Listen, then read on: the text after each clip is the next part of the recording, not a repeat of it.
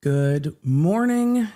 Good morning. It's day 3 of the Karen Read Retrial. It is Thursday, April 24th, and we have not gotten through a ton of witnesses, but we've had some of the more important and longer witnesses in the first few days. So what witnesses will be up today? I don't know. We are still on the paramedic. Last trial by day 3, it was very clear that Lally was going in the order of who arrived on scene. That is not the order that we are seeing the Commonwealth go in.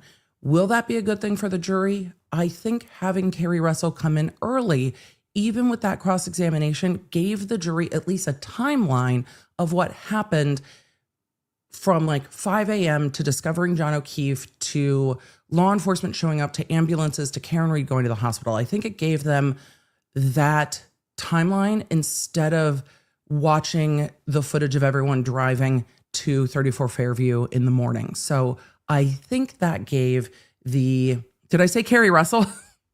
Carrie Russell's like, no, Carrie Roberts. It's been a morning already.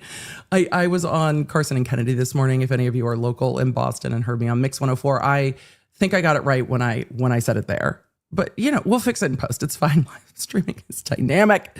But I think it gave having Carrie Roberts testify, I think gave the jury the overview of what happened, or at least what her testimony is that happened. And I think a lot of that is corroborated. Some of it is not, but a lot of that is corroborated with other testimony in Karen Read's own words.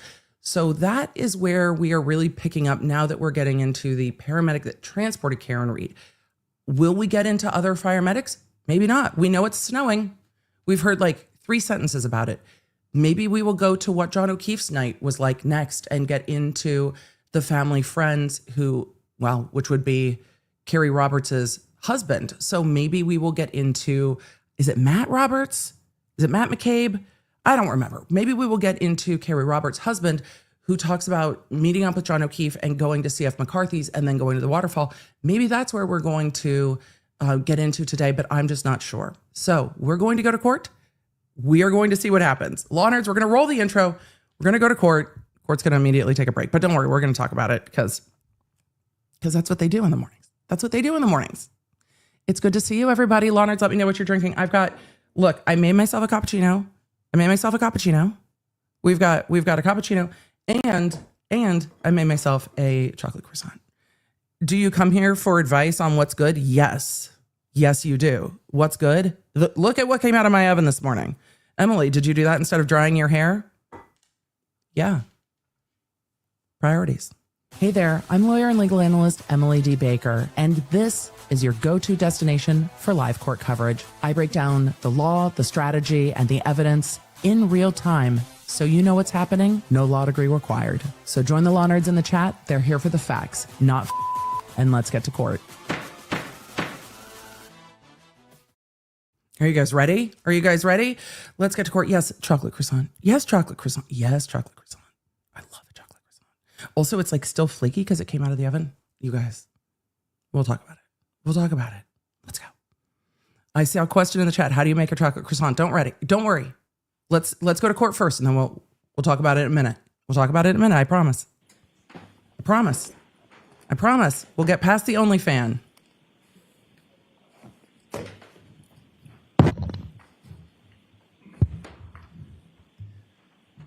Slowly. It is the slowest pan ever. It is the anticipation. The anticipation is building. The camera person is just like, hear ye. All persons having anything to do. Look at me. I'm talking shit and I'm talking over the hear ye's. I was talking about the slow pan. I was like, we're ready to go. And then the hear ye's. All right, I'm backing it up so we can appreciate them appropriately. Dramatic pan. Hear ye. Hear ye. All persons having anything to do before the Honorable Beverly Cannoni, the Justice of the Superior Court, now holding in Dedham within and for the County of Norfolk. Draw near, give your attendance, and you shall be heard. God save the... Wait a second. Emily, you've completely screwed it up. This is when the jury's coming in. They went on the record briefly before the jury came in. All right, well, the hear ye's and the slow pan were worth it. That was the most dramatic Netflix intro ever, and I loved it. But they came on the record before that, and I didn't realize I hadn't packed up far enough, so. My bad. Hear ye's. Slow pan. We're going to do it again in a minute. Because they went on the record before that. Miguelino's like, Emily, they went on the record before that. Yes, they did. I didn't do it right, but the slow pan was kind of worth it. It was really worth it. There's the fast pan. The lawyers want to talk to me again. 22117 Commonwealth versus. We're gonna get a ruling this morning. I'm ready for it. All right, so I was told counsel wanted to see me. Counsel, get your shit together. I'm ready. Winnie. One brief issue I want to raise for the court. Okay. I wanted to confirm whether experts in this case are permitted to watch testimony in order to prepare for rebuttal. It asked for that For rebuttal, like post, responding, for responding, okay. in our case, in chief, for both sides. Okay. What's your position? Ms. Little, you want to? Yes, we could. All right. Mr. Brennan, is there any reason not to? No, I need there's to no give it reason some not thought. to. What do you mean you need to? I'm not willing to agree. I'll abide by whatever the. What in the fuck are you talking about? Did you hear her say at him? Experts are allowed to listen in to testimony. Experts are generally not subject to an exclusionary order. Experts can sit in court and listen to the testimony. If it's a tech expert, they can listen to the other tech expert. If it's a tech expert, they can listen to the way that the law enforcement downloaded the phone. They're experts. They can read the reports. They're not recipient witnesses. They are supposed to take in other information and use that other information. That is the whole point of experts. It's why they can rely on hearsay. I'm going to have to think about it. There's nothing to think about. What is there to think about? Ms. Little, you want to? Yes, we could. Mr. Brennan, is there any reason not to? No, I need to the give it law some thought. says you can do that. I'm not willing to agree. I'll abide by whatever the court thinks is fair. I So co-sign why don't that you side. think about it? We'll address it later today. Okay, there's no expert I testimony co-sign today, that right? side. It's not. Okay. Thank you. All right, sure. Is that it? Ready to bring the jury in? Bring the jury. You wanted a ruling on the clip from yesterday? I did. All right, you can play it. Thank you. All right, so What?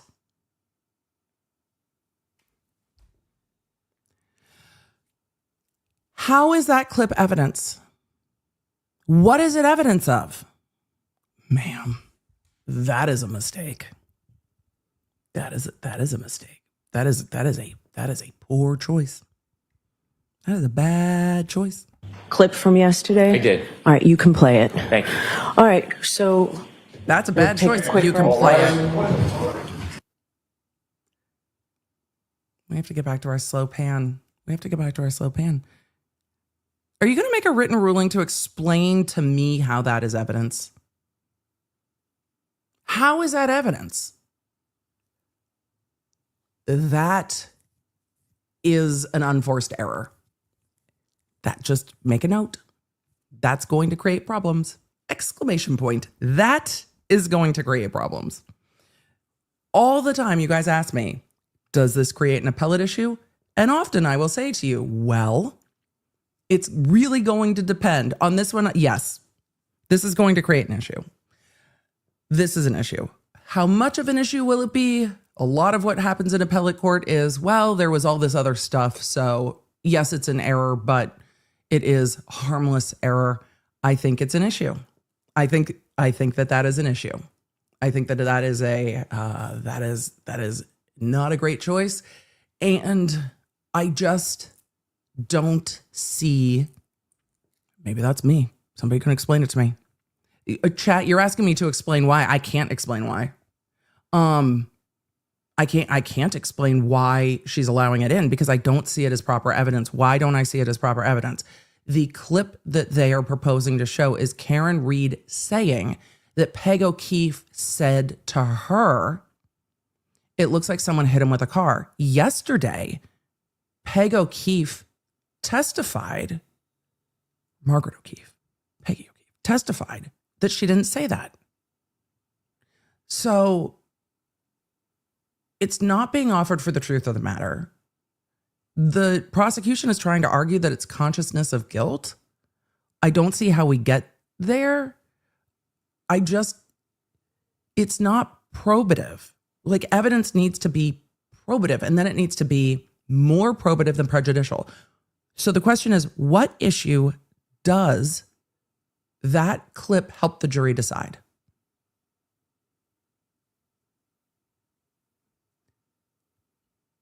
And I can't tell you what issue that helps the jury decide. But you know what I can tell you? I can tell you more about my chocolate croissant because yes, they're from today's sponsor. So while I am sharing this with you, I am going to zoom. When Wildgrain reached out, I was so excited. I'm like, 100% absolutely yes. I'm going to share that with you. We're all going to take a breath and then we are going to go to the rest of the court. I think that that is an issue. I think that that is an issue. I really do. Because it's not probative of anything. We should talk about breakfast. Have you ever just wanted to live the kind of life where you can make a beautiful homemade sourdough or homemade pastas and just have the ingredients you need and never have to worry about cleaning up and everything just flows smoothly and it's not stressful at all? Well, thanks to today's sponsor, Wildgrain, you can have the best of both worlds. Wildgrain is the first ever bake from frozen subscription box for things like sourdough, homemade pasta, and artisanal pastries. So you can have that homemade pastry fresh out of the oven without all of the other stuff like ingredients and dishes and planning. One of the things I love about Wildgrain is whether you want to make everything that you've received or you just want to make 1 or 2 cookies or croissants at a time, you can. And that flexibility is something that I love. Plus, Wildgrain has you covered if you are looking for plant-based options or gluten-free options, so you are not left out. And I will tell you, everything I've tried from them that's gluten-free is absolutely incredible. So you're not going to feel like you are missing out, which can be too often the case when you have to be gluten-free. So if you're ready to check out Wildgrain for yourself, click on my link in the description in the chat and use my code LAWNERD to get $30 off your first box plus free croissants in every box. Those chocolate croissants are my go-to, and you are going to see me eating them throughout trial. They are delicious. I hope you enjoy your Wildgrain as much as I do. Let's get back to today's stream. Y'all, if you want to try them, do it. That is what I did for this morning. Yes, there are plant-based options. Look, I just don't see how it's probative. I don't like this ruling. I wish we got a written ruling so I could understand the court's reasoning. I don't understand the court's reasoning. But we'll see. We'll see. Again, when things are appellate issues, here's the thing with appellate issues. There's a lot of times that the Court of Appeals finds error and says it was harmless. And so we will just have to see. We will just have to see. LH said, isn't that character evidence? No. Character evidence is different. This is not evidence of bad character just because of the manner of which she is speaking. Evidence of bad character is showing that she did something and it's like, see, she kicked a puppy, ergo bad character. So no, it's not character evidence. I also don't think it's evidence of consciousness of guilt. So I just disagree. Heather in the chat asked, would I ever consider being a judge? No. I have been asked quite a lot. A, it's a ton of administrative work. B, it is intensely decision-making. I am intensely ADHD. It is not an easy job, but it is decisions all day long. It is literally the definition of executive functioning. It is the top of executive functioning. And so with that, no. Also, my face has subtitles and I'm not going to rein that in. Do I think that's appropriate judicial demeanor? No. But is that how my face works? Mm-hmm. So yeah, I like doing this. There were times judges yelled at me about my face when I was in trial. I'm like, Ms. Baker, your face. And I'm just like, what do you mean my face? What are you talking about? My face is just, it's facing. My face is going to face today. Yesterday, I actually had a headache from how much I was pursing my eyebrows. If you guys ever asked, I'm only Botox. Did you see how clenched my eyebrows were the entire day yesterday? My head hurt. My head hurt. No. I appreciate you guys saying you would make an amazing judge. I would not. Maybe on TV, but the executive functioning, I would be terrible. So no, not for me. But thank you. Law school, maybe. Let's go to court. We're going to do the hear yees again because I need it to just That ruling is just, it's so unnecessary. It's so unnecessary. Also, she could have let it in for later. Just wait and see what other evidence comes in and then maybe use it for later. But trying to say that Karen Read I guess it's Karen Read making things up, and that's showing that she's trying to cover her behavior because she feels guilty. I just think it's a reach. I just think it's a reach. I might be wrong in that. I mean, I'm not the judge. Will it matter at the end of the day? I don't know. It's going to matter today. Let's do the hear yees. Let's do the comfort hear yees this morning and see if it helps. What, if any, hear yees would help? Maybe minimal.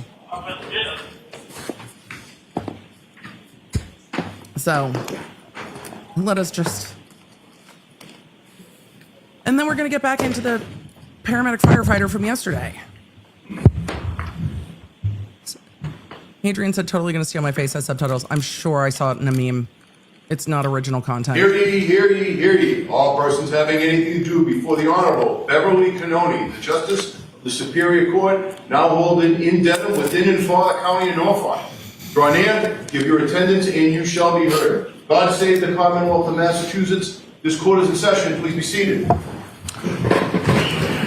22117, the Commonwealth versus Karen Read. All right. Good morning again, counsel. Good morning, Ms. Read. Good morning, jurors. I have to ask you those same three questions. Were you all able to follow the instructions and refrain from discussing this case with anyone No, since we were here we yesterday? didn't. We discussed. Everyone said yes and nodded affirmatively. We're gonna Were you keep- also able we're gonna to keep follow the discussing. instructions and refrain from doing any independent You're research or disgusting. investigation Oh, you into this disgust me? case? Everyone said yes and nodded affirmatively. Did anyone happen to see, hear, or read anything about this case since we left here yesterday? No. Anyone listen to Mix 104 this morning on your drive in? Will we bring Mr. Whitley back in, please? Mix 104 gives a heads up that we're going to talk about the Christina, Karen you Read can case. step up to So. the podium.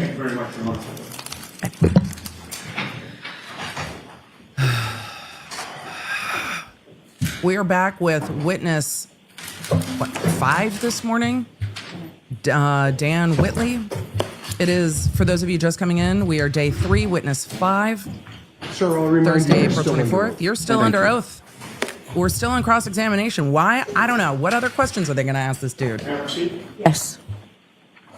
Mr. Whitley, yesterday you testified that when Karen Read was brought to the hospital, she didn't want to get into a hospital Johnny and she didn't want to give a urine sample. Do you recall that testimony? I do. It was clear to you that her reluctance to cooperate at that time was because she very much wanted to check on John's progress and status at the hospital, correct? No, I don't believe that to be the case. Well, you testified before the grand jury regarding this I guess matter that's what they wanna ask. 3 years ago, didn't you? I don't believe I said that she was I reluctant. didn't ask you that question. You testified before the grand jury 3 You know, he's years like, ago. not didn't the you? question pending. I testified before the grand jury 3 years ago. You Nope. were under oath then, as you're under oath today, correct? Correct. You swore to tell the truth. That is David I am Unity. telling the truth. You swore to tell the truth in 2022 before the grand jury. Bruh. I have not even finished my coffee. It is too early for this much pause game. You are deliberately not answering the question he's asking, and he's not even asking hard questions. You took an oath to tell the truth. This pause game. The answer is yes. When you say, I am telling the truth, it looks evasive. It looks like you think that he's suggesting something. When you just sit there and answer the questions that are asked, it all goes much more smoothly. Why are we being defensive about you took an oath to tell the truth? It is a yes-no question. Yes, no. The answer for that one's yes. I am telling the truth. Why are we so mad? You're a paramedic. Didn't seem like she wanted to take a urine sample. You know what? She was being involuntarily sectioned to the hospital. She didn't want to put on a hospital gown. She didn't want to give a urine sample. None of us are shocked. This isn't the scorching testimony anybody thought. Everyone who has seen the video, and we're going to see so much more dash cam video, I think everyone agrees that Karen Read was distraught. Now, the Commonwealth and the defense are going to disagree about why that is, maybe. But is it weird that somebody's distraught? No. Why is it so It's so early. Did you not? That was less than 3 months after you brought Karen Read to the hospital, didn't you? Yeah. It's so And early. your memory of what happened at My the hospital supplements as well. I've was been very taking them good yet in either. April of 2022, right? As good as today? Your memory As good as today. in April of 2022 was very good, wasn't it? It was very good as it is today. Okay, so Fucking you want to hell. add the as it is today, despite the fact that you weren't asked that question. Is that right? That's right. Sustained. That's right. He does. When questioned by Mr. Lally at the grand jury, you were asked the following question. So what, if any, interaction did you have with her, meaning Ms. paramedic. Read, Just at the chill. hospital once you were there? You remember that question, right? I do.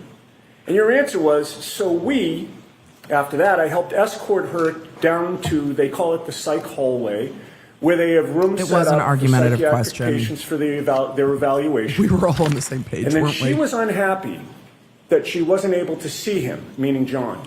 And she kept trying to. She didn't want to get into a hospital Johnny. She didn't want to, I believe, give a urine sample. She was not, the nurses were asking her to do certain things that every patient has to do, and she was not cooperating with them. Do you remember that answer? I do.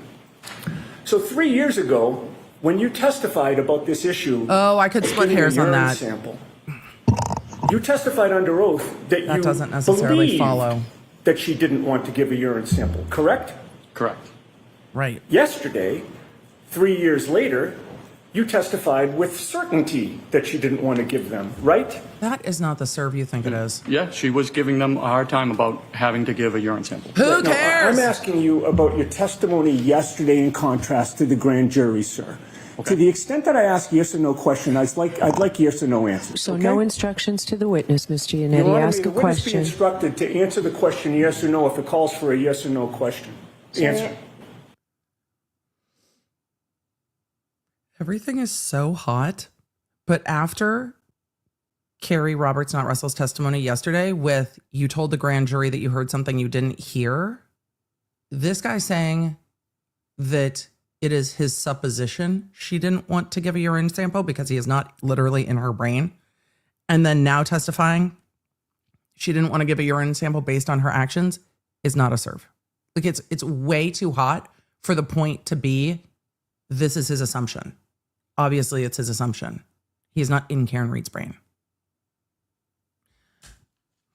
Answer the question. Or that's yeah. asked of you. Okay? Okay.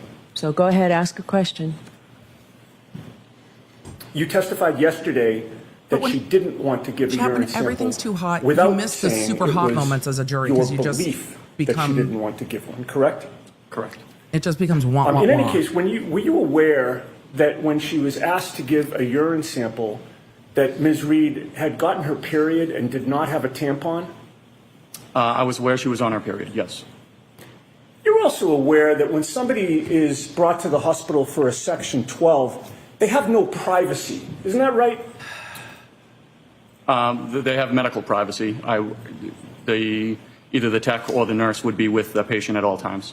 With them at all times, observing them at all times, correct? So they wouldn't be, she wasn't in like a hallway open to the public.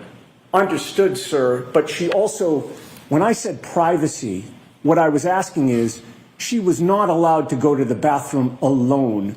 Not to on a give urine Section 12 sample, hold. correct? She was a psychiatric patient. Right. So she would have to use the bathroom in front of hospital personnel or some medical personnel with people watching her while she was on her period with no tampon, correct? I would understand that to be true. All right. And you're aware that she did cooperate and eventually give a blood sample as well, correct? I'm not aware of a blood sample, but urine sample, yes. She did give the urine sample. Correct. All right. Now, in your testimony yesterday, you discussed the topic of We're your gonna get back memory to- we're gonna of get what back to, Karen Reed may did have I get my asked you about period? John surviving in the snow with light clothing. You remember those questions? I remember asking about not having a jacket, correct? Now, starting at the end of the day, when I cross-examined you yesterday, I asked you about that topic, and I said to you, you mentioned something about hypothermia, that you assumed you may have been dealing with a hypothermia situation, and your answer was, well, she said that he had been out in the snow without a jacket for many hours, correct? Correct. But before I cross-examined you at the end of the day yesterday, you previously testified 3 times about this topic, correct? I believe it would be the grand jury and the previous trial. Right. And fucking hell, direct dude. examination when Mr. Brennan was asking you questions before I stood. Did no one tell you? Did no one tell you that we are not talking about it being a previous trial in front of the jury? Did no one say that we are talking about last time?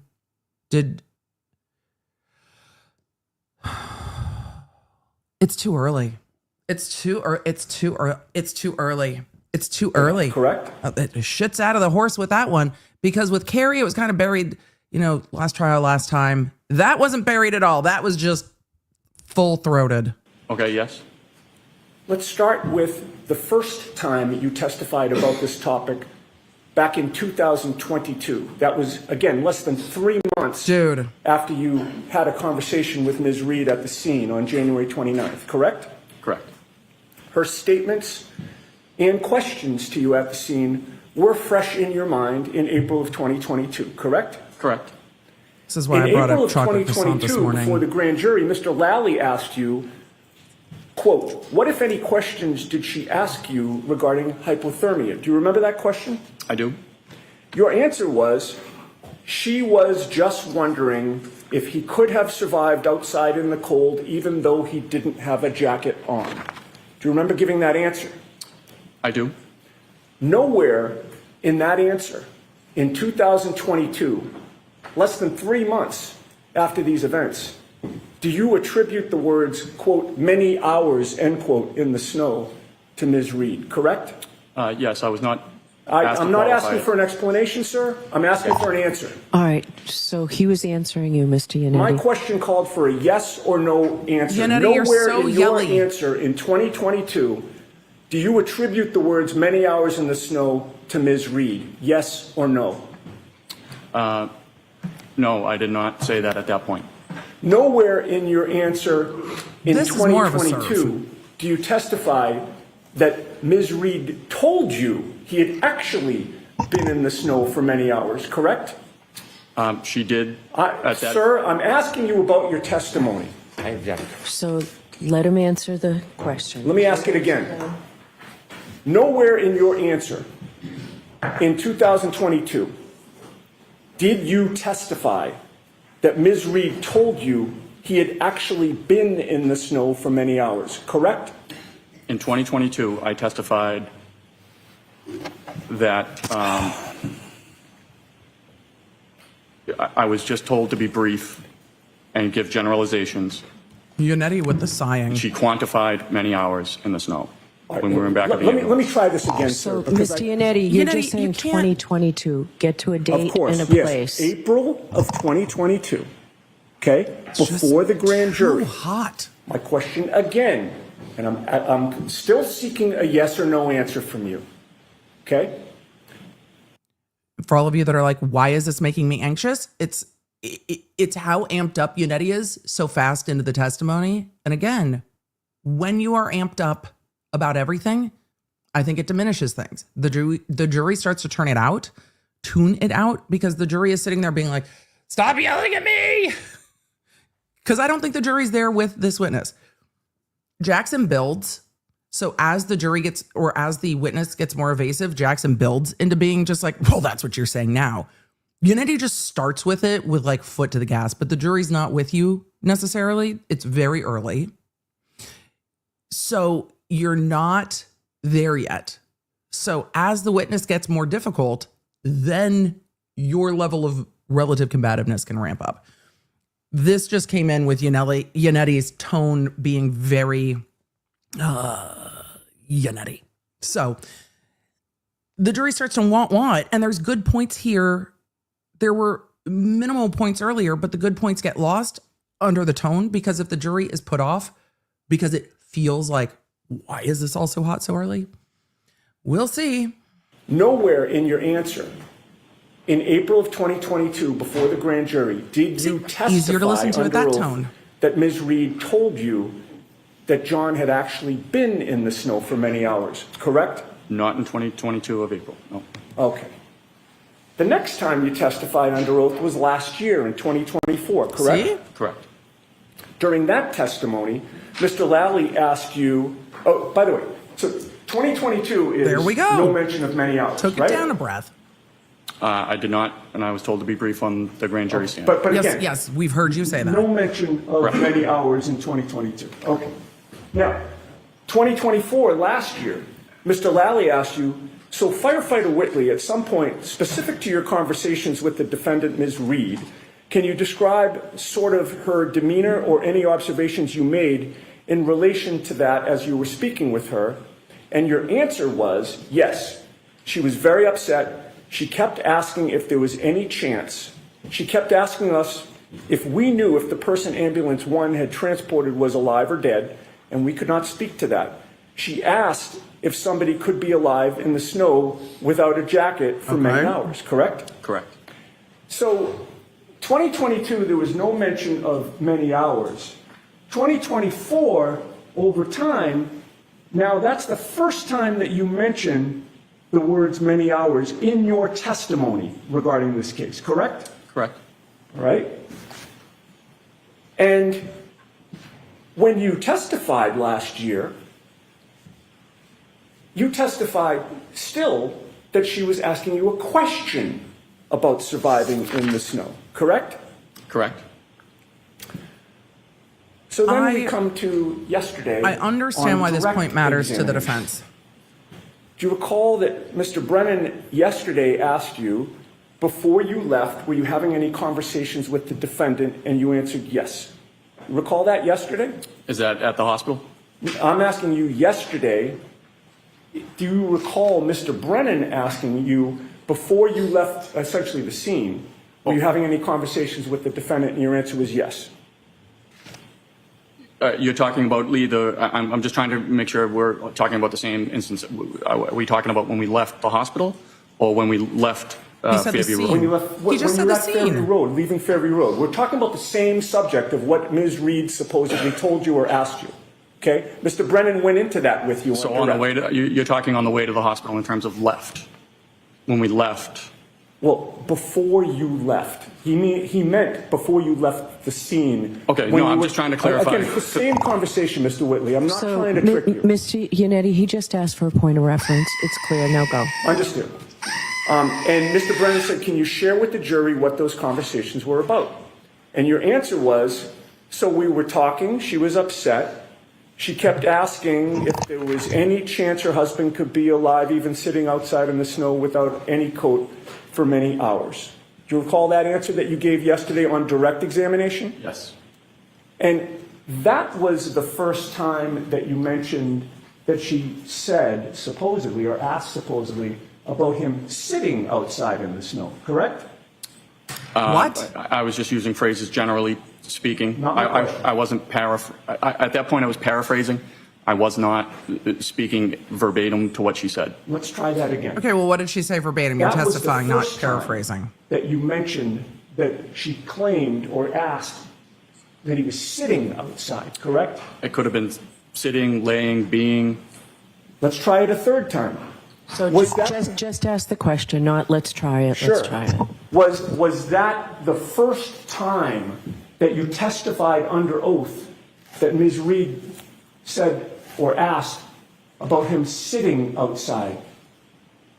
Are you asking me to clarify whether she used I'm the not word asking you sitting? to clarify anything. I'm asking you whether that was the first time yesterday during direct examination that you mentioned that she asked about him sitting outside. I'm sorry. I am very confused because I'm trying to figure out if you're. We all are He was confused being at this outside, point. sitting outside. I'm asking you about Ms. Reed's statement, sir. You're That's all part I've of been the asking you confusion, about. though, sir. Her You're statements making to it you worse. and your testimony about her statements to you was yesterday on direct examination the first time that you testified under oath that Ms. Reed mentions the words sitting outside. I don't know. All right. I'm just using. She might Colloquialism. have said laying outside, being outside, outside. Okay, so when you testified yesterday before You were this paraphrasing. jury Yes. that she mentioned the words sitting outside, you're now saying that that might not have been accurate, correct? He's saying he was It could have been paraphrasing. a different word. Okay. But you didn't say it could have been a different word yesterday. You just left it as sitting outside, correct? Yeah, that's Okay. what I said. Sitting. All right. So now we get from, the grand jury with many hours mentioned to questions about many hours to sitting outside So, to a paraphrase. let's talk about what you said on cross-examination. I object. Okay, the objection sustained. Sure. On compound. cross-examination, your words were, she said he had been out in the snow without a jacket on for many hours, correct? She had asked if he had been outside, if there was any chance he could be alive, even though he was outside without a jacket for many hours. So it always was a question, correct? It was a question. She never said what you said on cross-examination yesterday, which was she said that he had been out in the snow without a jacket on for I don't many hours. think- That was not a declarative statement by Ms. Reed, correct? Objection.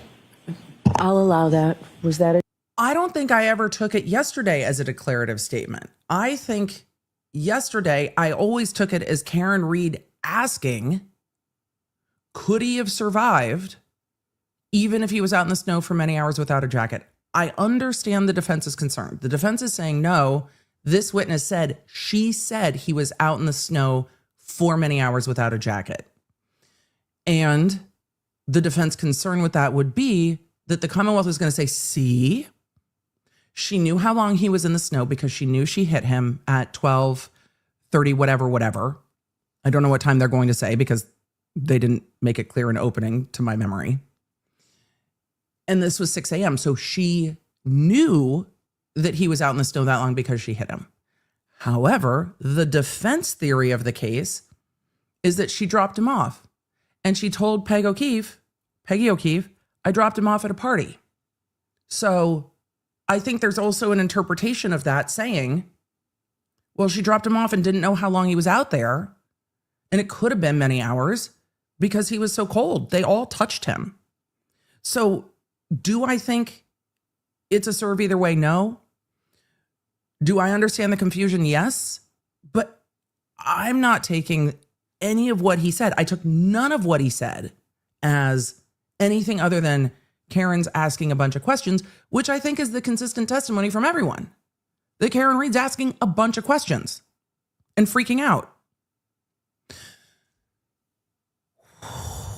But the defense is trying to make sure that the prosecution can't argue, see, Karen Reed said he was in the snow for many hours.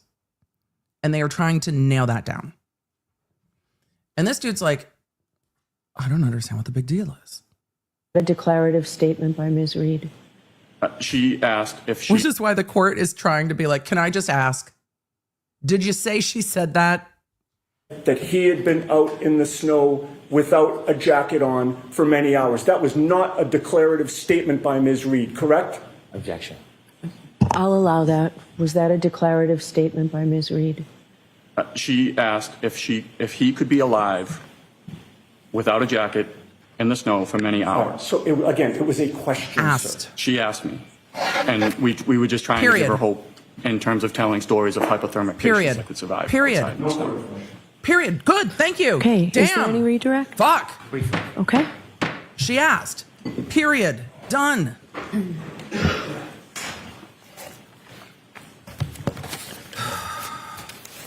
That was me, not the court. I feel like I have to clarify when it's my size. Called to the grand jury, was the testimony as in-depth and as long as it is in front of this jury? No, not even close. When you're recounting your memories of what happened, do you memorize word for word what you've said in the past? Objection. As to that form, it's sustained.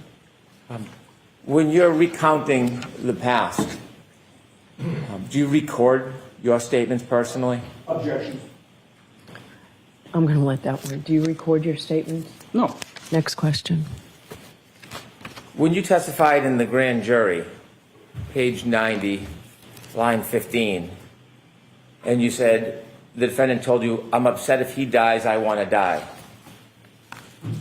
And then you later testify last year, and you said, "If my husband dies, I want to die." Do you notice the little differences between those phrases? I do.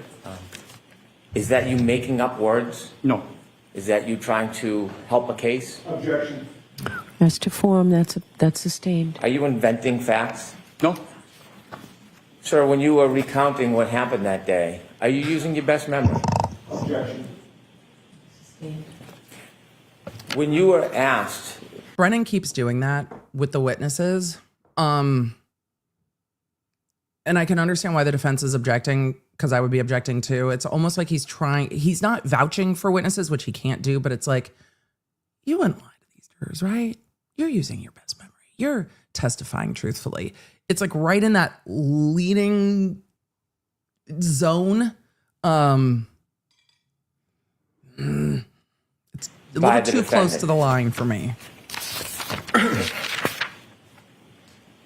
And yes, I have a different About threshold for how close attorneys can get to how the line, long, depending on or what side they're someone on. out in the snow with other Prosecutors jackets have to be further from for it, many hours. for me. Do you remember that conversation with her? I do. Where were you during that conversation? We were in the back of the ambulance. Do you remember it distinctly? I remember it distinctly. She was looking at me.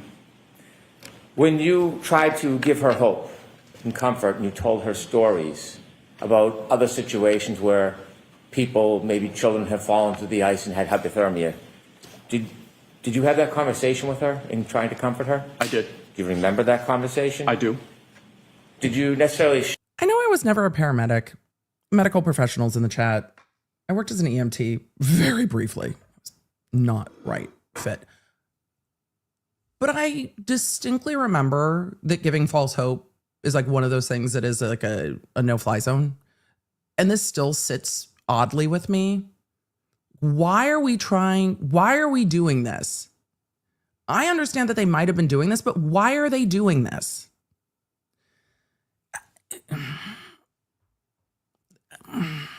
It seems to make it bad. Like telling her, we don't know, we're going to get to the hospital and we'll see. They're working on him seems to be about the extent of what they should be saying. Not, oh, well, sometimes children fall through the ice and are there for hours and then they're fine. What the fuck are you saying? It just... share those conversations with the grand jury? I don't recall if I did or I didn't. Did you ever write that in your report? No.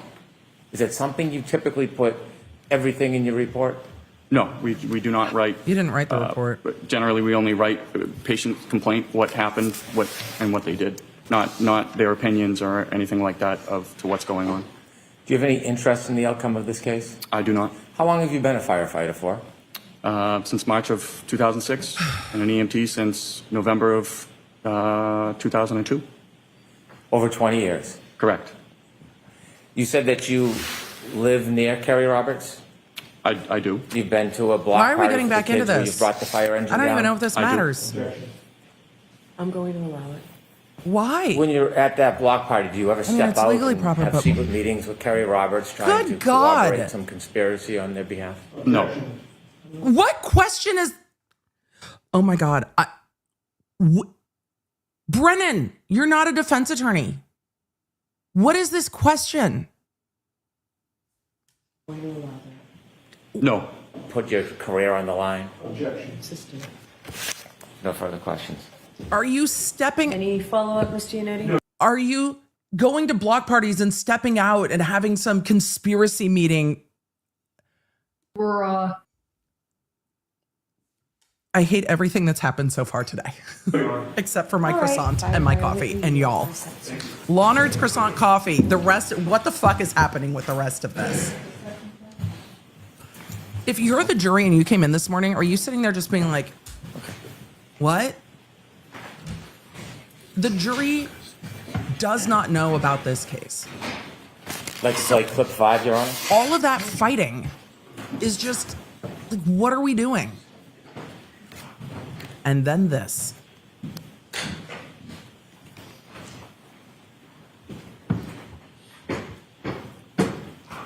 And his mother leans over the kitchen island and says to me, I think it looks like he got hit by a car. It looks like he got hit by a car. All right, who's your next witness, Mr. Brennan? Next witness is Jean DeMulis. Who?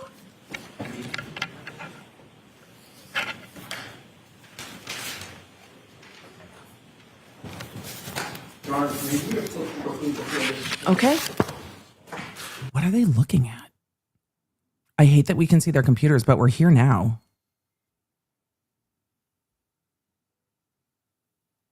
I agree with you that that was unnecessary. I agree. They weren't allowed to play it yesterday. They wanted to play it yesterday at the same time that they played the previous clip, and they couldn't. So yes, it's completely out of context. Completely out of context. I'm gonna zoom past whatever's happening at sidebar, and we're gonna get into a next witness.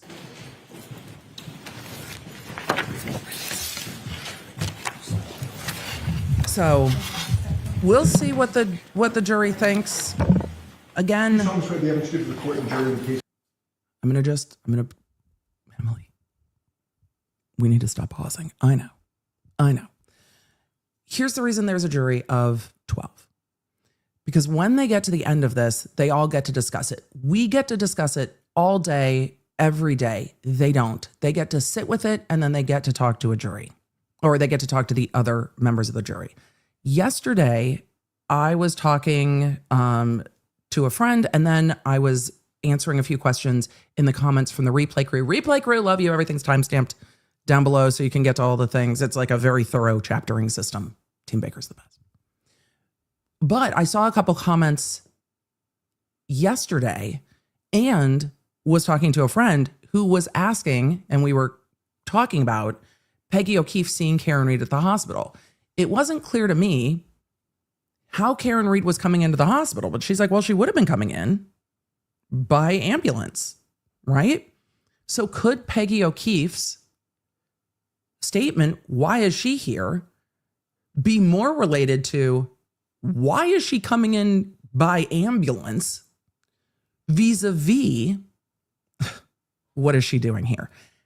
And I think that's a really important note to make, because that is why 12 people talk about this in the room together at the end of this, because somebody will be like, well, she's coming in on an ambulance. So the question might be, why is she here coming into the hospital? Like, what happened? Granted, Peggy didn't say, is she okay? But the nurse's response, which was completely inappropriate, she's here for a psych eval. Like, what the fuck was that even? But there's multiple interpretations of a thing. And my point is, with multiple interpretations of a thing, the way I interpreted versus other interpretations, this is what the jury gets to discuss. The jury gets to discuss all of the different interpretations. And so I bring that up because it's why at the end of the case they need to discuss it. And it's also why I love discussing it with y'all, because there will be things that I will see one way, you may see a different way. The lawyers are going to argue them both ways. The only right and wrong answer is what the jury decides. and we get to discuss it. I appreciate all of you discussing it. Some of you were saying the way Yannetti questions is gold and magic to my ears. I love it. Get after it. Get all of it. Some of you were like, I feel like I am being yelled at. I cannot listen. And some of you were like, well, you know, lawyer shit. So there are going to be so many different interpretations. My whole point is I appreciate all of you for talking it out. Because at the end of the day, the jury is going to talk it out. It is not one person's determination. It is not one person's impression. And so even when I get very riled about that clip, there could be members of the jury sitting there looking at the prosecution being like, but that's dirty. And what I will tell you about jurors from my experience is that when the prosecution feels like they are being heavy-handed, when they are reaching, and when shit's dirty, jurors don't like it. Jurors don't like it. They don't like it when the defense does it either, but they don't like it. And so we'll see. But that's why there are 12 people to have those conversations. They might not even remember that clip by the time we get to the end of this case. It's important to us today. Who knows how we'll feel 6 weeks from now? Will we even remember? So, let's see who this witness is. It's a name I don't remember. I don't know if that means it's a new witness or I just don't remember. May I proceed? Yes. Good morning. Good morning. Could you please introduce yourself to the jury? My name is Jean DeMulis. I am the general manager at CF McCarthy's in Canton. I'm going to ask you to keep your voice up, if you would, please. Sure. Thank you. This is a new witness. Jean, the general manager from CF McCarthy's. Okay. Maybe we will be getting into bringing in those that went to CF McCarthy's like I speculated this morning. I'm really glad to see this. We didn't have any of this testimony first trial. For those of you new to this trial, it is a whole new trial. And I'm going to try not to make spoilers. I'm going to try to juxtapose. The bartender who came in last trial was from the Waterfall. They only brought in video, I think, from CF McCarthy's and maybe one person to authenticate the video. So, okay. You said you're the general manager at CF McCarthy's? In Canton, yes. Okay. How long have you been the general manager at CF McCarthy's in Canton for? For 6 years. Can you briefly describe for the jury what CF McCarthy's is? It is a restaurant and bar. At CF McCarthy's, is there a video surveillance system inside? Yes. Who owns that video surveillance system? CF McCarthy's. Are you familiar with the video system? Yes. Have you ever looked at it before? Yes. Do you employ people to help the establishment with the video system? No. You maintain it on your own? Yes. Voss, I At do some run a point, little were bit you, behind real time. Visited by somebody from the I paused. Massachusetts State Police. Yes. Were you asked whether or not they could view We catch up at lunch. some of your video surveillance? Yes. Do you remember the date? I These thought the are date they came to foundational visit you, the date questions. that they were looking for. I believe it was January 28th, 27th, 28th of 2022. Around that time? Yes. Did you allow access to the video system? Yes. Did you oversee that access to the video system? Yes. Was it a state police officer? It was two state police detectives. Do you remember their names? I remember one of the detectives' names. I do not remember the other detective. The one you remember, could you share the name? It was Detective Buchnick, Yuri. Detective Yuri Buchnick. Yes. At some point, was he allowed this is to gonna lay a foundation download for the information security. from the surveillance system? Okay. Yes. Did you watch him do that? Yes, I did. At some point, have you been able to briefly look at some of that download? Yes. And does it appear to be a fair and accurate depiction of the surveillance or the area of your bar? Yes. Move to introduce. Okay, there's no objection, Ms. Giannetti? There is no objection, Your Honor. Puddlegum, I completely agree. Puddlegum said if prosecution witnesses would answer yes or no without trying to qualify their answers, defense would be likely less frustrated. I totally agree. Totally agree. Your Honor, may I play just a small portion? Sure. Thank you. For those of you asking, is someone shuffling paper? It sounded like the prosecution was opening. Ma'am, I'm going to show you an just some envelope. random shots from this video, but I want to know if you recognize it. Is this Not the the inside of C.F. randos. McCarthy's? Yes. I'm not asking if you have any particular knowledge or information about that night. I just want to know if You don't need to clarify. Can you just go to the timestamp at the bottom and clarify this is that night? Thanks. is this a fair and accurate depiction Thanks. of what C.F. McCarthy's looks like? Yes. Has there been any substantive, significant changes to the inside of that establishment No. since this video was taken? No. Okay. Thank you, Ms. Gilman. Your Honor, I have no further questions. Okay. I have no questions. All right, Ms. DeMulis, you're all set. Thank you very much. Thank you. No, Second Counsel.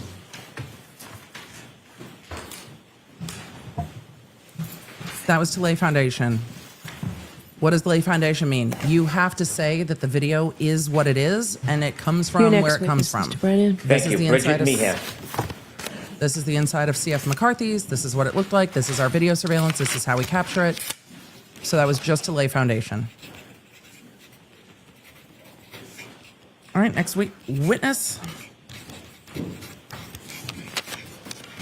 I feel like I can hear somebody's entire ass notepad, which is probably at the podium. Good morning, ma'am. Good morning. All right, next witness. You solemnly swear the evidence you give the court and jury in the case now and here is the truth, the whole truth, and nothing but the truth, so help you God. I do. Good morning. Good morning. Last trial, they laid foundation a bit differently for May I C.F. proceed? McCarthy's. Yes. Good morning. Good morning. Could you introduce yourself to the jury, please? My name is Brigid Meehan. Where do you work? I work at the Waterfall Bar and Grill in Canton. The name maybe tells us a little bit about it, but could you just share a couple lines of what the Waterfall Bar and Grill is? It's the bar. It's a small grill. family-owned business in Canton. It's in a mixed condo complex. Are you involved in the ownership of it? Bridget, you seem delightful. I love your glasses. I have a burning question. Do you have high top tables? I need to know if it's going to be asked. But also, I'm going to stop talking over you because the accent. Canton. 10-10. The name maybe tells us a little bit about it, but could you just share a couple lines of what the Waterfall Bar and Grill is? It's a small family-owned business in Canton. It's in a mixed condo complex. Are you involved in the ownership of it? Yes. How long have you been involved with the Waterfall Bar and Grill? We've been there approximately 10 years. Do you help run the establishment? Yes, I do. And you were running the establishment back on January 28, 2022? Yes. At some point, were you asked or visited to see if your establishment had video surveillance of the inside? I was. Does your establishment have video surveillance of the inside? It does. Do you have a camera and a server? Do I have? Yes, I do. Okay. Did you provide video surveillance to the Massachusetts State Police from that night, January 28, 2022? Yes.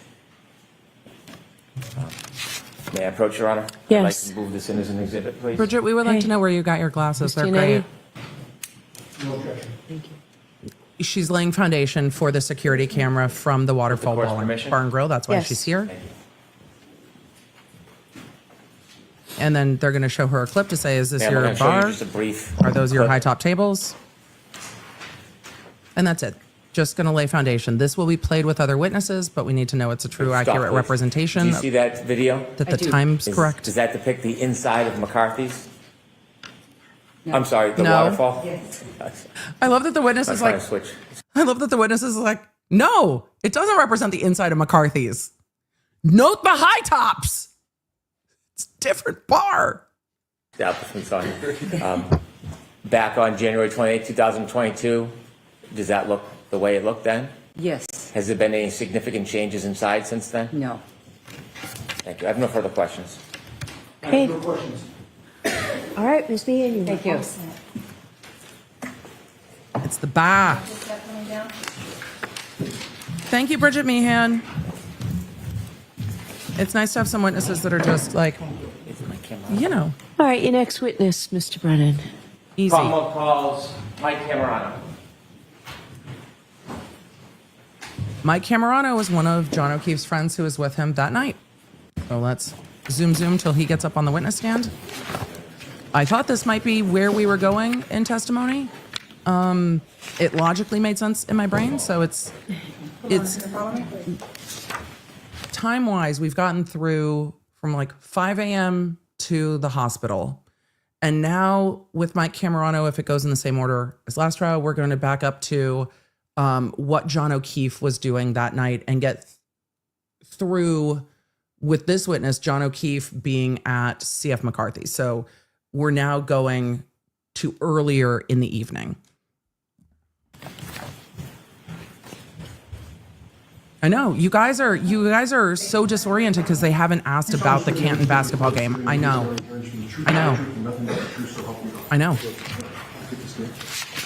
Good morning.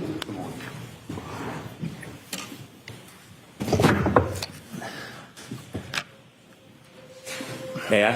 Please. Good morning, sir. Good morning. Could you please introduce yourself to the jury? Hi, good morning. My name is Michael Camerano. Mr. Camerano, can I ask how old you are? I'm sorry. Spell your last name. Camerano. And so if you could either move the microphone down a little bit or speak up, or maybe a combination of both, please. Okay. Thank you. Thank you. Could I ask you how old you are? 48, Where do you live? Canton, Mass. How long have you lived in Canton for? Me and my wife have lived there for 20 years. We have 2 children. How old are your children, sir? My daughter is 17. My son is 14. Did you know John O'Keefe? Yes. How did you know him? I met John for the first time at his sister's Mr. Camerano, we adore they you. had a benefit for his sir, sister in 2000, I think 13. Sir? I met John there for the first time. And then years later, our kid. I don't read him as being nervous, chat. He is trying not to cry, which is going to happen. Yep. And it's going to make me cry, and I'm going to make y'all cry. I'm sorry. Just, he is very close friends with John and was out with him earlier that night. So no, I don't read that as nervousness. He is very much trying to hold it in. This is going to be sad testimony. Yeah, because he is one of the good friends of John O'Keefe. So I'm already just like, whoo. So if you were at work and you were like, I do not have a minute to start crying at work. If you're sitting on an airplane, one of the places I hate to cry, this witness will make you feel it. Makes me feel it, will make you feel it. So we will send you a LAWNERD alert in the app when this witness is done. So if you do not have time now, it is okay to say, right now I'm out. This witness was part of John O'Keefe's village taking care of the kids and went to CF McCarthy's with him earlier that night. But it's just... So I will send you a LAWNERD alert in the app when we switch witnesses if you do not have the time for how heartbreaking this loss is to this community, because that's what we're going to get into this testimony. So it's going to make me sad. It's going to make you sad. He is emotional. I am emotional. It's telling when the witnesses are emotional and you feel it even through a screen, because the jury will feel it. The audience will feel it. It's just sad. So I'll send you an alert. We're going to get through Camerano's testimony the best we can. I'll mute myself. I'm going to breathe. You're going to breathe. We're all going to be okay. Kids got involved with sports together, and they became very close. As they became close, I became very close with John and his family. Was your daughter close with John's niece? Yes. Was your son close with? Yes. Did you spend a lot of time together through sports and socially? Yes, we did. Emily, how old are your kids? Well, chat, 17 and 14. Take you forward to January 28th of 2022. That. Okay. Do you remember that day? Yes. Had you, without any discussion of what might have been said, did you have any discussions with John that day? Yes. Did you have a plan? Yes, we were communicating. At some point, did you decide that you were going to spend some time or go meet John? Yes. That Friday, my daughter and his daughter, they got acceptance letters to school. So we wanted to get them together so they could enjoy the time together and, just, go over like how it'll be so much fun, something new and different.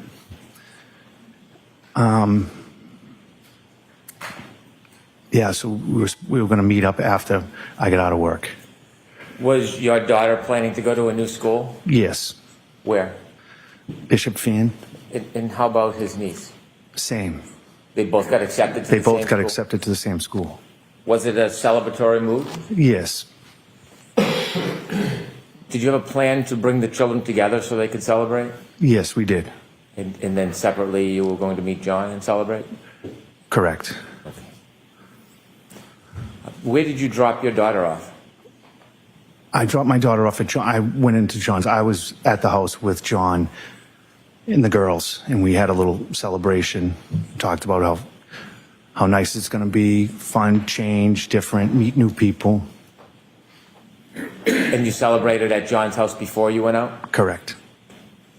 After the celebration with your children, did you and John leave? Yes. During that celebration, was there anybody there other than you, John, and your two daughters? No. No. Karen was not there.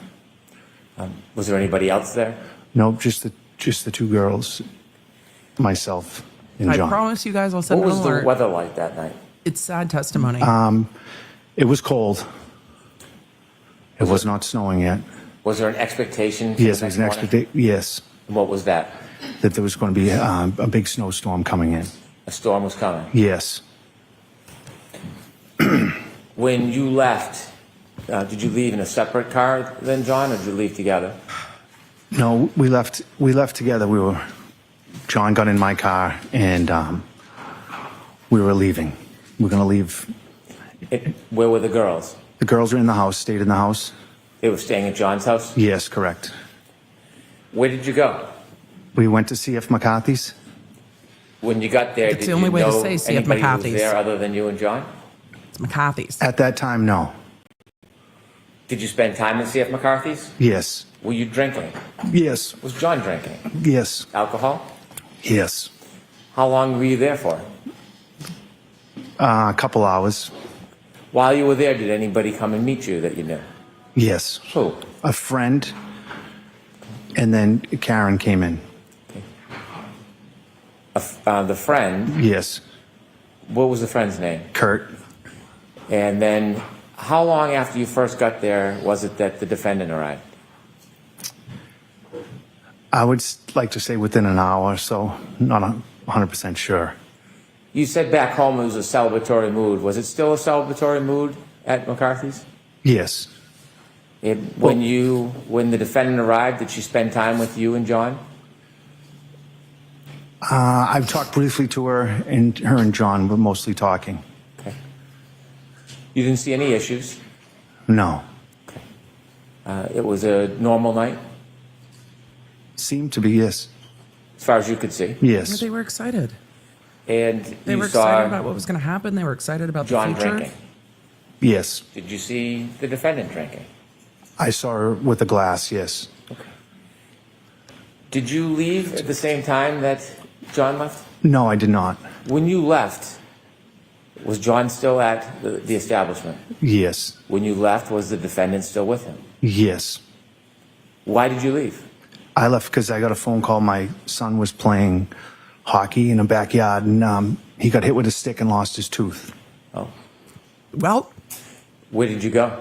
I went to my son's friend's house. Yep. Do you know about what time that was when you went to see your son? Hey, buddy. So, they were playing hockey in the backyard, and well, there's a tooth missing, so we're gonna need you to we're gonna need you to just come get that tooth, put it in some milk, take him to the dentist. I don't know. Celebrate. If it's the first lost tooth in hockey, I feel like that hockey. I need you to come handle that. So it's just, this all of his testimony last trial, just, it's very humanizing. It's why I got so mad yesterday at Brennan for pulling out the photo from the hospital of John with Carrie. There's emotion in this case that does not need to be forced. The emotion in the case, the jury will feel it does not need to be forced. the emotion in the case doesn't change what the Commonwealth can prove later. It's just human. For all of you saying, put the tooth in milk, yes, put the tooth in milk to take it to the dentist. It probably can't be reattached, but you never know. Yes, really. I'll bring Dr. B in to explain. Do I know how the science works? No, I just trust the dentist. You put it in milk. Look, my husband was a dentist in Southern California. Not as many hockey sticks to the face, a lot of skateboards. A lot of skateboards. So you put the tooth in milk to try to keep it to see if there's anything that can be done. Sometimes no. Anyway, Emily, are you pausing so you can pull your tears back into your face a little bit? A little bit. I would like to say 9:30, in between 9:30 and 10. You didn't go back to McCarthy's that night, did you? No, I did not. No, he was dealing with a After missing you tooth. helped your son, where did you go next? I went to pick up my daughter, Madeline, Did you go? at John's house. Did you go in John's house? No, I did not. When you got to John's house, did your daughter come out? No. We went to the side door and rang the doorbell. And then what happened? And then my daughter came to the door. Where did you go? From there, we left and went home. When you went home, had the weather changed at all? It was cool. It might have been flurrying at that time. No accumulation? No. Not furrows. You got flurries. home? Yes. Did you do anything significant when you got home? Put the kids to bed, my son, and no, I went to bed. What's the next thing you remember happening? Waking up to, I missed some phone calls. Who were the missed phone calls from? From my wife and Karen. What did you do? I called my wife. After speaking to your wife, what did you do? I got in my car and drove to John's house. About what time was this? In between maybe 5 and 6 a.m. What was your mood at that point? I was panicked. Why did you go to John's house? Because I went to get Kaylee. Did you know if she was alone? Yes. How long did it take you to get to John's house?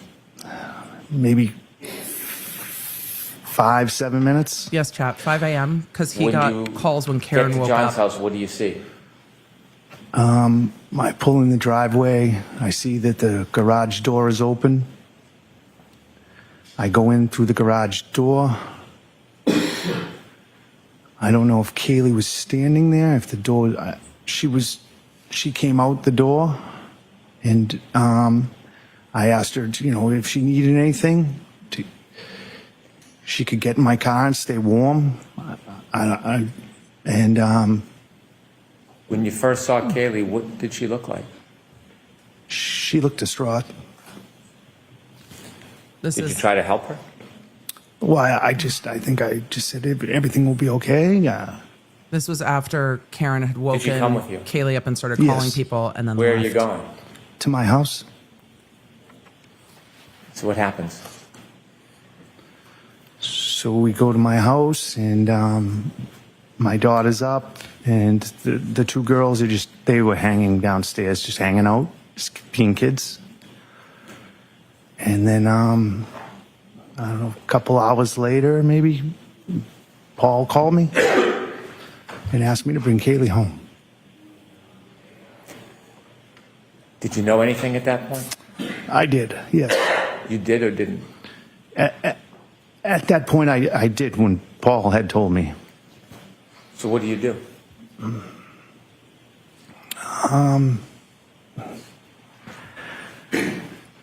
Asked Madeline and Kaylee if I'd say, Madeline, will you come for the ride? I don't say anything to Kaylee, and we get in the car, and I start heading back to John's house. And you didn't say anything to Kaylee? No, I didn't. I just said everything will be all right. She had a feeling. How do you have that Why do you say that? conversation? She didn't want to go home.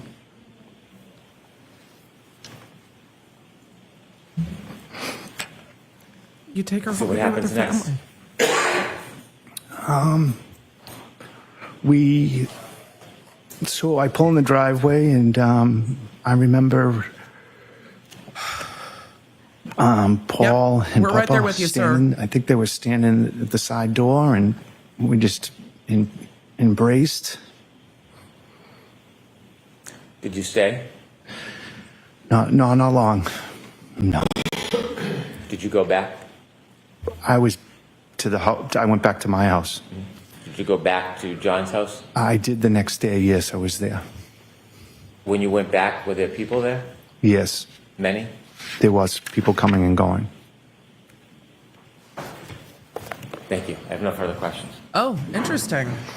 That was very brief. I will just make a note about witnesses with genuine emotion. When we talk about the emotion of witness and the genuine emotion of witnesses, there are things you will notice.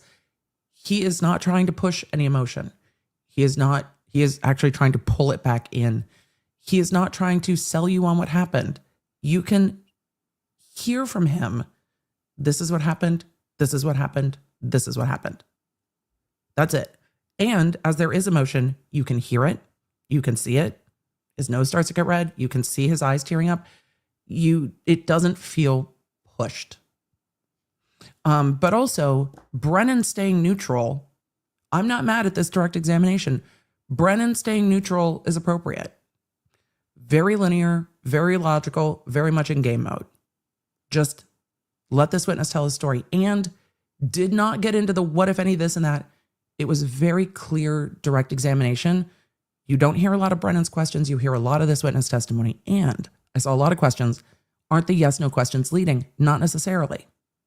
Simple direct questions can be yes, no if the question itself doesn't assume the answer.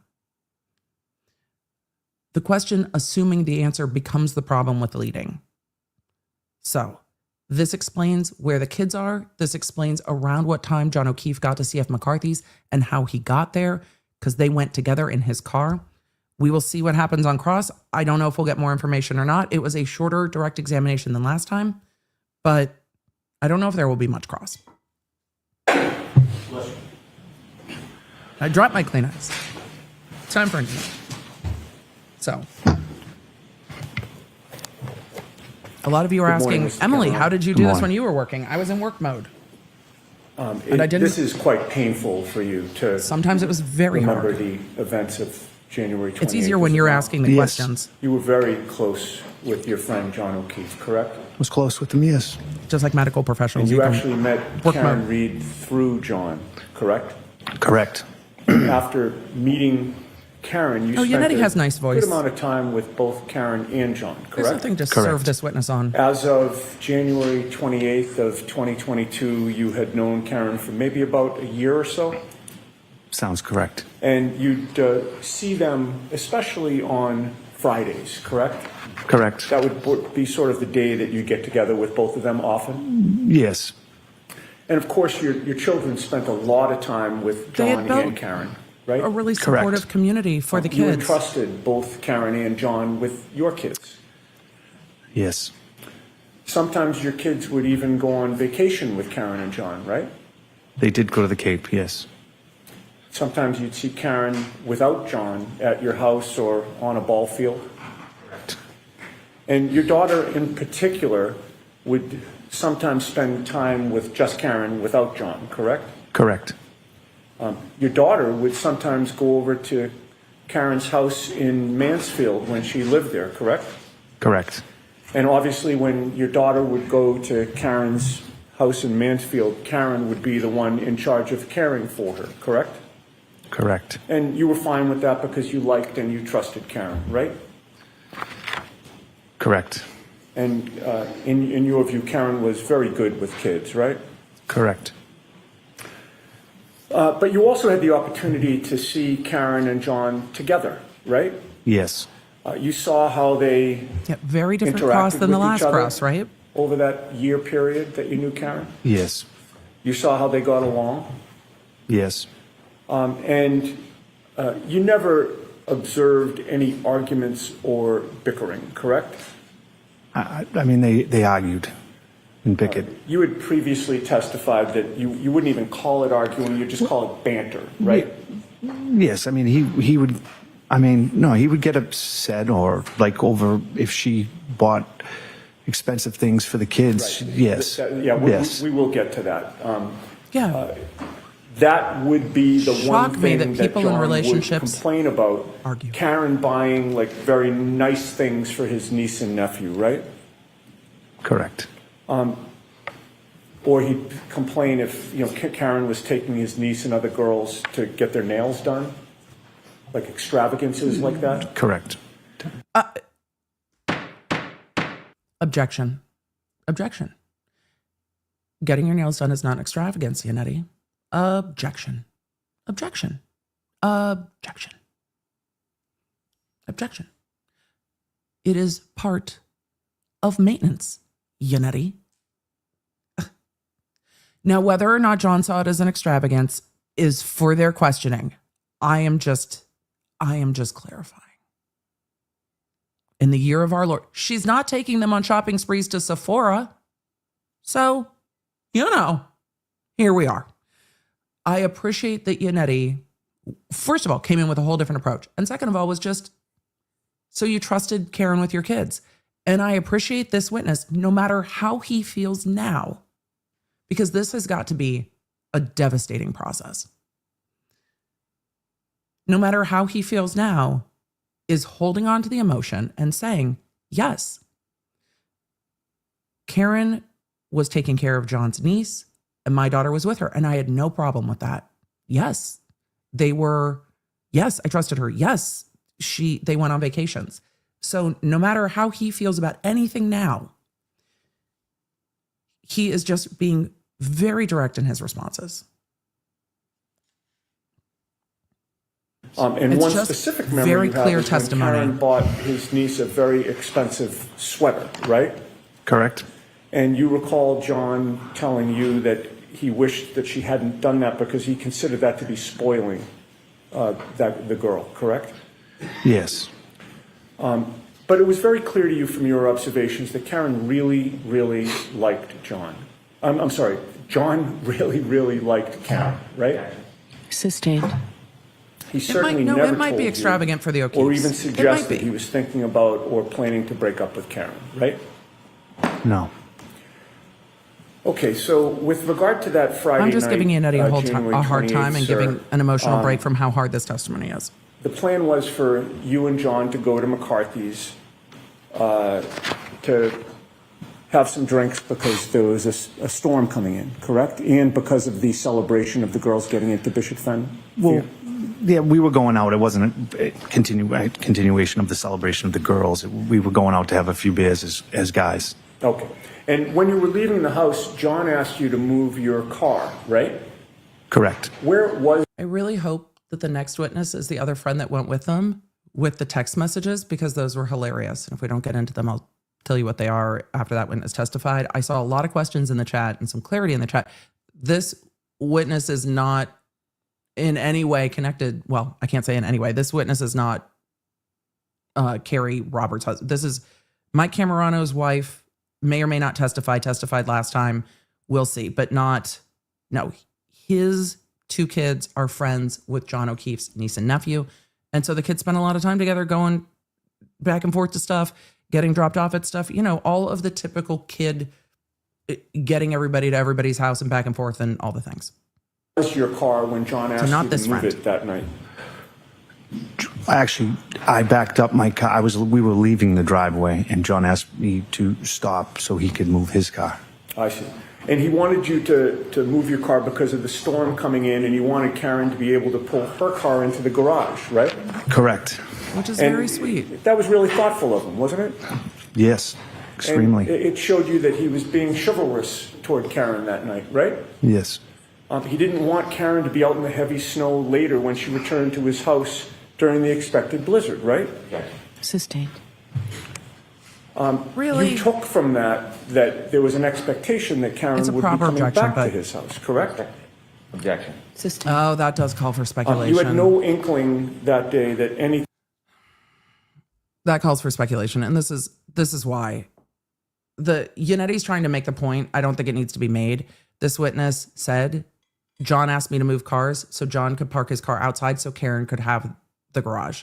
Yannetti's trying to get to, so John thought Karen Read was coming back to the house, because there's more about that later. It speaks for itself. You can't speculate as to what John was thinking. The actions, res ipsa loquitur. They speak. He knew it was going to be Blizzard. He wanted to make sure that Karen Read had the driveway or the garage and that he was parking in the driveway. It's just, you can't speculate on it, and you don't really need to. The actions are it. Anything was wrong between Karen and John, correct? No, Everything seemed fine between the two of them, right? yes, he did mention though that night that he didn't understand why Karen had a plumber go to the house. Because he had somebody that could have done that work instead of paying for the plumber, right? Well, yes. Okay. And But in any case, the plan was for Karen to meet up with the two of you, right? yes, And she did show up to McCarthy's at about 8:30 p.m. or so? yes, I guess, if that's the time. And you saw an affection. I'm sorry, what was the answer? If that was you the said? That was the time. I'm not sure about the timeline. Okay. You mean It you was didn't sometime sit down after- and write Yes. one? Oh, too Right. much, Emma. Correct. Too much. But you do remember when Karen arrived, there was an affectionate greeting between John and Karen, right? Yes, You saw them kiss, right? yes, You saw John put his arm around Karen, correct, and you saw that Karen sort of nestled into his embrace. correct. And when she did that, that's when he kissed her, correct? Yes, And they seemed happy to see each other, did they not?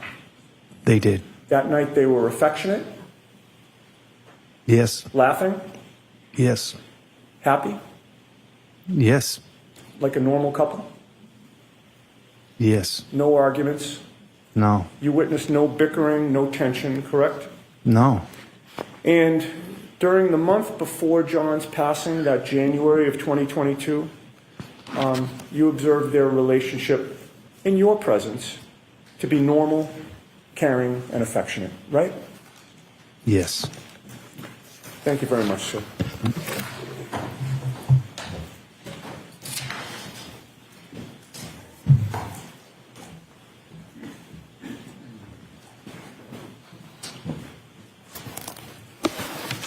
You were asked a number of questions about the relationship between John and Karen that night. Do you know what was going on behind closed doors other than what you saw? Objection. I'll allow it. No, Do you know whether or not they texted each other that day? Obviously not. no, that day, no. Do you know whether or not there was any arguments that day? Objection.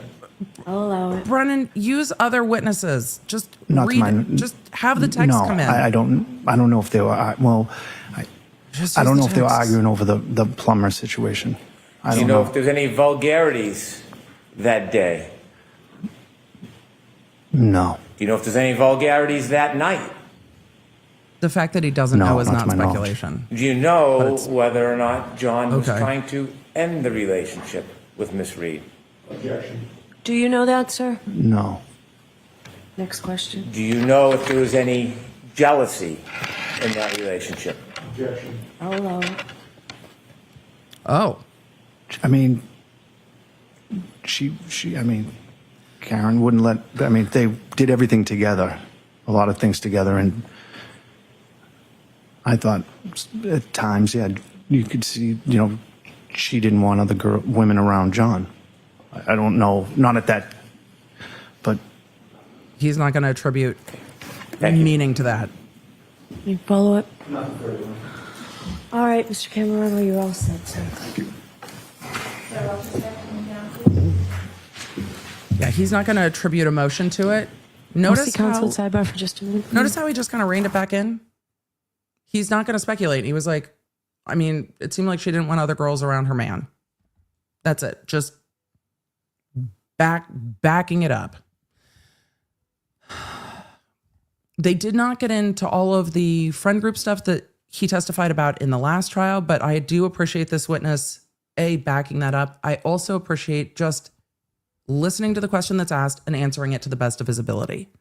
It feels different when you can tell witnesses are just saying this, that, this, that. So I appreciate this witness. I appreciate this witness. This has to be absolutely miserable for him.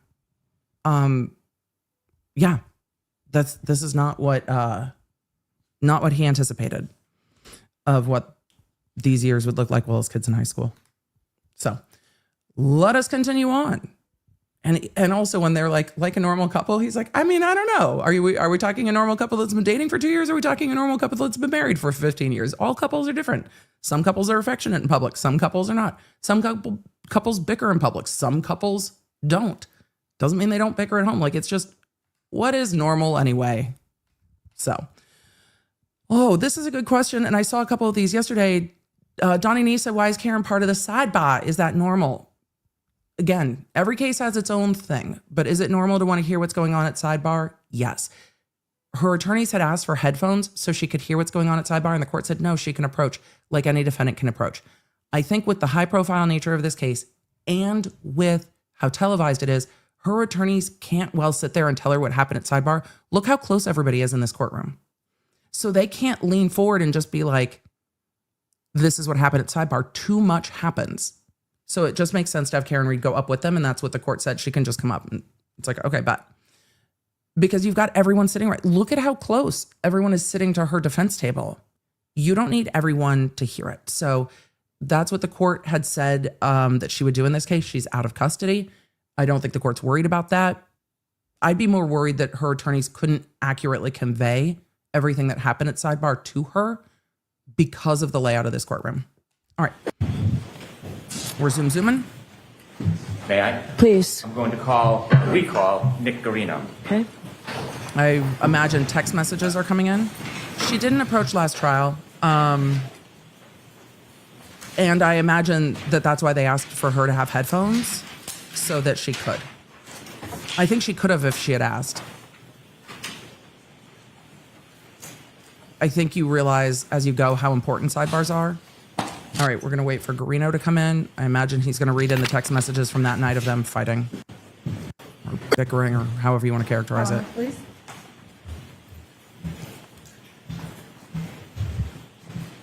Guarino's going to get called back a lot Sure, you can have a seat. I'll because remind he's you the one that's shortly. going to introduce Or the text. stand, however you're most comfortable today. Just do whatever you need to do, okay? Thank you, Your Honor. He's going to be back and forth a lot because he's going to be introducing those texts. I appreciate that they're not doing them in a chunk. They're breaking them up. Good morning, everyone. Sir, yesterday we talked about downloading phones and making what you called extractions. Yes. And from that data, you could create different types of reports. So have Detective Guarino say his name again, please. I'm sorry. Again, for the record, could you introduce yourself to the jury and spell your last name for the record? Yeah. Good morning. My name is Nicholas Guarino, Guarino. Thank you. Sir, you mentioned yesterday that you downloaded a number of phones, or you were involved in the process of downloading a number of phones. That's correct. You explained to us that after you have the data It might be a bit analyzed, much if we do it every time he takes the pinpoint stand. certain We'll items see. that you may want to put in a document. Yes, so we'll load the extractions into a program of our choosing. Cellbrite is the most commonly used, and then we can take call logs or text messages, any information that the investigator is looking for. When you downloaded Mr. O'Keefe's phone and you downloaded the defendant's phone, did you try to create, or did you create a report through Cellbrite, the software, that would show you all of Mr. O'Keefe's call logs? Yes, I did. And when I use the term call logs, what does that mean?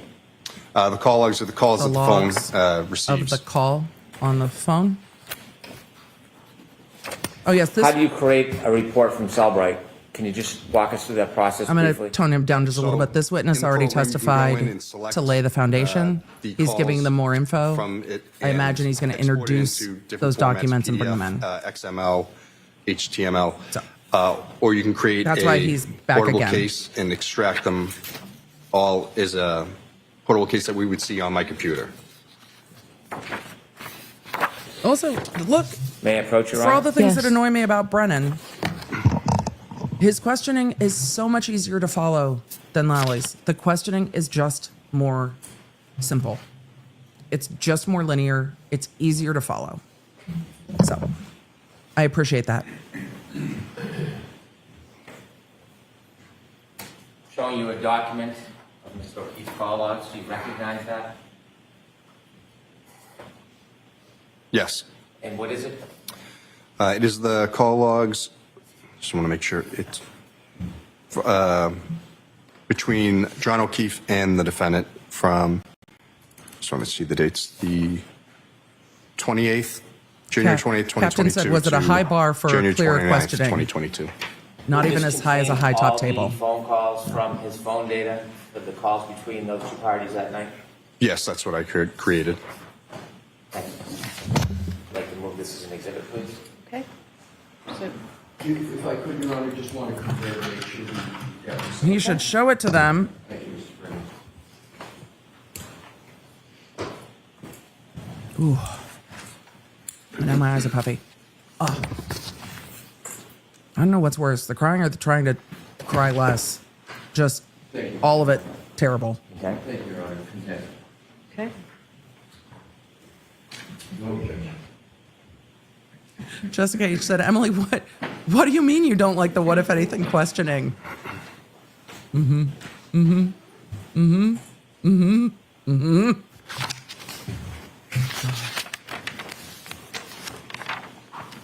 Cass said, just got my notification that Camerano is off the stand. Love the app. Look, I get it. There You are times. captured all of the phone calls. There are between times two you're just not in a parties on place that where you last can document. Can you also do that with be chat? emotionally wrestling Yes, with that's testimony. It's fair. And did you do that in this case? Yes, I did.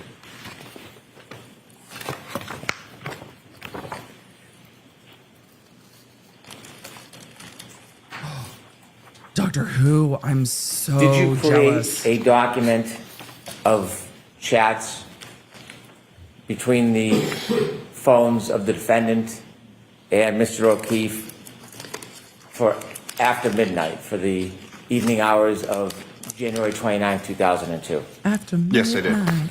May I approach? Yes. I'm jealous of concerts. Like, if ladies want to talk to my man, I mean, we've been married for 20 plus years. He's fascinating.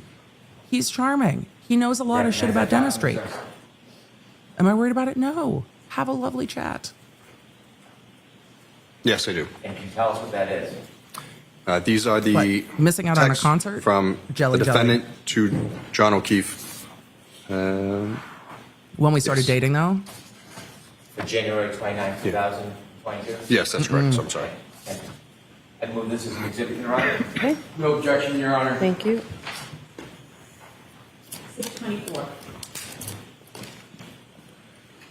yeah, when we started dating, don't turn around at the bar and look at my man. 20 plus years married, I'm like, his stories are fun. Have a chat. Did you identify or specify No, we're gonna just keep giving him the witness order number. We might chat start adding them messages together. between John Witness 8, O'Keefe witness 4. and a person named Jen McCabe? Yes, I did. Did you create a Cellbrite report? Yes, I did. May I approach? Yes.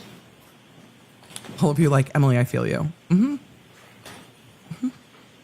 Oh, y'all can't start talking about Dr. B being a hottie. Look, it goes right to his head. Right to his head.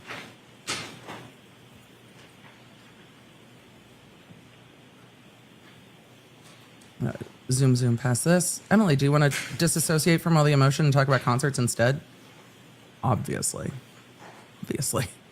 No. Just the two of them. Compare the. They're showing all the documents to the defense as they need to. They are discussing them. This is going to be a Leslie's witness.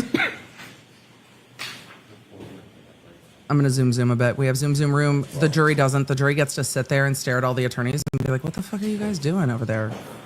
They're talking about the exhibits. You have to show the defense the exhibits, and the defense has to check and make sure there's nothing misleading. If those are composite exhibits, you've got to make sure things aren't cut and pasted wrong in any way. Intentional, unintentional, doesn't matter. You have to double check. Sir, I'm handing you a document. Do you recognize it? Yes. This is. What is it? This is the text messages between John O'Keefe and Jen McCabe on 29th to on January 29th, 2022. Paramore's And this is to a search of Cellbrite, you match their data, pull up all of their conversations. Yes, that's correct. Yes. Okay. I move to introduce this, please, Your Honor. No objection, Your Honor. 25. I know it's worse when everybody thinks Dr. B and I are the same age. I know. He's older. Similarly to the chats, did you do the same with Sir, your face is giving testimony. Your face also has subtitles today. It does. It does. calls between Mr. O'Keefe and Ms. McCabe? Yes, I did.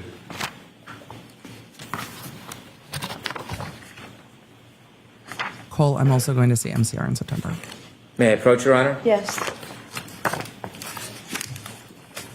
I'm putting him at 1.25 because otherwise we're going to keep zooming. They're just going to be marking exhibits. And if they're just marking exhibits and admitting them without reading them in, we're going to 1.25. And we might go more. I'm going to answer questions while we do it. I love that you guys are sharing concert season. Normally I say chat, stay on topic, no breaking news. Sharing your summer concert plans. I'm 100% Yes, this is here the for call log between John O'Keefe and Jen McCabe for, just want to make sure I get all the dates correct, just for January 29th, 2022. Do evidence, Your Honor? Okay. No objection, Your Honor. 26. The substance of these will come in with other witnesses, I suspect. That's the call log between Jen McCabe and John O'Keefe. Marking exhibits and laying foundation for all this Did you do a file extraction and a report on all chats is necessary. between the phones of John That's O'Keefe just and the defendant for a dry. period of time? Yes, I did. May I approach, Your Honor? Yes. I love your concert plans, you guys. Getting you a I document? love it. Do you recognize that document? Yes, this is the text messages between John O'Keefe and the defendant from January 28th to January 29th, 2022. Oh my God, chat, you guys are cracking me up. Your Honor, move this into evidence. Lolly, lolly. Mr. That's Leslie? hilarious. No objection, Your Honor. All right. Thank you. Ooh, steamed. 27. I love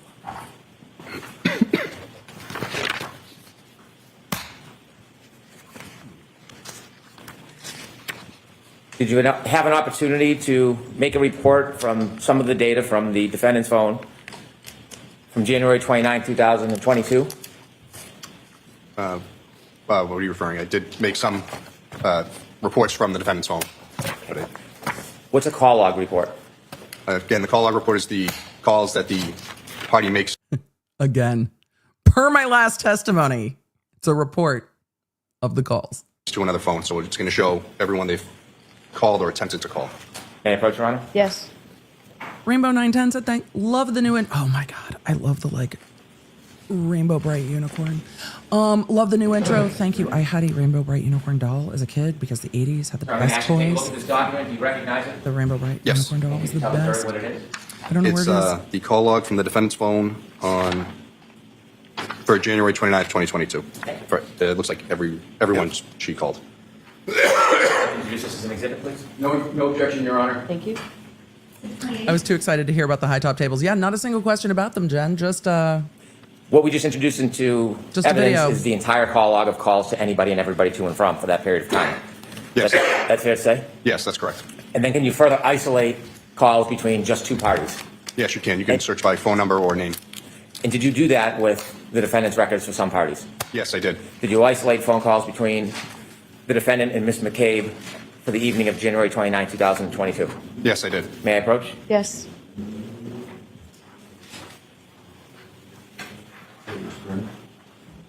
Alex, it's not a dumb question. Alex asked, take a look at how this do document. hostage Do you witnesses recognize work? Yes, I do. What is it?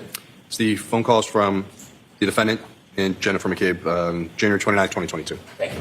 Your Honor, I'd like to move this into evidence, please. No objection, Your Honor. A right, hostile thank you. witness is not someone whose attitude or vibe is off. It is when you call the witness for direct examination. It's your witness. And then you have to get permission to treat them as hostile because they refuse to answer. And then you can ask leading questions.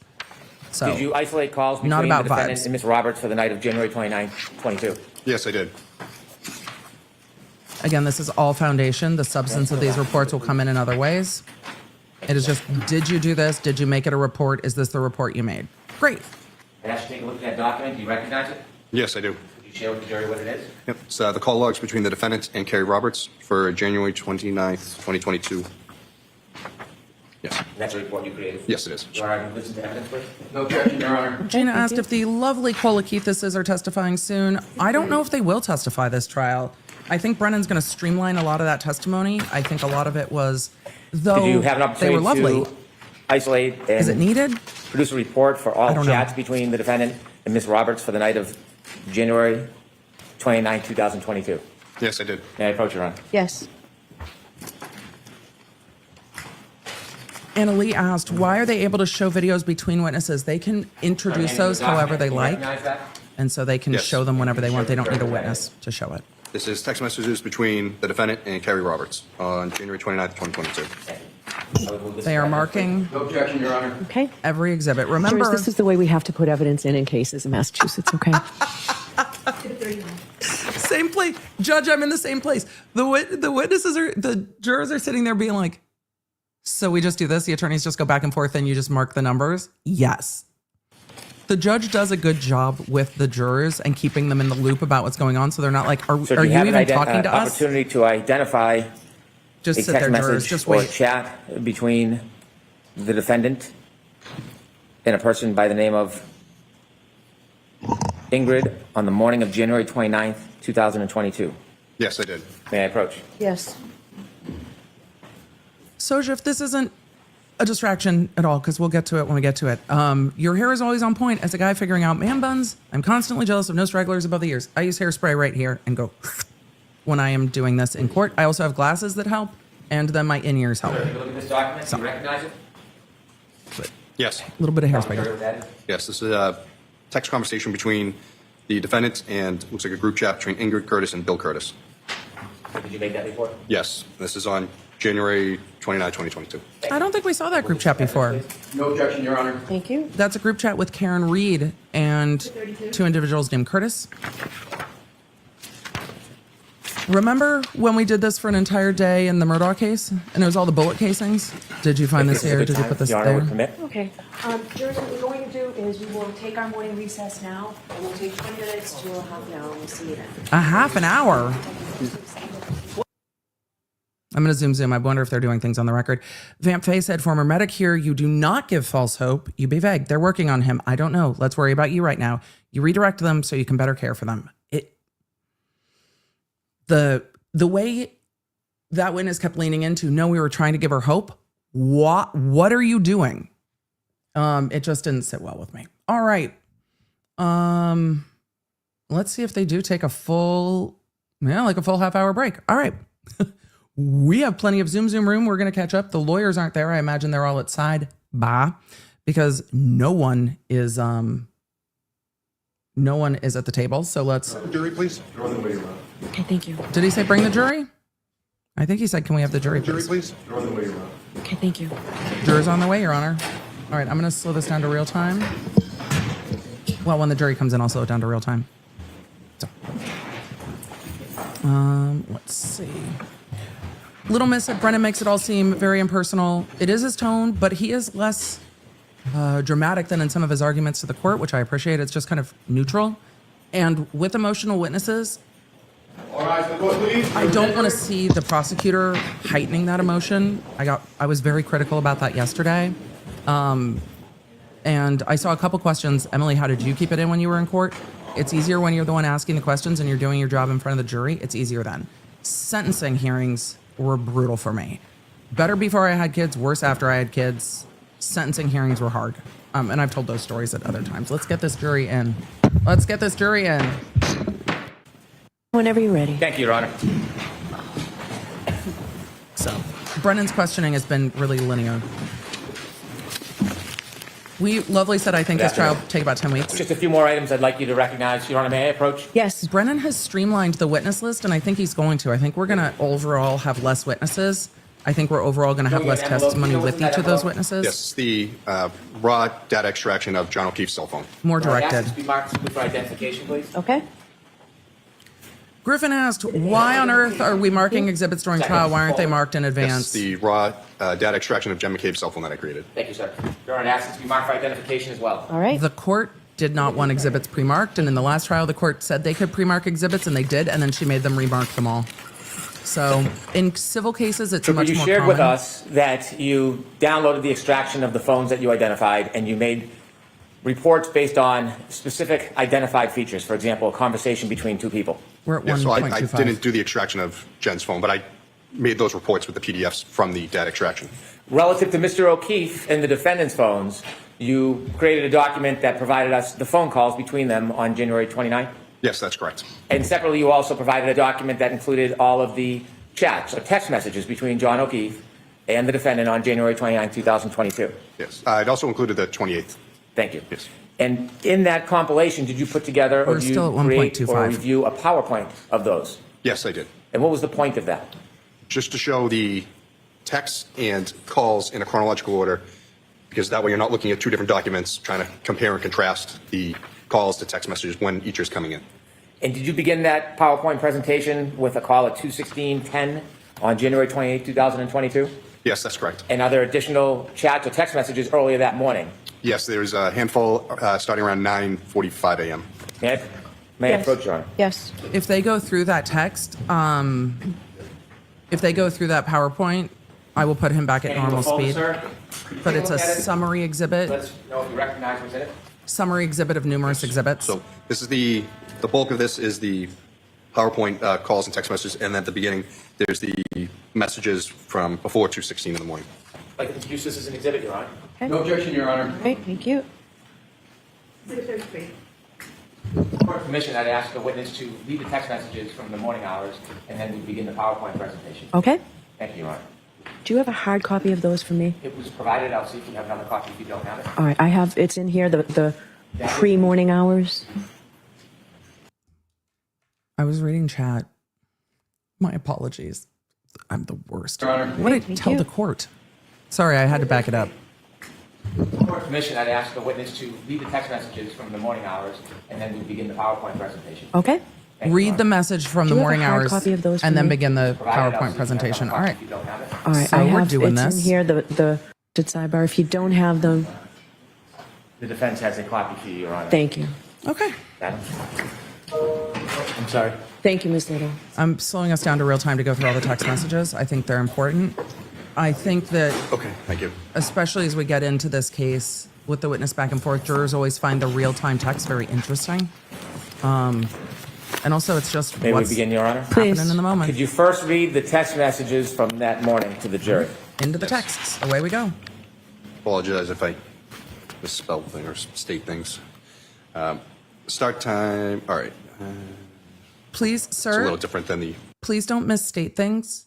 If you mispronounce things, I get it, but it'd be really helpful if you don't misstate things. Just format I had before.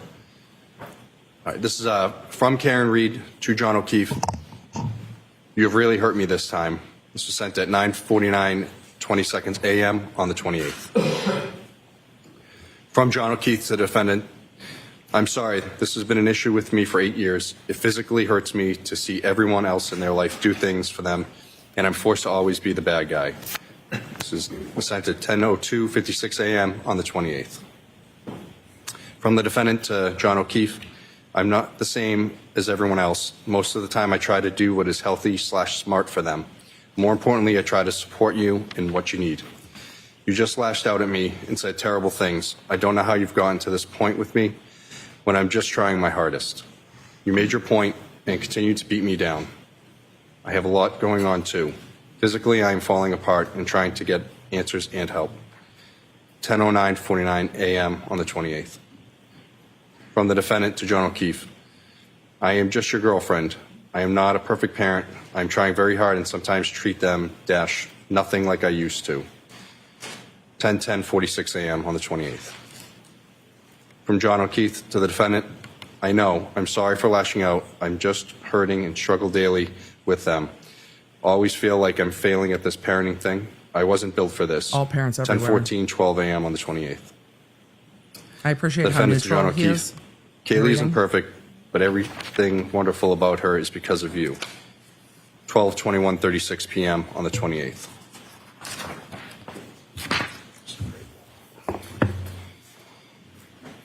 Readers. From John O'Keefe to the defendant, He's like- an emoji is sent What emoji? at 12:21:59 on the 28th. What emoji? From the defendant to John O'Keefe, it's true, I know she's her mother's daughter, but she wouldn't be so bright and successful if she lived with anyone else. 12:22:51 p.m. on the 28th. From the defendant to John O'Keefe, wow, Kristen just sent 2 back-to-back messages to not lose your faith in the kids.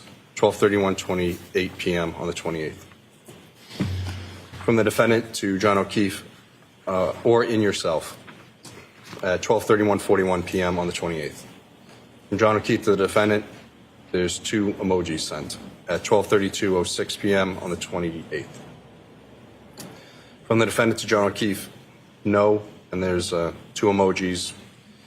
Life can pick you up sometimes. Please be happy with them and put away your frustrations for the rest of the day. And be so proud of yourself, JJ. That's 12:33:35 p.m. on the 28th. From John O'Keefe to the defendant, that's what bothers me more than anything. Should have sent Peg's or Sarah's W-2s. We are all equal guardians. 1:18:21 p.m. on the 28th.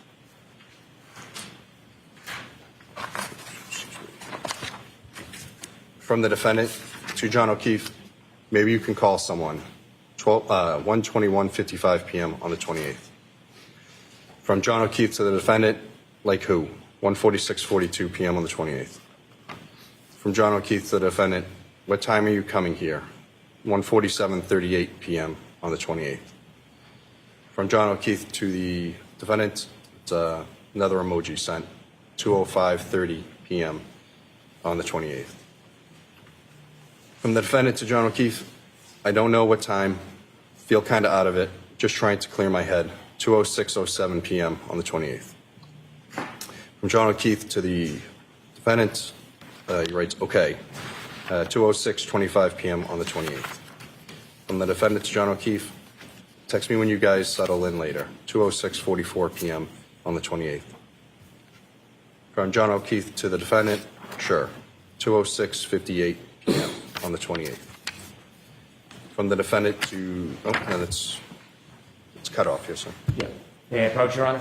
Yes. I saw a few questions and I answered it in text, but I wanted to answer it for y'all. Why is he reading them in? They're not just going to come in as documents. I The believe witness it testimony goes to the next one, so is start. necessary and the jury needs to hear it. Yes. So Karen Reed can't be compelled to testify and say, With the hey, court's permission, we'll begin the PowerPoint. Yes. hey, were these your texts? John O'Keefe is unavailable to testify due to his death. So there's no other witness to ask. If there was a witness on the other side, Okay. If there was a phone wit- calls, text messages. We'll start with the first slide. if there was a witness on the other side of the conversation, that witness would read in the entire conversation. We'll see that later in trial with other witnesses, but both of these witnesses are essentially unavailable, both parties of this conversation. So he is the one reading them in. Instead of having a reader do it, they have law enforcement do it. You can do both, but the appropriate thing is a very neutral reading, just a flat reading. Just, these are the texts. And that's what's appropriate. Just from the defendant to John O'Keefe, I feel pretty shitty about how this morning went down. I know you said sorry, but it really stung, especially when I've been trying pretty hard lately. I feel like a loser turning around, just coming back over after everything you said. 2:16:10 p.m. on the 28th. From John O'Keefe to the defendant, not At sure least what they're else easier what to you read want me this to time. do. I said I'm sorry and I was out of line. If you prefer to stay home, I totally get it. 2:17:16 p.m. on the 28th. From the defendant to John O'Keefe, things in my own life have been difficult too, 2:17:33 p.m. on the 28th. From John O'Keefe to the defendant, I know. 2:17:40 p.m. on the 28th. At 2:17:45 p.m., the defendant calls John. The phone call is answered and they speak for 2 minutes, 22 seconds. 2:23:02 p.m., the defendant calls John. That's again answered. At 1:00, and they speak for 1 minute, 2 seconds. At 2:24:17 p.m., the defendant calls John and the call is rejected.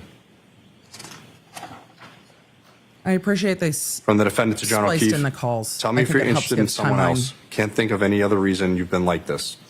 2:25:18 p.m. on the 28th.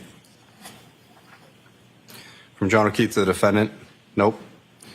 2:25:33 p.m. on the 28th. From John O'Keefe to the defendant, things haven't been great between us for a while. Ever consider that? 2:26:03 p.m. on the 28th. At 2:28:40 p.m., the defendant calls John. That call is rejected. Mr. Guarino, can you explain to us the difference between not answered and rejected? Yes, so if the call is not answered, that means the call rang out and goes to voicemail. If the call is rejected, that is someone actively hitting the send to voicemail button to disable the call to stop it from ringing.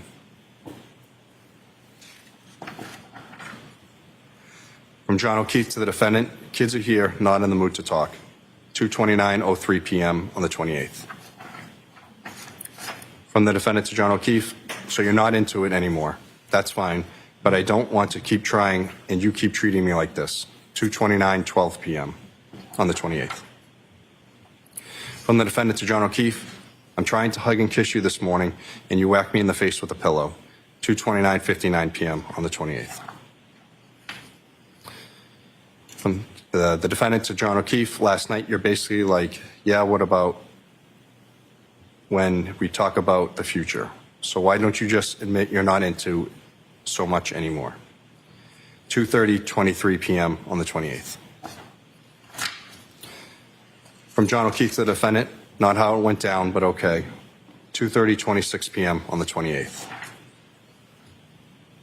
From the defendant to John O'Keefe, can you please admit your head is out of the game with us? 2:30:52 p.m. on the 28th.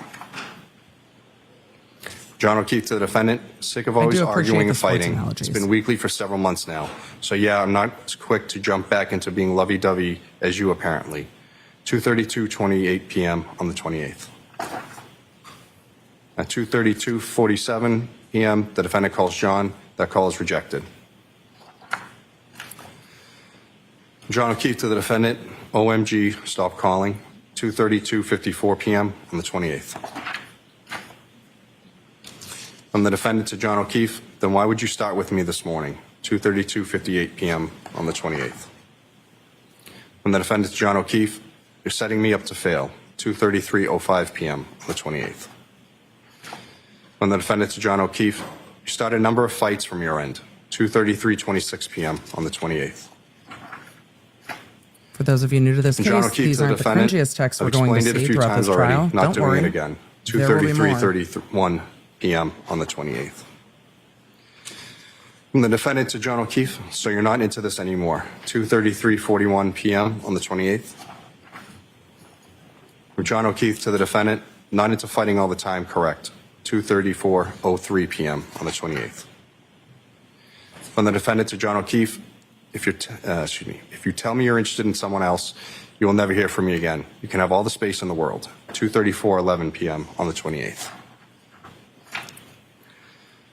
From John O'Keefe to the defendant, he sends an emoji.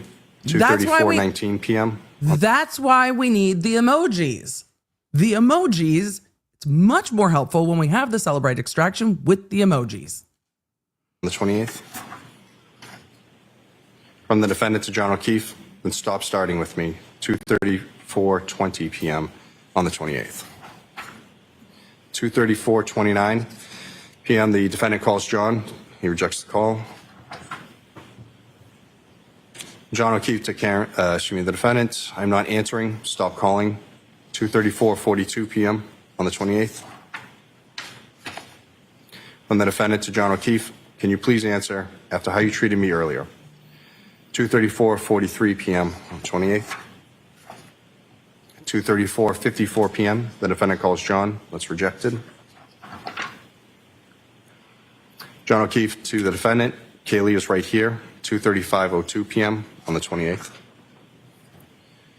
The defendant to John O'Keefe. You start a rager with me out of nowhere and then tell me you're sick of fighting with me. 2:35:41 p.m. on the 28th. The defendant to John O'Keefe. I'm going to grab a drink in a bit. 2:38:14 p.m. on the 28th. 2:38:42 p.m. The defendant calls John. That call is rejected. The defendant to John O'Keefe, can you please answer? 2:38:52 p.m. on the 28th. From John O'Keefe to the defendant, no Karen, Not sure why you need to announce that you're going, Not sure why you need to announce that you're grabbing a drink, but have fun. 2:39:46 p.m. on the 28th. From the defendant to John O'Keefe, seeing if you want to meet me later. 2:40:22 p.m. on the 28th. From the defendant to John O'Keefe, can you please call me? 2:40:32 p.m. on the 28th. From John O'Keefe to the defendant, have to take them to the doctor. He has practice. 2:40:55 p.m. on the 28th. Everyone's going to interpret these texts differently. They're coming in From the defendant to context John of that O'Keefe. night. So Yeah, that's why 5 they're minutes. all coming in. 2:41:17 p.m. on the 28th. Abracadabra in the chat asked, what about the At day he died? 2:43:01 This is p.m., the leading defendant up to calls it. John. It's This not is- answered. At I'm gonna 2:43:45 pause this. p.m. This is all before they go out that night. So they go out the night of the 28th, and then he is found early in the morning on the 29th. So this is the day of the 28th leading up to them going out to CF McCarthy's. So this is all what's going on. Again, the jury will be up for interpretation. They are what they are. They say what they say. Am I adding any other meaning to that? No, because the jury will decide it. They're going back and forth with each other. This is ongoing stuff. So that's all. So thank you, chat. We're just listening to these. It's much easier in this layout, and it's easier instead of flipping back and forth for the jury. Text, call. Are the calls not answered? Are the calls rejected? I think it's helpful to know what calls are like nope and what calls are just not answered. I think it's helpful information for the jury. p.m. The defendant calls John. The call is rejected. John O'Keefe to the defendant. My father just walked in. 2:43:58 p.m. on the 28th. I have croissant on me. That's the only The downside. defendant to John O'Keefe. Okay, can you please call me for 2 minutes? 2:44:14 p.m. on the 28th. John O'Keefe to the defendant. Not right now. 2:44:23 p.m. on the 28th. The defendant to John O'Keefe. I'm there when anyone else needs me. 2:44:26 p.m. on the 28th. At 2:45:32 p.m., the defendant calls John. The call is rejected. The defendant calls Mr. O'Keefe. Yes, John, you gave me utter grief this morning. I'd like you to call me for amends. 2:46:16 p.m. on the 28th.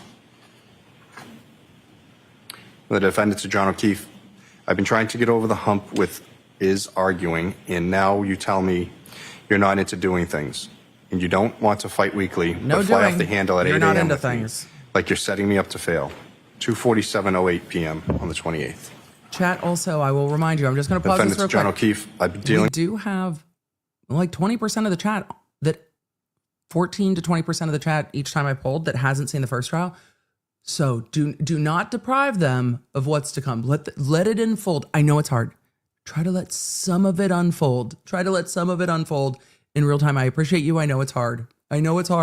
But there will be more of this to come. This is the kind of the beginning of seeing the digital evidence. With my own personal crisis over things I have zero control over. I'd like to lean on you too sometimes. Instead, I just hear everything I've done wrong. 2:48:34 p.m. on the 28th. At 2:56 p.m., the defendant calls John. The call is rejected. At 2:51:13 p.m., the defendant calls John. It's rejected. 2:52:37 p.m., John calls the defendant. It's not answered. At 2:53:56, the defendant calls John. Again, not answered. The defendant, John O'Keefe, you seriously cannot pick up the phone for 2 seconds. 2:54:13 p.m. The chat was asking, 2:58:05 p.m., the defendant is there a called. reason he's not in uniform? None of the law enforcement witnesses are to be in uniform. It was the court's order. Everyone is to testify in court clothes, but in civilian clothes, not in uniform. Calls John. It's rejected. At 2:59:13, John calls the defendant. The call is answered and they speak for 4 minutes, 59 seconds. And the areas where he's misread, this will be introduced into evidence. From the defendant to John And O'Keefe, the why don't you meet underlying me at documents will Hillside be at too. 4:30/5, So. 3:08:55 p.m. That'll be, John and the O'Keefe to jury the can defendant see it. sends an emoji. So. 3:10:08 p.m. on the 28th. if there are words added, they'll have this. From the defendant to John O'Keefe, or whenever you get, or whenever you get everyone settled. 3:10:35 p.m. on the 28th. So the jury will have these, and the jury can see these on the screen in court, which is helpful. And I'm sure they're reading along because From John O'Keefe, the defendant. And they'll like have I the said, underlying doctor documents now, too. and he has practice till 6. If you want me to go start, if you want to go start drinking, then go for it. 3:36:21 p.m. It's on the 3 p.m. 28th. Girl, don't judge. You said you weren't going to. The defendant to John O'Keefe, I didn't know the times of his practice. 3:36:40 p.m. on the 28th. And the defendant to John O'Keefe, I just want to give you space at the house without me there. So rather meet you out than meet at the house. 3:37:01 p.m. on the 28th. John O'Keefe to the defendant, yeah, well now there's a 72-year-old taking up shop on my couch. 3:37:36 p.m. on the 28th. Yeah, my dad's here. The defendant to John O'Keefe, yeah, that too. 3:37:46 p.m. on the 28th. From the defendant to John O'Keefe, is he going to Collins? 3:38:23 p.m. on the 28th. John O'Keefe to the defendant, not tonight. 3:38:32 p.m. on the 28th. From the defendant to John O'Keefe, so do you plan on going out tonight? 3:39:01 p.m. on the 28th. From John O'Keefe to the defendant, Karen, I don't know. 3:39:17 p.m. on the 28th. John O'Keefe to the defendant, you're like jonesing to drink, so go. 3:39:43 p.m. on the 28th. From the defendant to John O'Keefe, okay, well, after how this morning went down, I don't think I need to be back over there with you. Get frustrated at how I am with the kids. Has nothing to do with drinking. I mean, he's 3:40 frustrated p.m. with the on the ongoing 28th. conversation, it seems. From the defendant to John O'Keefe, I am paranoid now that everything I do with them is problematic. So rather see you for a minute without it, kids around. I mean, I think that's 3:40:24 fair as p.m. well. on the 28th. From John O'Keefe to the defendant, what's your plan at 4:47:16 p.m. on the 28th? From the defendant to John O'Keefe, don't have one, 4:50:09 p.m. on the 28th. From John O'Keefe to the defendant, so still home, 4:50:26 p.m. on the 28th. The defendant to John O'Keefe, yes, 4:50:45 p.m. on the 28th. From John O'Keefe to the defendant, we just got home, waiting to see what Papa decides here or else I have to get Patrick at 6. 4:59:45 p.m. on the 28th. The defendant, John O'Keefe, okay, 5:01:55 p.m. on the 28th. John O'Keefe to the defendant, so are you staying home or coming here? 5:02:23 p.m. on the 28th. From the defendant to John O'Keefe, waiting to see what you end up doing. I don't want to hang out at the house too much, like I said. 5:03:40 p.m. on the 28th. Well, what are you doing? I don't know. What are you doing? Well, are you coming here? I don't know. Where From are the you going? defendant to John O'Keefe, right. I think it's clear me around the kids, I think it's clear me around with the kids around is slowly killing our relationship, and our relationship is much more important to me. 5:04:16 p.m. on the 28th. Everyone should have done their own shit that night. John O'Keefe to the defendant, well, there's a blizzard coming, so we'll be inside all weekend. 5:04:19 p.m. on the 28th. The defendant to John O'Keefe, it will be over by noon tomorrow. 5:04:44 p.m. on the 28th. John O'Keefe to the defendant, don't think so. 5:05:27 p.m. on the 28th. The defendant to John O'Keefe, I don't want to keep having this constant conflict of the dynamic of the four of us. The harder I try, the more it kills our relationship as a couple. It feels like utter shit to be in that position. Rather just meet you out for drinks when you figure out what your night looks like. 5:06:45 p.m. on the 28th. John O'Keefe to the defendant, well, I have no idea what's going on, so do what you want. 5:07:34 p.m. on the 28th. John O'Keefe to the defendant, need to figure out what everyone here is doing. All I know now is Madeline is coming over. No clue about Patrick yet, or if Papa is planning on hanging it for a few more hours. 5:09:29 p.m. on the 28th. Madeline being the friend. From the defendant to John O'Keefe, okay, well, when you know the story and if you want me to come up, let me know. 5:12:36 p.m. on the 28th. John O'Keefe to the defendant, no, Karen, you decide what you want to do. 5:13:18 p.m. She's like, well, if you're on the going out, 28th. I want to go out. But if you're not going out, I don't want to go out. So From the defendant to John O'Keefe, are you going out I or are know you your not heart going isn't out? in this anymore. I felt it for a while and especially lately. I'm willing to try more, but not if you approaching the point of indifference. If you want me to come up and you can head out for a while, then say so when you know what your father is doing. 5:14:23 p.m. Are you on the going out 28th. or are you not going out? If you're going out, I'll meet you. If you're not going John out, I don't want to O'Keefe sit around the to house. the defendant, you come up and I head out. Really? Emoji. 5:15:48. Well, if you tell her what you're doing, she'll stop asking. John O'Keefe to the defendant, I've told you already, I don't bounce back as quickly as you do after we have a battle. 5:16:52 p.m. Then on just the say, 28th. I don't want you to come up tonight. From the defendant to John O'Keefe, no, head out together. Just say, with an emoji. I want a night. 5:17:49 I'm still p.m. on the feeling 28th. it. Like, just don't come. Just say it. From the defendant to John O'Keefe, or meet out. 5:17:54 on the 28th. Just. If you're going out, I want to go out. Well, I don't know what I'm doing yet. You do what you want to do. Well, I don't know what I want to do because I want to know if I'm going out with you. Are you going out? Let me know if you're going out. Because if you're not going out, then I'm not going out. But if you're going out, then I'm going out. So can you just tell me what you're doing? Well, what do you want to do? Sir, if you need a night, just say you need a night. Just. I get it.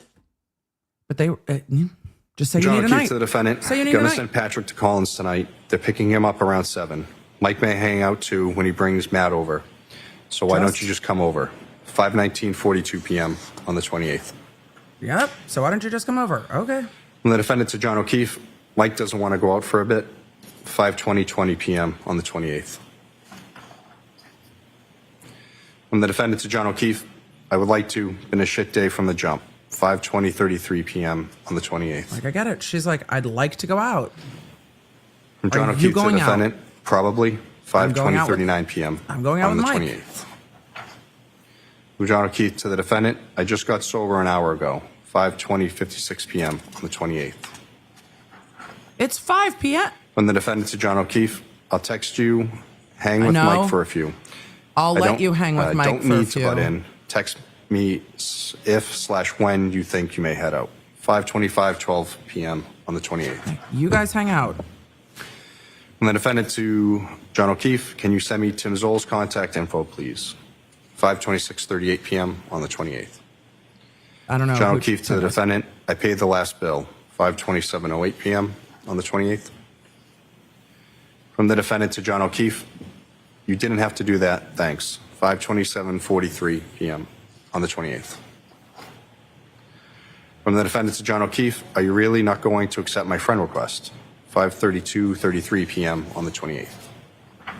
What is that about? From John O'Keefe to the defendant, an emoji on what, FB? What? 5:33:01 p.m. on the 28th. What? From the defendant to John O'Keefe, yeah, we've been going out for 2 years. Now we're talking about 5:33:20 p.m. Facebook? on the 28th. John O'Keefe to the defendant, I haven't gone on. You defriended me over a year ago, I believe. Oh my God. 5:33:48 p.m. on the 28th. I do not remember any of these from last time. I did not remember any of these for last time. I thought we had just gotten to the point where it was like, look, if you and Mike want to hang out, I'll give you time. If you head out to the bar, let me know. If you're going to the bar, let me know. And now it's like, why aren't you friending me? Dude, stop. What?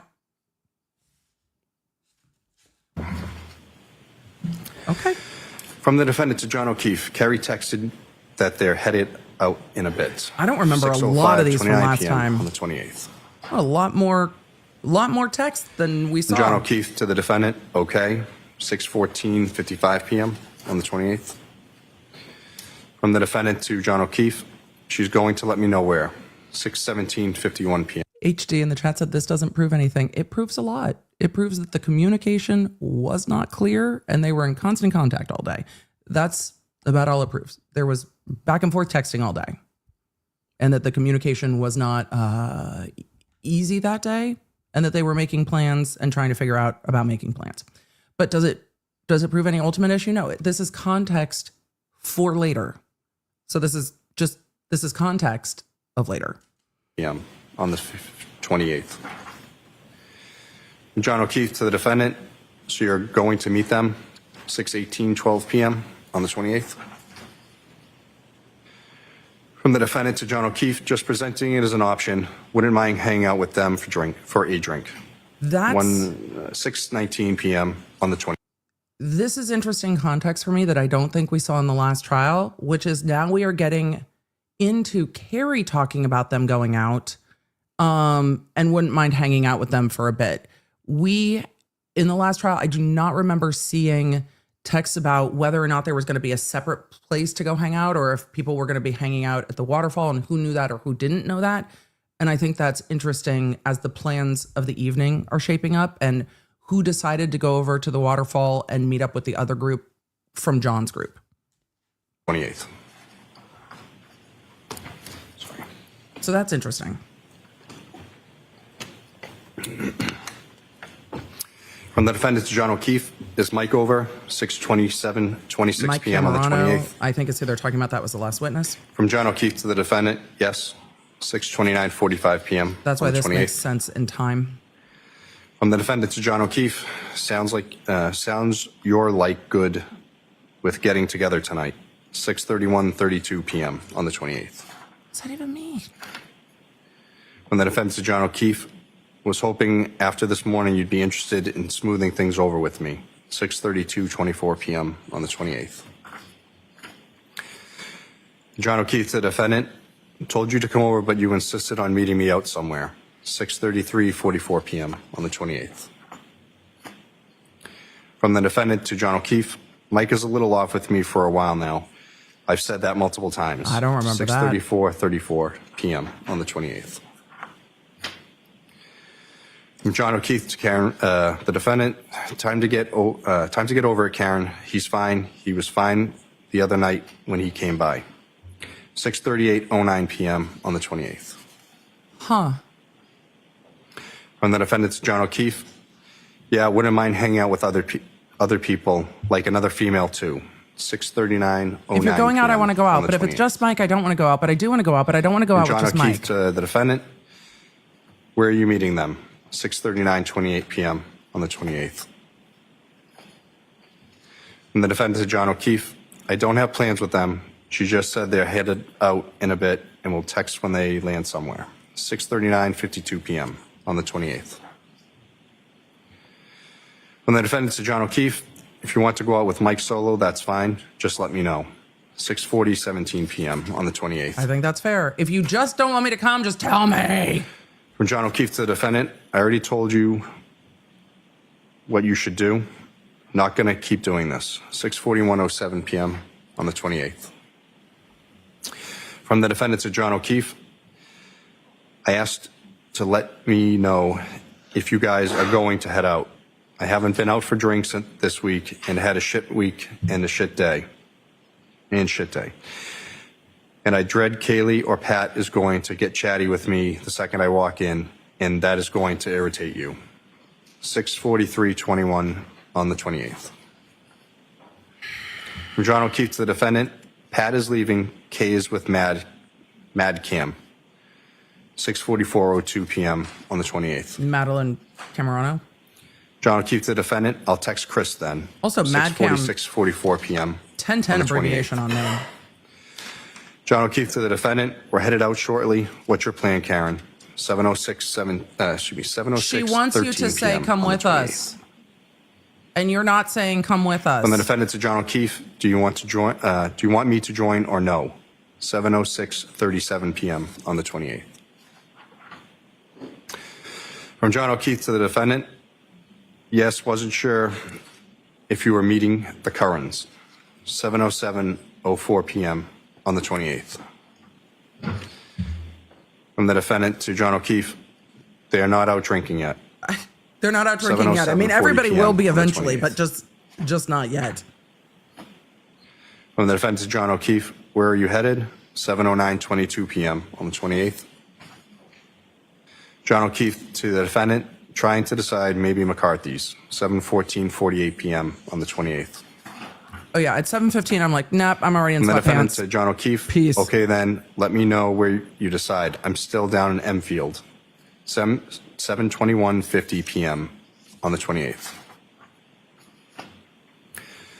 And John O'Keefe to the defendant, text me when you leave. Still waiting on McKinney's. 7:22:28 p.m. on Is the that 28th. the other friend that they were trying to get to come out? From the defendant to John O'Keefe, I'm having issues with my hot water, so had to text someone to take a look. Well, if you're waiting for the water to get 7:24:11 fixed, why are you on the asking if you're 28th. going out? Just wait and get the water fixed. John O'Keefe to the defendant, an emoji, you trying to piss me off. 7:25:35. Why are we talking about the on water? 28th. John O'Keefe to What? the defendant, hope your plumber buddy that you texted is hot. 7:26:24 p.m. on the Dude. 28th. From the defendant to John O'Keefe, nope, my shower. I don't care if the plumber buddy's hot. I want my shower to be hot. Why are we now getting mess? I started dating my husband before we had cell phones. And I have never, ever, ever been more grateful.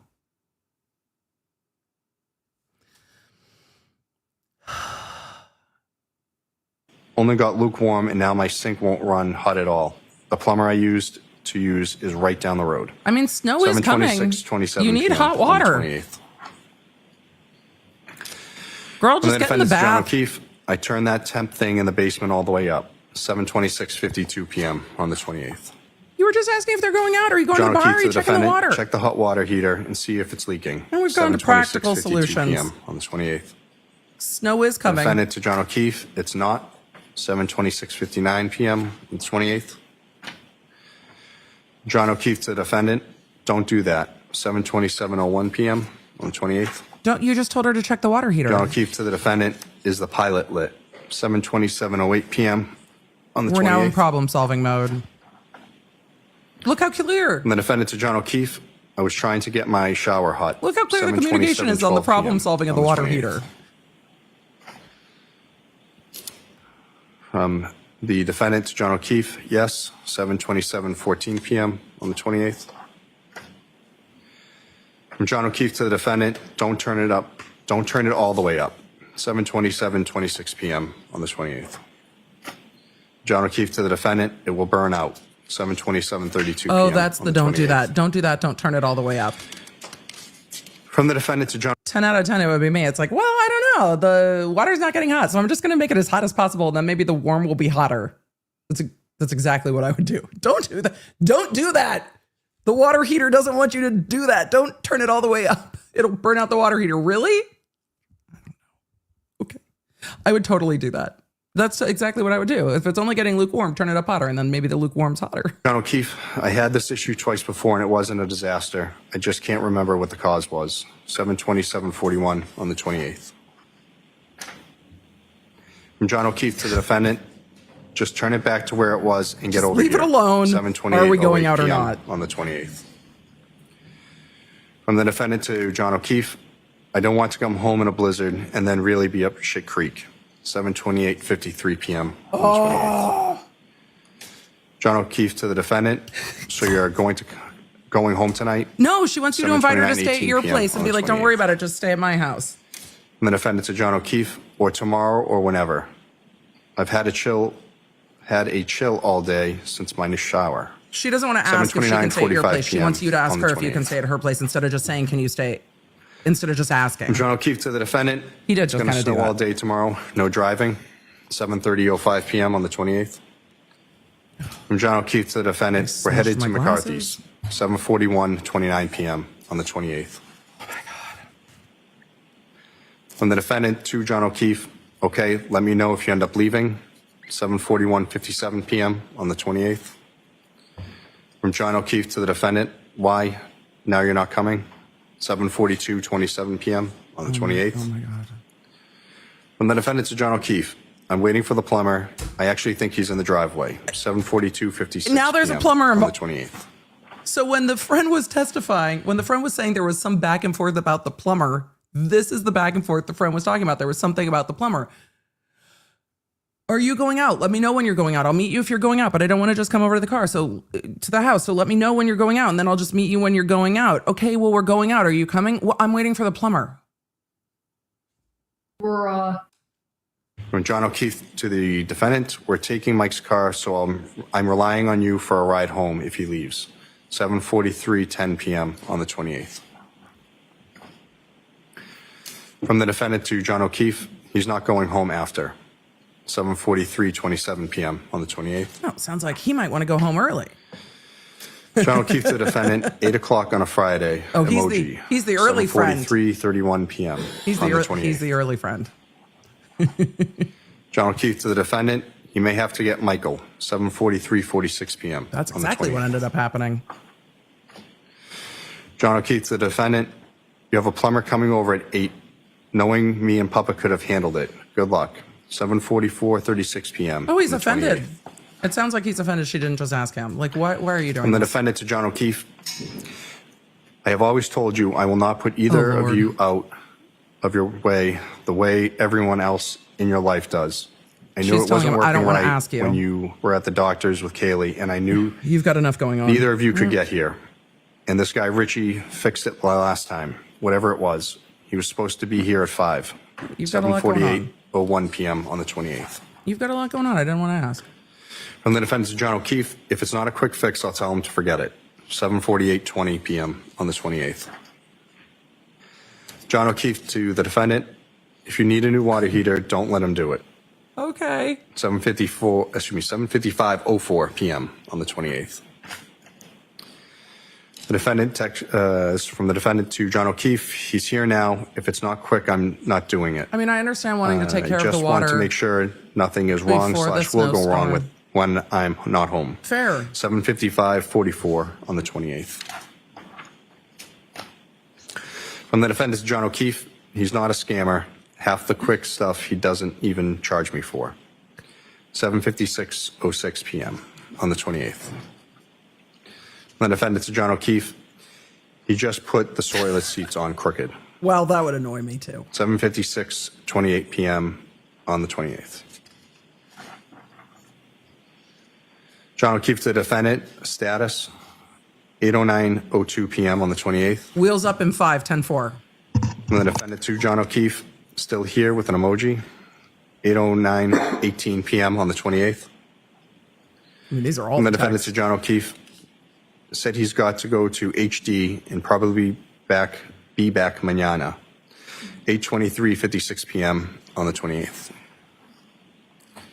From John O'Keefe to the defendant, so 8:24:43 p.m. on the 28th. From the defendant to John O'Keefe, an emoji, 8:25:02 p.m. on the 28th. From the defendant to John O'Keefe, just trying to figure out if I need to be here. I thought he needed to go to the 8:25:51 hardware p.m. store on and the come back in the 28th. morning. So why are we still here? From John O'Keefe to the defendant, what does it need? 8:26:01 p.m. on the 28th. From the defendant to John O'Keefe, I don't know. He showed me some pieces that was all rusted. With an emoji. I don't understand half this stuff. 8:26:42 Well, that's why he said you p.m. should have on let the us do 28th. it. We'll just handle it. Oh my God. John O'Keefe to the defendant on the water heater. No, on the bike. 8:26:59 p.m. The on bike is 28th. the bike is rusted. From the defendant to John O'Keefe, yes, 8:27:08 p.m. on the 28th. Will the plumber testify no? From John O'Keefe to the defendant, tell him to leave it. I'll take care of it Sunday or Monday. It's not leaking. 8:28:30 p.m. It's on not the going to 28th. explode. From the defendant to John O'Keefe, no, it's okay. I can either meet him here or just shut off the alarm. 8:28:52 p.m. on the 28th. From the defendant to John O'Keefe, he used to work here while I was at work. 8:29:02 p.m. on the 28th. From John O'Keefe to the defendant, does he realize it will be whiteout conditions tomorrow a.m.? 8:29:32 p.m. Does on the he 28th. not? There's a blizzard. From the defendant to John O'Keefe, yeah, but he lives right down the road. 8:29:47 p.m. on the 28th. All of you in the chat that said the tin roof rusted. From 10, John 10. O'Keefe to the defendant, Karen, this storm is going to be intense. Can't drive. 8:30:19 p.m. on the 28th. Fair. From the defendant to John O'Keefe. Okay, well, if he can't, he can't. 8:30, 36 Okay, p.m. so are you on the leaving 28th. or are you not leaving? It's 8:30. What are we doing? John O'Keefe to the defendant. I'll do it Monday. Okay. 8:30, 56 p.m. on the 28th. And Camerano said there was some back and forth about From the the defendant plumber. to John O'Keefe. I better not still have this problem on Monday. OMG. 8:31, 22 p.m. on the 28th. From John O'Keefe to the defendant. You plan on being there. All of that to get to this. 8:31, 43 p.m. on the 28th. From the defendant to John O'Keefe. I'd to know I can take a hot shower there here if I need to. 8:32, 14 p.m. on the 28th. Well, you guys had just been fighting. I don't know if she knows she wants to stay with you Figured all you'd weekend. be, from John O'Keefe to the defendant. Figured you'd be in Canton until Monday. Well, you didn't 8:32, ask 32 her p.m. that, on the and you had 28th. said you needed space, and you had said you guys From have John been O'Keefe to fighting. the defendant. I'm getting off my phone. Let me know what you're doing. 8:32, 54 p.m. From the defendant to John O'Keefe. I think the four of us together is toxic to this relationship. Would like to limit it. What are we- 8:33, 16 p.m. Why on the are we- 28th. From the defendant to John O'Keefe. You said so yourself for probably a year now. Why are we going- 8:33, 52 p.m. on the 28th. Why are we? John O'Keefe to the defendant. Blizzard tomorrow. Nobody is going anywhere. 8:33, 56 p.m. on the 28th. From the defendant to John O'Keefe. Maybe I'll come back late tonight. Bad snow is in the early a.m. 8:35, 14 p.m. on the Just don't go 28th. out. Just don't go out. Just don't go out. From the It's defendant to 8:30. John O'Keefe. I'll head up there in a few min. Let me know if you leave. No, just 8:35, 26 p.m. Just take a on the hot shower. 28th. Just take a hot shower. Just take a hot shower. John O'Keefe to the defendant. An emoji. He says, sure. That's an emoji. 8:35, 34 p.m. on the 28th. And that was the last of them. Woo! Is there another PowerPoint? Because I feel like that's definitely not the end. That definitely is not the end. We're almost done, sir. And you can feel free to stand. Are we almost Thank you, done? Honor. We're almost done. That was a lot Presentation's a compilation more of text than last time. Messages and phone calls between John O'Keefe and the defendant on January 28, 2022. Yes, that was. Aside from that compilation, are there other text messages and phone calls that you've reviewed between John O'Keefe and the defendant that evening, January 28, 2002, going into past midnight, January 29, 2022? Yes, there's more text messages. And those text messages and phone calls, are they a separate compilation from this? Yes, that's correct. Sure, at this time, I'd ask us to release Trooper Guarino and recall him at a later date. Okay. So There's no objection, Mr. Alessi, correct? No objection. they are doing this in time frame chunks instead of all at once. So when I was speculating we might be getting up to John going to CF McCarthy's, it looks like these are the text messages leading up to CF McCarthy's. John's like, I'm putting down my phone. It seems like when we get to the video, it's probably around the same time that he's at CF McCarthy's with his friends, one of the witnesses we heard from earlier. And so now we're going into time chunks. And then Karen gets to CF McCarthy's and then we'll see through what's going on, I think, at the Waterfall. It seems like that's the order and time we're going in. But there's going to be a lot of text with the miscommunications like that that we're going to see throughout this trial. So just buckle up. All right. Thank you very much, Trooper. We'll see you another time. Thank you, Your Honor. We'll see you again, Trooper Guarino. We'll get to cross-examination of Trooper Guarino much Is this later. the time for me to see counsel at sidebar? Okay. Your Honor, may I? Yes. Your Honor, I'm going to introduce exhibits or clips 7 through 11. More clips.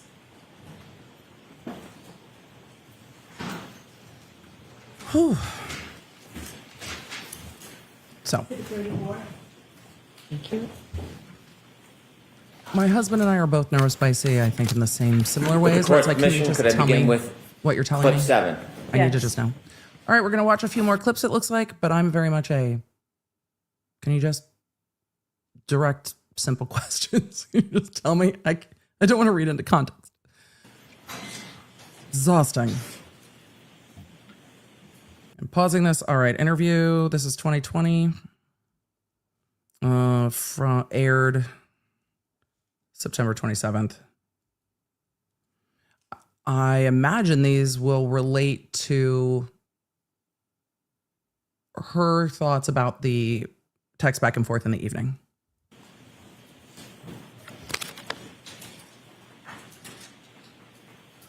When you walked out of the bar, how many Wrong, drinks Emily. did you have? I have had Oh, probably about no, correct. That started at the Waterfall.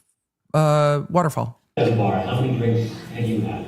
I have had probably about 4, and not 4 that I completed either. I didn't drink maybe more than a few sips at the Waterfall. And 4 drinks you felt fine to drive? Yep. Yep. Clip 8, please. Okay. Oh, we're going to hear about her drinking, I guess, more. This is Gretchen Voss interview. And is the level of intoxication pretty high here for everybody? It's happy. Yeah. It's, Because you'd had a lot to drink, right? I wouldn't say, I have like a normal amount. Like a vodka tonic every 40 minutes. Okay. And so are you feeling like buzzed? And I'm not judging, I'm just trying to get a sense. Yeah, buzzed. Yeah. Clip 9, please. 9 times. I agree with you, chat. No one should have been driving. No one should have been driving. The final count of my alcohol intakes, probably about 5 or 6 or 4. The drinks that they were pouring me at McCarthy's, which is where I consumed most of the alcohol, was the weakest vodka tonic. It tasted just like all soda water with lime. Not that I need it to be a martini, but it might have had a splash of vodka in it. So I said, John, this drink tastes like it has no vodka in it. And he said, just get a shot and mix it yourself. So each drink was being counted as a double. So I would get a vodka tonic and then I would pour a shot into it. So that would count as 2. Frankly, it just felt like a regular cocktail. It was just a really weak pour, so I asked for a shot. So for my taste, it just tasted like that's the normal strength of what a drink should be. So I had maybe 2 or 3 that are being counted as 4 and 6, and I don't know. I felt fine. I felt like I was buzzed. And then there was one drink, the last one that was given to me, which I would have counted as 3, but they're counting as my 6th cocktail. The guys that we were with brought around the shots, and they gave me one that I didn't drink, but I poured it in my drink. So that's now my 5th and 6th drinks, with the 7th, which is a shot that all the men did, and I poured it. So that one glass that I'm holding, that I go into the Waterfall with, has 3 drinks in it, a vodka tonic and 2 shots. And which is why John said to me, you're not leaving that drink here, like you haven't touched it and just poured a bunch of vodka. He's like, just take it with you, which was something he always did. So then I go into Waterfall and I put that drink down and I socialize most of the time. So that would have been my 5th, 6th, and 7th drinks. Then John orders me a drink at the Waterfall that I don't drink, that he takes with him. And then there was a round of shots that Chris Howard bought that I did take. So that would have been the night. But I did not consume 9 vodka martinis or take 9 shots, depending on how you count it. And the last 2 drinks, I didn't touch. Clip 10, please.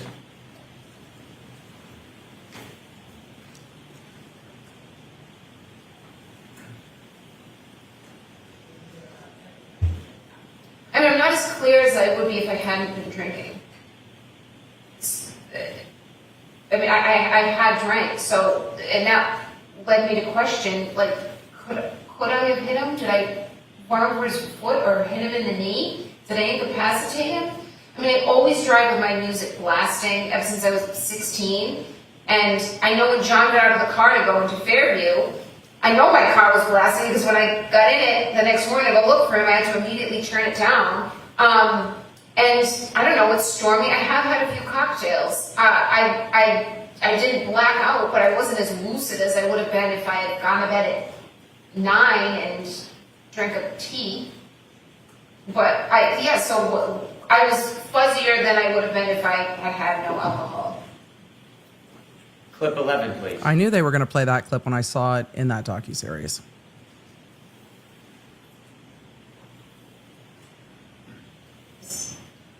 How did you feel after that many drinks? When you got in the car, did you feel like you could drive? And did you feel I wouldn't have gotten on the expressway. I wouldn't have gotten on the expressway at 12:15 on January 29th. I mean, it was quiet. The roads were very quiet. You can see it on the videos. And I was going, you know, when I've had a few drinks and I drive, I always drive extra slow. So I know my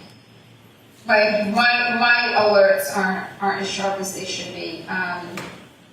But I shouldn't have been driving. But I don't think I was driving. Wow. I know I wasn't driving recklessly. I mean, I've got plenty of video of myself driving all over the place. I put my car in John's garage, which is incredibly narrow, and I had a very oversized SUV. You see me, there's a video of me driving through the intersection when we leave Waterfall to go to Brian Albert's, and I was always taught by my father, even when you have a green light, you always should tap the brake. You don't know who's going to run red. And I see me doing that multiple times between 12 and 1 and 5 and 6 a.m. So I know I was driving safely, not as safely or as alert as I would be if I had no alcohol. But I was not driving recklessly by any measure. Thank you. Huh. Your Honor, may we approach? Yes. Okay. My takeaways from those are I was not driving recklessly. I shouldn't have been driving. And when I drink and then drive, I drive extra slow. This is her trial. It is not to say that others weren't drinking and driving. It doesn't make it okay that she's also drinking and driving. Yes, everyone in this case, as we get to testimony, is drinking and driving. But that clip is not helpful. And I don't think it leaves a question that when she said, when I, essentially I'm paraphrasing, when I drink and drive, I drive extra slow, is not going to help. And she said, I wouldn't have gotten on the expressway. Like I was driving on the roads that were, you know, emptier roads because I knew I was drinking and driving. And I was not as safe as I would have been had I been sober.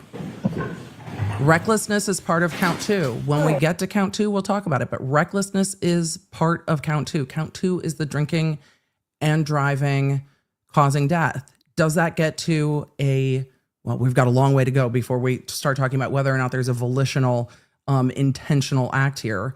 The only intentional act might be the drinking and the driving, but that's information the Commonwealth wouldn't have otherwise. And last trial, there were lots of questions. Do we know if she drank all those drinks? Do we know there's vodka in those drinks? There was lots of speculation about the drinks. Well, she's telling you she was drinking and driving.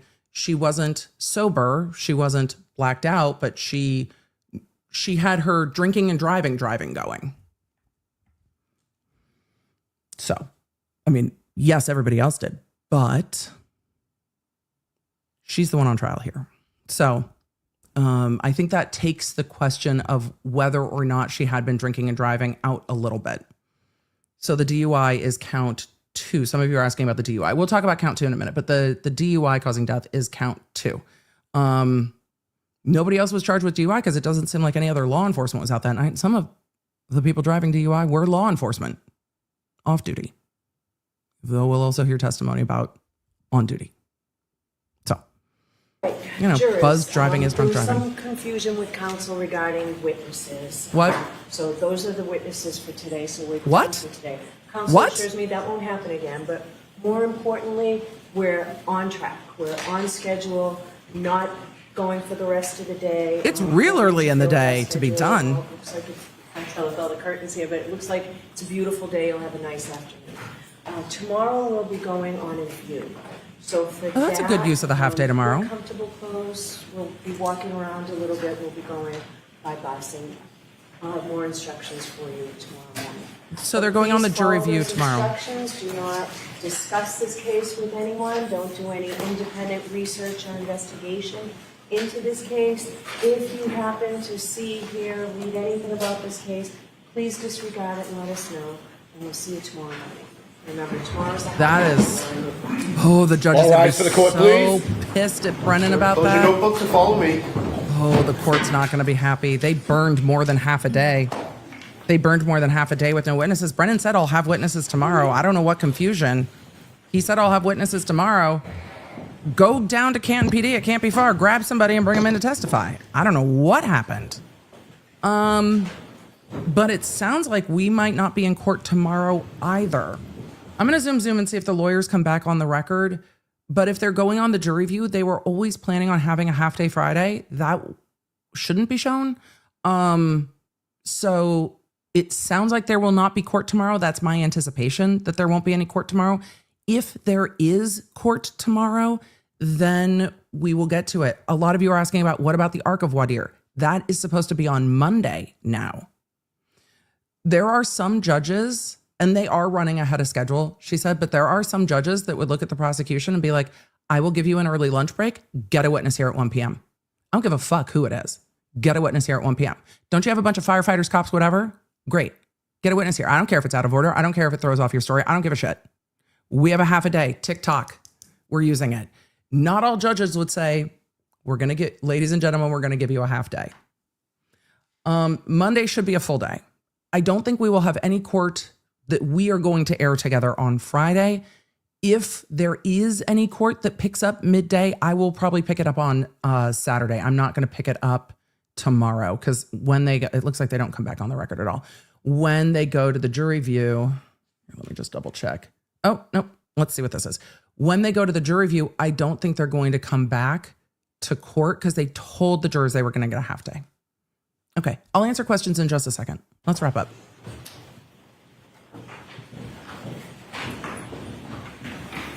I mean, I love a half day too, but it's early in the trial for this. They just ended for the day. All right. Mr. Brennan, have you had an opportunity to think about whether experts should be permitted to either be present or watch the proceeding? And I also want to know, are you expecting to put on any expert testimony tomorrow? Oh, maybe they will have court tomorrow. Dr. Fowler will testify tomorrow. I think that should be considered expert testimony. He provides the procedures and protocol for the testing of blood serum. Okay. So I think he's technically considered an expert, although one of the briefer ones. All right. Does the defense want an expert to be able to watch that? All right. So I know we've had a lot going on this morning. What is the problem? Do you want to address this tomorrow? When do you want to address whether experts should be now? I can address it tomorrow dumb. morning. All right. We'll do that. And have you talked about who you all mean? Like, do you all know who you want to have exempt from the sequestration order? We haven't got to that detail. I'm sure they have in mind who they Experts want. normally exempt. To that point yet. Like a All right. We period. can have that discussion and so that we can present it tomorrow what my position is and address the court on the witnesses. Sure, we can do that.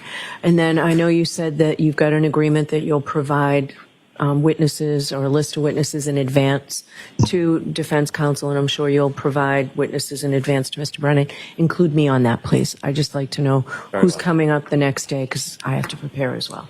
Happy to. Thank you. Okay? All right, so we'll see you tomorrow morning. Thank you again. Unbelievable. Okay. Well, court's done for the day. Very early in the day. So y'all take a half day.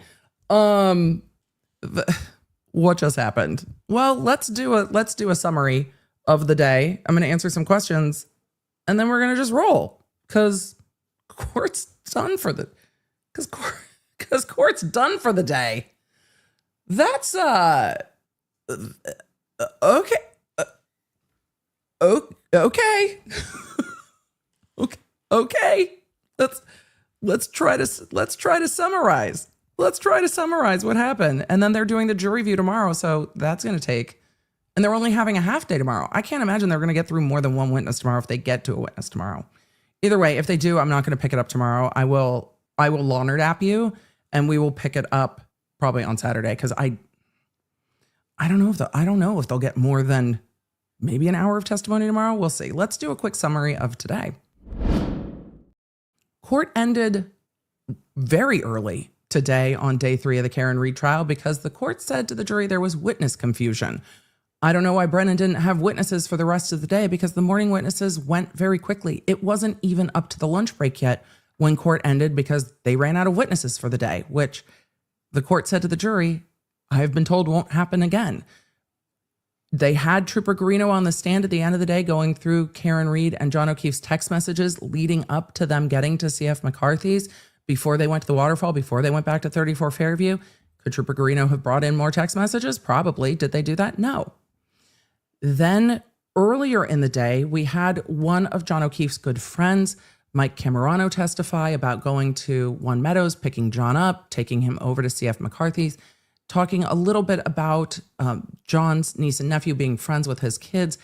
His testimony is just heart-wrenching, but it's also very clear. It is not exaggerated testimony. It is not overwrought. It is just very linear, direct answers to direct questions, which is refreshing to see after this morning's cross-examination that just was so fiery. Just Yannetti came in so hot that the chat just started calling him Yellnetti because he was just hollering at the witness that ended the day yesterday on the rest of the cross-examination about really fine points of what this witness was saying. And the main argument was over that paramedic saying, well, Karen Read was asking if John O'Keefe could have survived if he was in the snow for a long period of time in light clothing. Could he have had hypothermia? Could he have survived it? And there were points of testimony that were if he was sat in the snow, and there were points of testimony that seemed to be the confusion where Yannetti was asking, but Karen Read wasn't telling you that, she was asking you that. And that got confusing between Yannetti and the witness, which then made it confusing for everyone. But the witness said, no, I've always said she was asking us, could he have survived even if he was in the snow?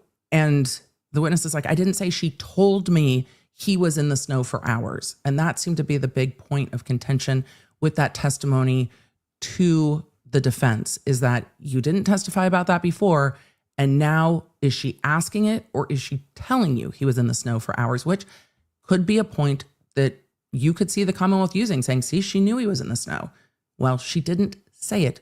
She asked it, which is consistent with everything else we've heard in this case. And then we got into all of John O'Keefe and Karen Read's text messages back and forth on the 28th, leading up to them meeting up at CF McCarthy's. And the communication is not smooth. It is not easy. It is not clear. It is clear that they had had disagreements overnight, like 27th into the morning, and that they were still not done. It seemed to me, and we have it all timestamped in the stream, so go back and watch the text, interpret them for yourself. That's what the jury will do. It seemed to me that she was trying to be like, I need to finish talking to this. And he's like, I don't want to talk about it right now. She's like, well, I want to finish talking about it because if we're going out tonight, I would like to have the conversation. He's like, I'm not having the conversation right now. She's like, but we need to have a conversation. He's like, I'm not having this. And that went back and forth and back and forth and back and forth. Though we saw more text messages than I remember in the first trial. They might have come in. I just don't remember them. But text messages about whether or not she had unfriended him on Facebook, and then if he's going to refriend her on Facebook, and then her hot water being out, which I do remember from last time, and then if they're all meeting up at CF McCarthy's. But if that exchange went pretty quickly and is most of the day in court today if you want to see those text messages back and forth, and then ending the day with, well, clips of interviews that we did not see in the last trial. And the prosecution, I think, organized them very well because it was clip after clip after clip of interviews, and different ones of Karen Read talking about drinking that night and her different variations of, well, this is how the drinks went. And it's the first time I've heard her explain, well, the drinks at CF McCarthy's were weak. They were vodka tonics, but they just tasted all like soda water and lime. So John said, we'll just get a shot and put it in and mix it yourself. And she's like, so for my taste, they were really weak. So I just got a shot and put it in because that made it like a normal vodka tonic. She's like, I'm not like drinking martinis. And she said something about martinis. I'm paraphrasing, but it's not like they're martinis. It's not like they're just straight vodka with like a spritz, like a twist of lemon, carcass out. Not at all what she was saying. She was saying they were weak. I put shots in, but she was going through what the Commonwealth will see. And if you haven't watched this trial yet, we haven't gotten it there in testimony yet, but the Commonwealth put in testimony of the last trial about whether it was 9 drinks that she had. And she was saying, well, no, it's really, this one's really weak. And I put a shot in. They're counting it as 2. I'm counting it as 1. But the very last clip they played had Karen Read talking about being intoxicated. And she said, I'm buzzed. I'm happy. And in that last clip saying, I'm fuzzy. I'm not as clear as I would be if I hadn't been drinking, but I had been drinking. And I was taking side roads, I wouldn't have driven on the highway. I wouldn't have driven on the interstate, but I was taking side roads, and I drive slow if I'd been drinking and was going to drive. And so was talking about not just drinking and driving this time, but to me, it sounded like saying, well, when I do have drinks and drive, I drive slow. And I saw myself doing that in these videos. So I know that I wasn't driving recklessly, which will go to count 2. I know that I wasn't driving recklessly, even though I had had drinks and was driving. So we had Karen Read's conversation about drinking and driving from her. So I wonder if when we get to the testimony about what her blood alcohol was in the morning of January 29th, if that testimony will hit this jury different, because they're going to hear it after they've heard Karen Read saying, well, I mean, I was buzzed and I had been drinking, but I drive carefully when I drive under the influence. Because now they have her saying, yes, I was driving under the influence. So, will the testimony about her BAC be received differently? Will the defense approach that information differently? And I have to wonder if that will be the next evidence we hear, because with the confusion about the witnesses today, we heard from Brennan saying, well, the next witness up after they do a jury view is going to be the person talking about the lab procedures. I wonder if that is the lab procedures with regard to Karen Read's blood draw, and that's the next information the jury is going to hear. It makes logical sense that we would get to that information next. I will link for you guys in the stream and in the case brief the video where I talk more about the different counts, counts 1, count 2, count 3. Chat, are you ready for questions? I think that summarizes the day. Are you ready for questions? Are we ready for questions? Let's get to your questions, shall we? We should do that. Wait, where is this?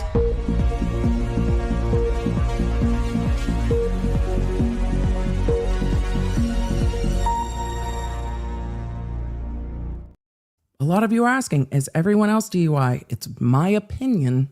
Wait. That's my opinion! That everyone else had also driven drunk, but no one was out on the road to pull them over. And if something hadn't happened to John O'Keefe, Karen wouldn't be facing charges either. No one would have been charged if this hadn't happened. But the focus is not going to be on anyone. Well, when they're witnesses, it will be, but it's not going to be on what they were doing. And it's not, the charges are the charges. It's not going to be, well, everybody was drinking and driving, so it's fine. It's a problem. But everyone is drinking and driving. That doesn't change the fact that Karen Read was also drinking and driving, and one of the counts here is drinking and driving. And I think let me grab count 2. Maddie Flap said the DUI charge includes resulting in death, and if John O'Keefe wasn't hit, it doesn't fit the charge. It can, though, especially with the lesser included charges. Her DUI involving death, or her DUI resulting in death, does not require, though the Commonwealth might argue that it does not require her hitting him with the car. Count 1 and 3 require her hitting him with the car. Count 2 does not require her hitting him with the car. Let me just pull up count 2 because I think that'll be helpful. And let me grab it. I didn't have it tagged today, but especially with those lesser includeds, no. But the prosecution said in their opening that all of them include her hitting him with the car. But count 2 does not necessitate him being hit with the car. Let me see. Let me find it real quick.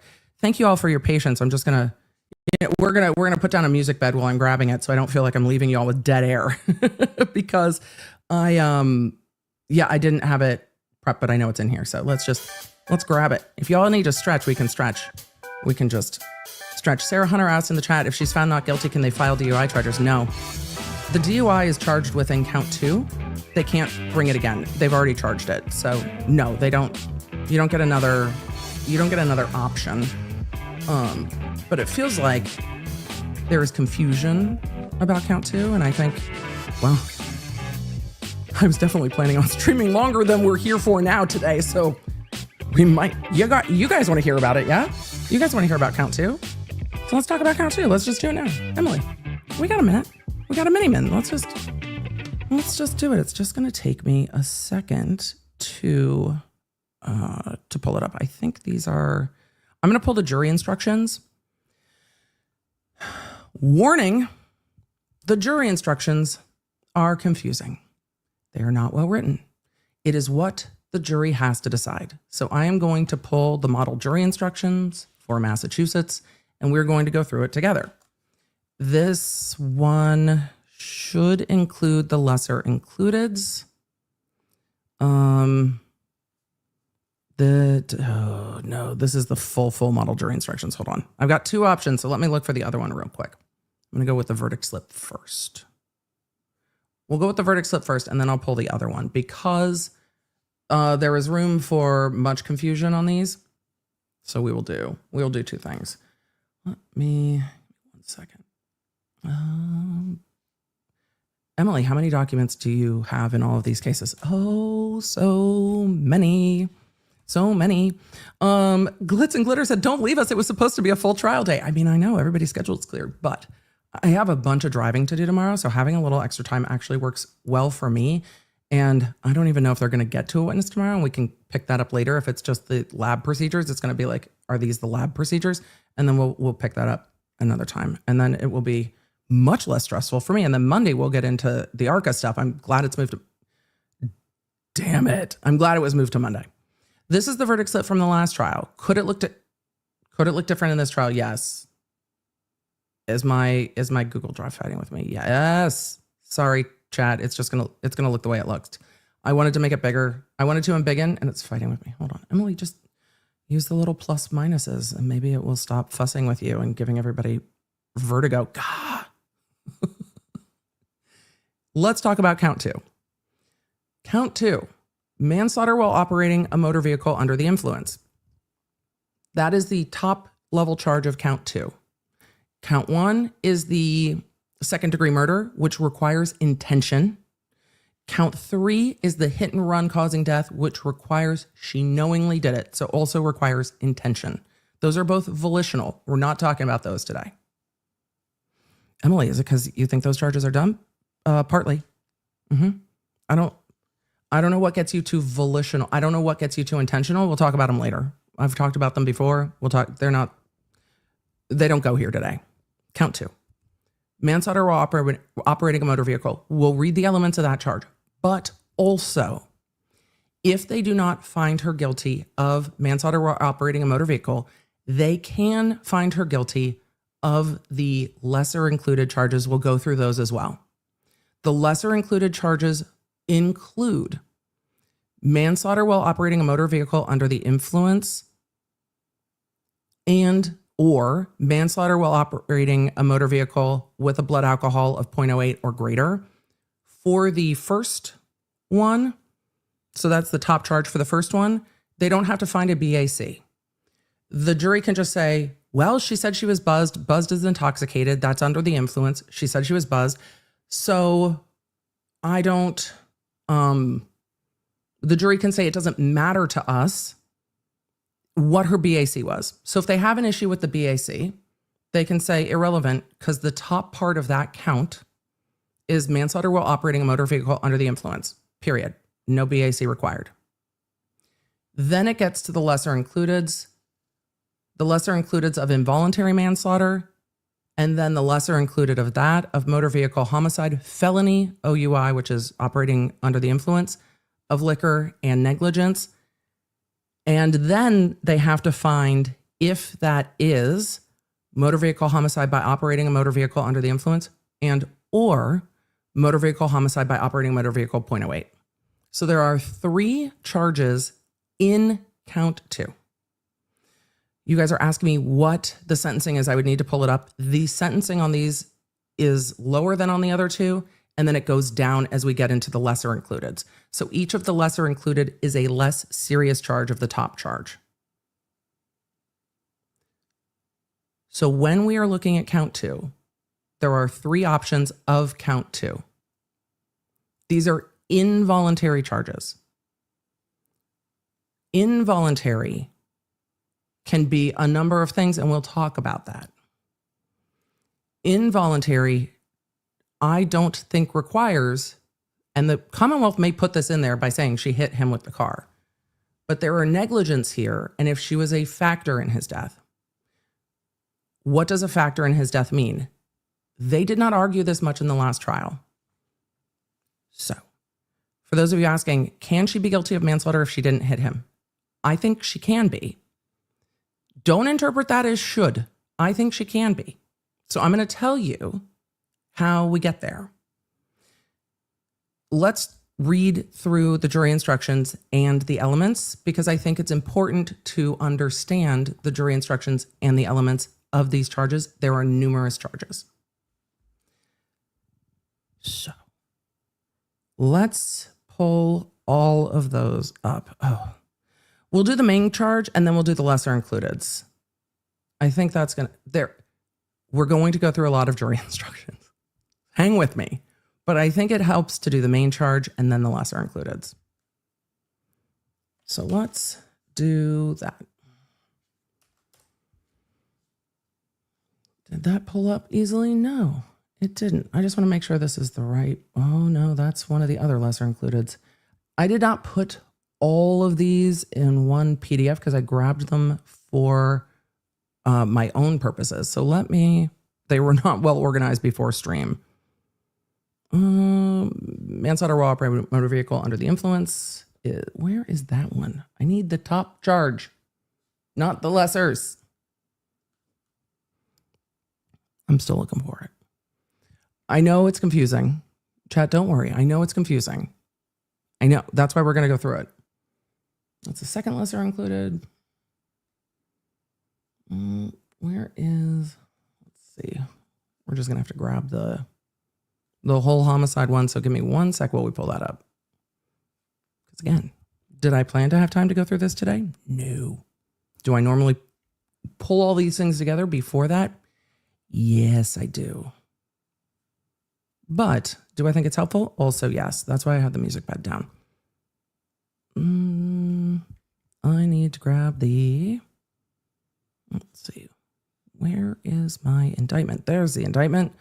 2651. Let me just grab 2651 because this is going to take me a second to grab the jury instruction on 2651. We're going to just do it together.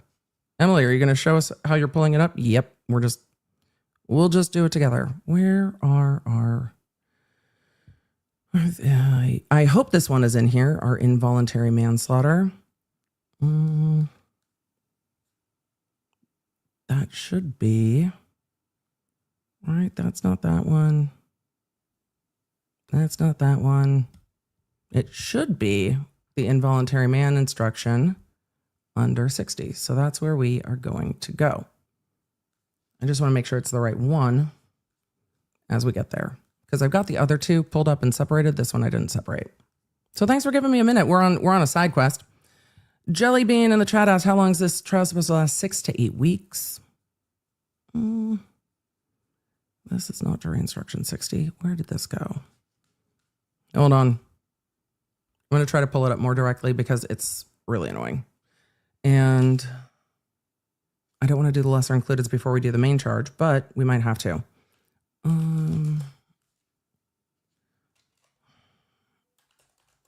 So we might have to do it that way. Where is my jury instruction? Not that one. Not that one. That one. The base charge, which makes it a little easier. Let's do this first. Because it'll make it easier for me. To be honest, let's pull up the indictment first. You guys are like, Emily, are we just shifting in real time? Yep. Because yep. All right. This is nope, that's the wrong one. This is the indictment. This is count 2 of the indictment. So these give us the baseline. No worries, chat. Just as long as you don't mind hanging in with me. It's not easy doing it in real time. It's why we organize it. But, we're in real time. So let's just go. This is count 2 in the indictment. We're going to break down the jury instruction because the jury instruction tells them what they need to find. and that's going to be Karen Read, did Karen Read operate a motor vehicle upon a way as defined? And then the jury instruction will define what a road is. Did she operate a car on a road in a place the public has access? So like if you have 50 acres of land that's private, that's not what we're talking about. Did Karen Read operate a motor vehicle? Yes. Was it on a public road? Yes. With a percentage by weight of alcohol in her blood of 8/100ths or greater, or while under the influence. So was her BAC over 0.08 at the time of driving, or was she under the influence at the time of driving? I think her statement, I was buzzed. I think those last statements could get the jury to, yes, she was operating a vehicle under the influence. So we're not going to talk much about those. Did she operate a vehicle so that the lives and safety of the public might be endangered, and by, which is going to be an and or in the jury instructions, such wanton or reckless conduct so described did cause the death of another? So for the top charge, was there a recklessness that caused the death of another? Was the behavior wanton or reckless? So where do we need to go in the jury instructions for our questions? For our questions is, how do they define the operating the motor vehicle and wanton and reckless? So we're going to go through that one, and then we are going to go to the two lesser includeds. And did that cause the death of another person? So let's go to the definitions of wanton, reckless, and operating the motor vehicle, because this is count 2 of the main charge, not the lesser includeds, which we should be able to get to pretty quickly in that jury instruction. Hold on. Let's see if we can. Oh, it's not in this one. That is so annoying. Well, that's one of the lesser included. This is the other lesser included. But where are my jury instructions just for that charge? Emily, where did they go? That's not it. That's not it. And that's not it. That's so annoying. No, that's invol. Oh, there's our invol, wanton and reckless. Oh, it's not OCR'd. All right, let me get to 60. That's where we need to get back to. And then I'm going to need to redo this PDF, because not being able to just use the Control F is really annoying. Because that's the wanton and reckless instruction. Oh, there we go. Give me 1 sec as we get to that instruction, because I've got the entire statute there. Remember, there are 3 charges to this charge. And I am trying to get us to the right place. No, where is page? Just give me page 60. There. What are we doing? Just give me page 60.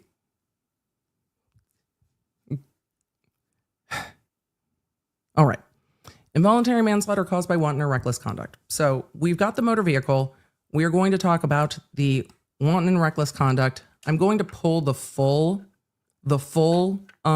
jury instruction, so we have it for another one to double check that this is exactly the language they use. But you can, well, we heard these jury instructions read at the beginning of the case partly, and we heard them read at the end of the case last time. Wanton or reckless conduct is intentional conduct that created a high degree of likelihood that substantial harm will result to another person. That can include the intentional act of driving. An omission or failure to act may constitute wanton or reckless conduct where the defendant has a duty to act. Will the prosecution argue that Karen Read dropping him off and not making sure he got into a place or not into a place categorized as that? I don't know if they'll argue it. Could they argue it? Maybe. But I think that's why we're seeing the defense bring in information that there was no hypothermia. I think that's why the defense is going to make sure that they are saying hypothermia is not the issue here, because they anticipate the Commonwealth saying leaving him there while he's intoxicated is part of it. The defense is going to argue there's no duty to act.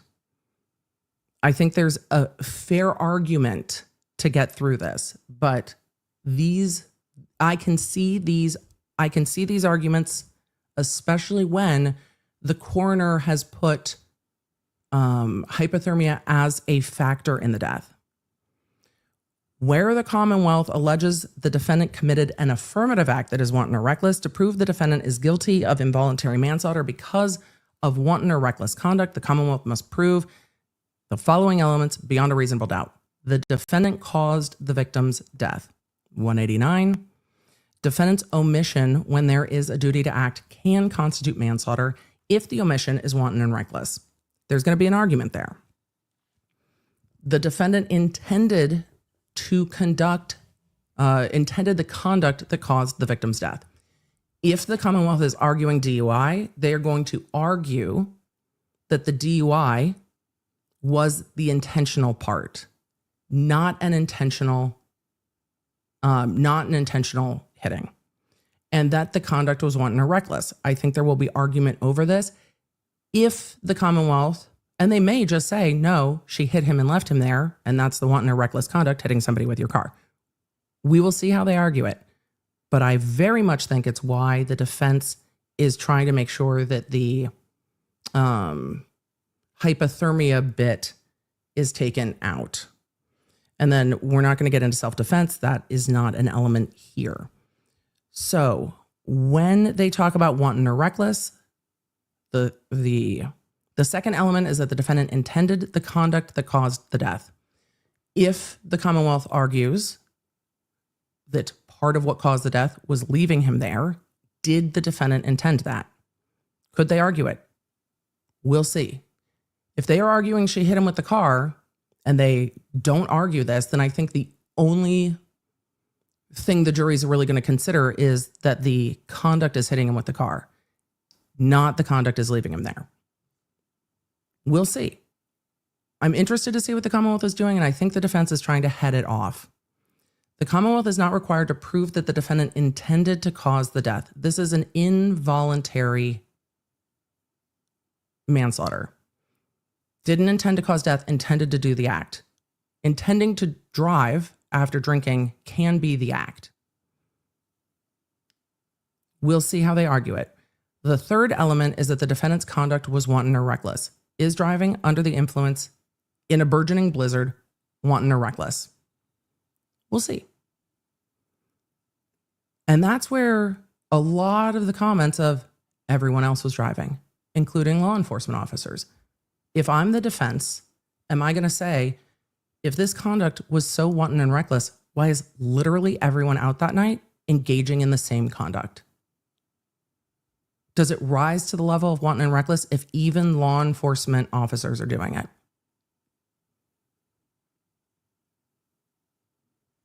We'll see. Depending on what comes in the car and in the black box with the car, there might be other arguments here. We'll see. Wanton or reckless conduct is conduct that creates a high degree of likelihood of that substantial harm will result to another. It is conduct involving a grave risk of harm to another person, that a person undertakes with indifference to or disregard of the consequences of such conduct. If that's the drunk driving, that will be their argument. Whether conduct is wanton or reckless depends either on what the defendant knew or how a reasonable person would have acted knowing what the defendant knew. And if you're the defense attorneys, are you arguing, well, everyone knew the weather, everyone had been drinking, and everyone was driving. So is the argument a reasonable person in Canton would behave the same way? They might make that argument. If the defendant realized the grave risk created by their conduct, their subsequent act amounts to wanton or reckless conduct, whether or not a reasonable person would have realized the risk of grave danger.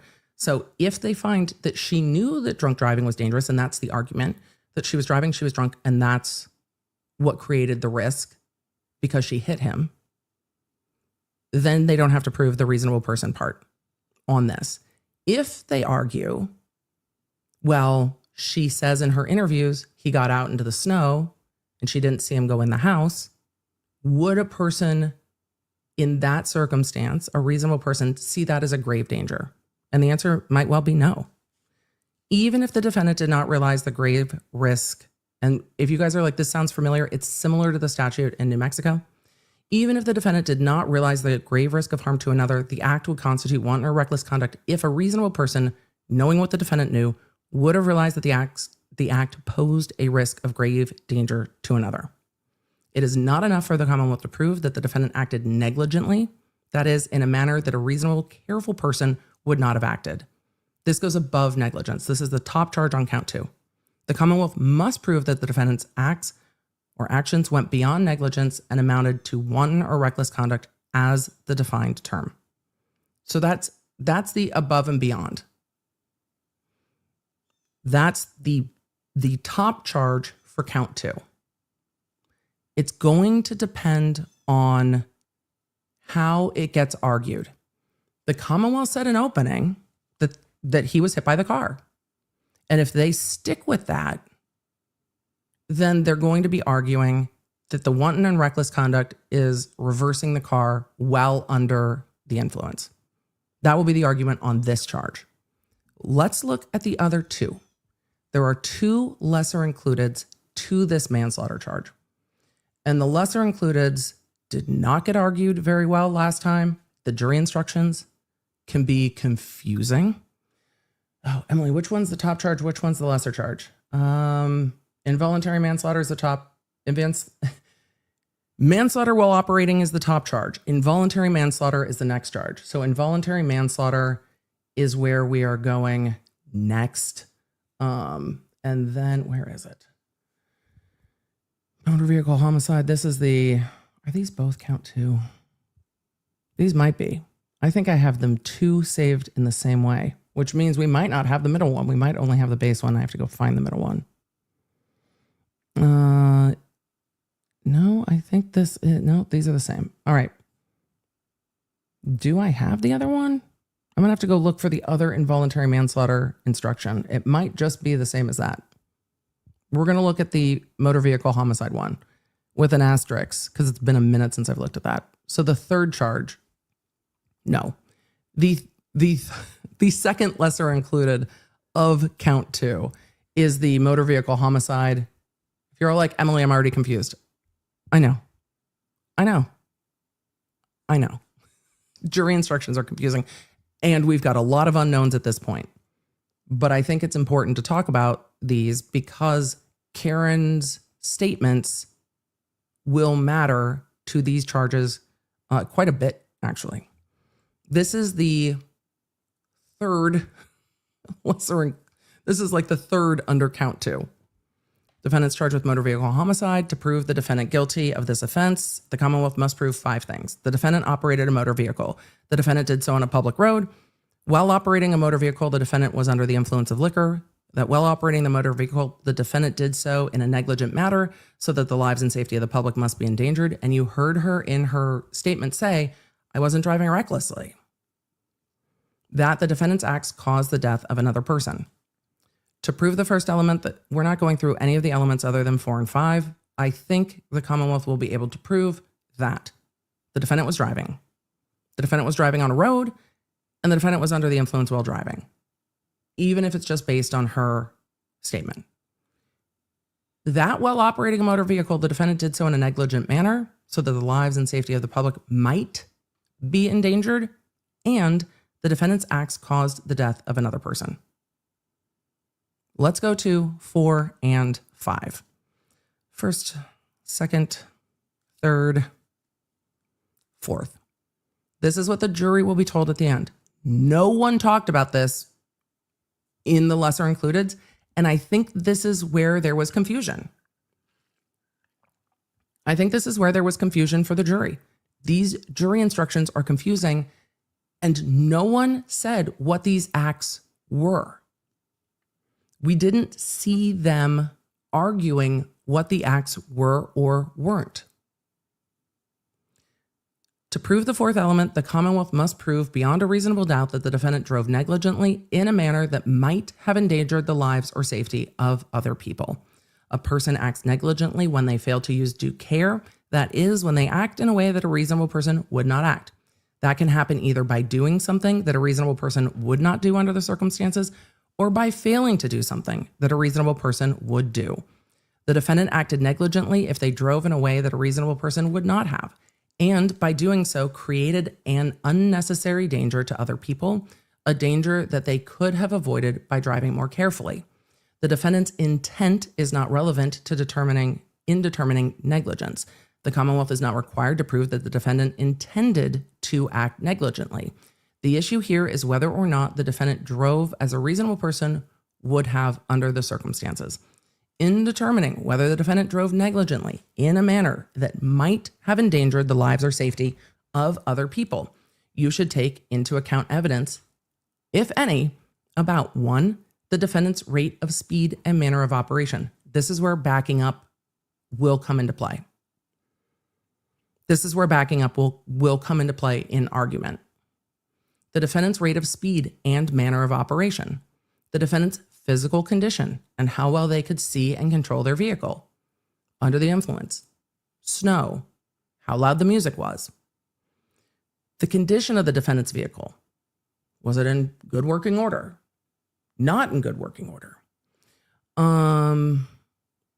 Where was I? The condition of the vehicle, defendant's vehicle, the kind of road it was, and who else was on the road, the time of day, the weather, the road conditions, what any other vehicles or pedestrians were doing.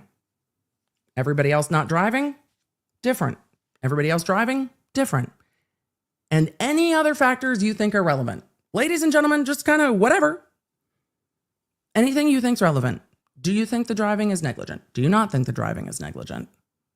Depending on how they feel about backing up, we'll see. To prove the 5th element, the Commonwealth must prove beyond a reasonable doubt that the defendant's acts caused the death of another person. This requires the Commonwealth to prove 2 things. First, the Commonwealth must prove beyond a reasonable doubt that the death would not have occurred but for the defendant's acts. They have not argued what the acts are. We will see what acts they argue. Are they going to argue backing up? In the opening statements, we heard the Commonwealth say John O'Keefe went backwards and hit his head. It was actually and they said Karen clipped him.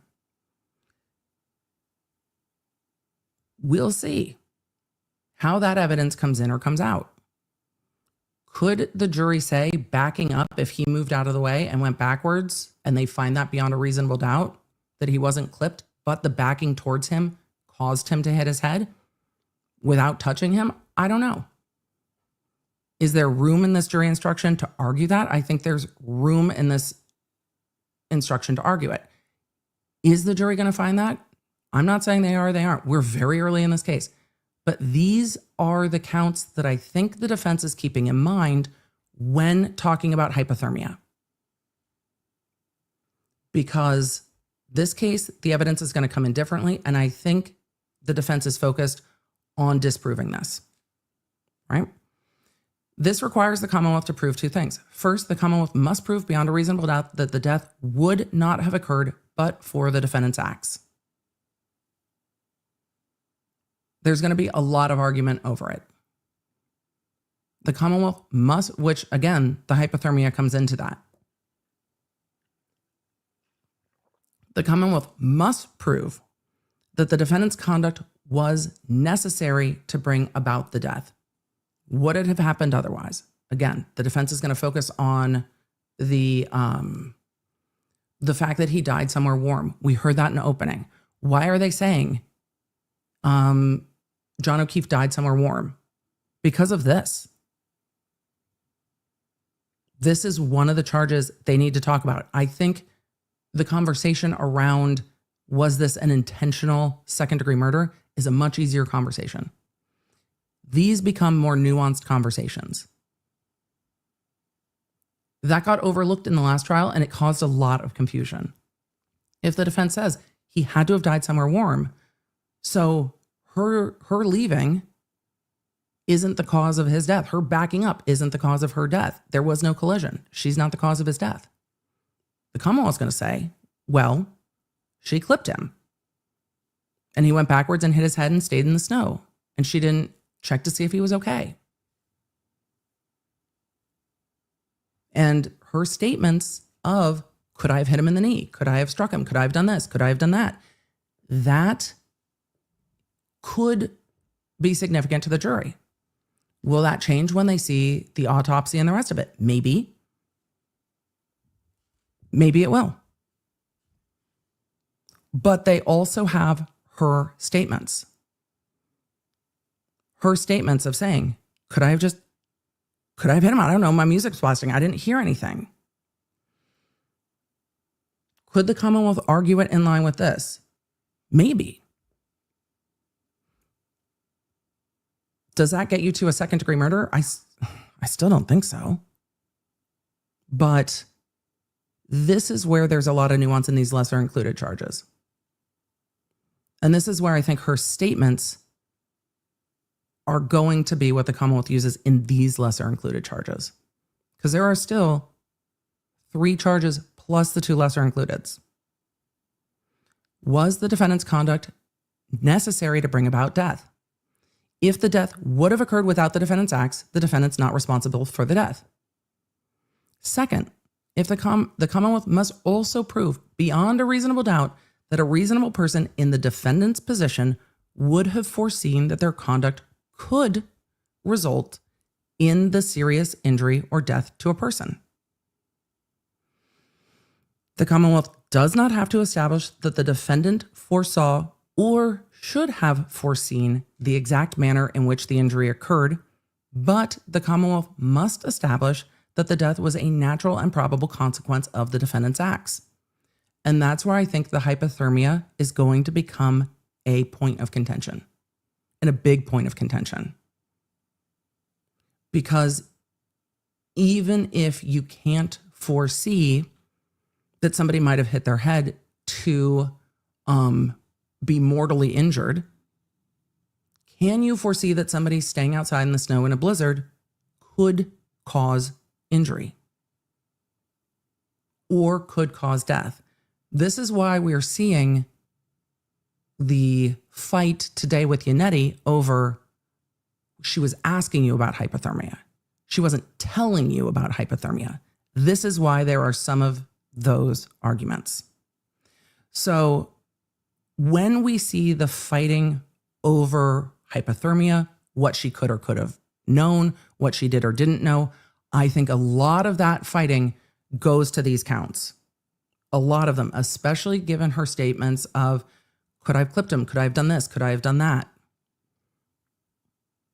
I think these charges are why. I don't think it's because of counts 2 and 3, which require, and she intended to hit him with her car and then did. These have much different languaging. These have should have foreseen, could cause injury. The languaging in these is much more open. And that's where I think her statements, if the jury's looking at all those statements going, you knew you were drinking and driving, and we're like, I'm driving in my safe drinking and driving way, that's where these charges are something the defense is concerned about. How much the jury will focus on it, I don't know. But these lesser includeds are part of why we're going to see all that arguing. James said, I understand, but I can't get there on count 2. That's fair. That's fair. And I'm not telling you what you should or should not think. I'm just telling you where the fight is and why. I think this is where some of the fight is, because I think some of the other counts are, well, a lot. The lesser includeds are confusing. The languaging on these gets more vague as you go down. Like as you go to the last lesser included, this one that we're looking at, the language becomes negligence. Should you have known? Might your behavior cause danger? This languaging is different. So when I talk about count 2, it's going to depend on how the Commonwealth argues it. Are they going to argue her backing up only? Are they going to just say, no, she hit him? And the jury's going to say, but the evidence doesn't say that. We'll see. It depends on how they argue it. The defense is setting up their arguments to shoot down these charges, because I think the defense has a much easier time shooting down the intentional homicides. I do. So we will see. But these count 2 and its lesser includeds are going to cause concern, and they are going to fight about these, of course. And her own words make that harder, I think, for her, because they're not going to, I don't think they're going to be arguing about whether she was driving or whether she was drinking. It's going to be the other things. Did she drive in a manner so that lives and safety might be endangered? And then, were those acts really part of what caused the death? Would the death have occurred without those acts? How the Commonwealth argues that matters. It's why the defense is fighting on the hypothermia. Because if the Commonwealth leans in too, if she had just checked, no hypothermia.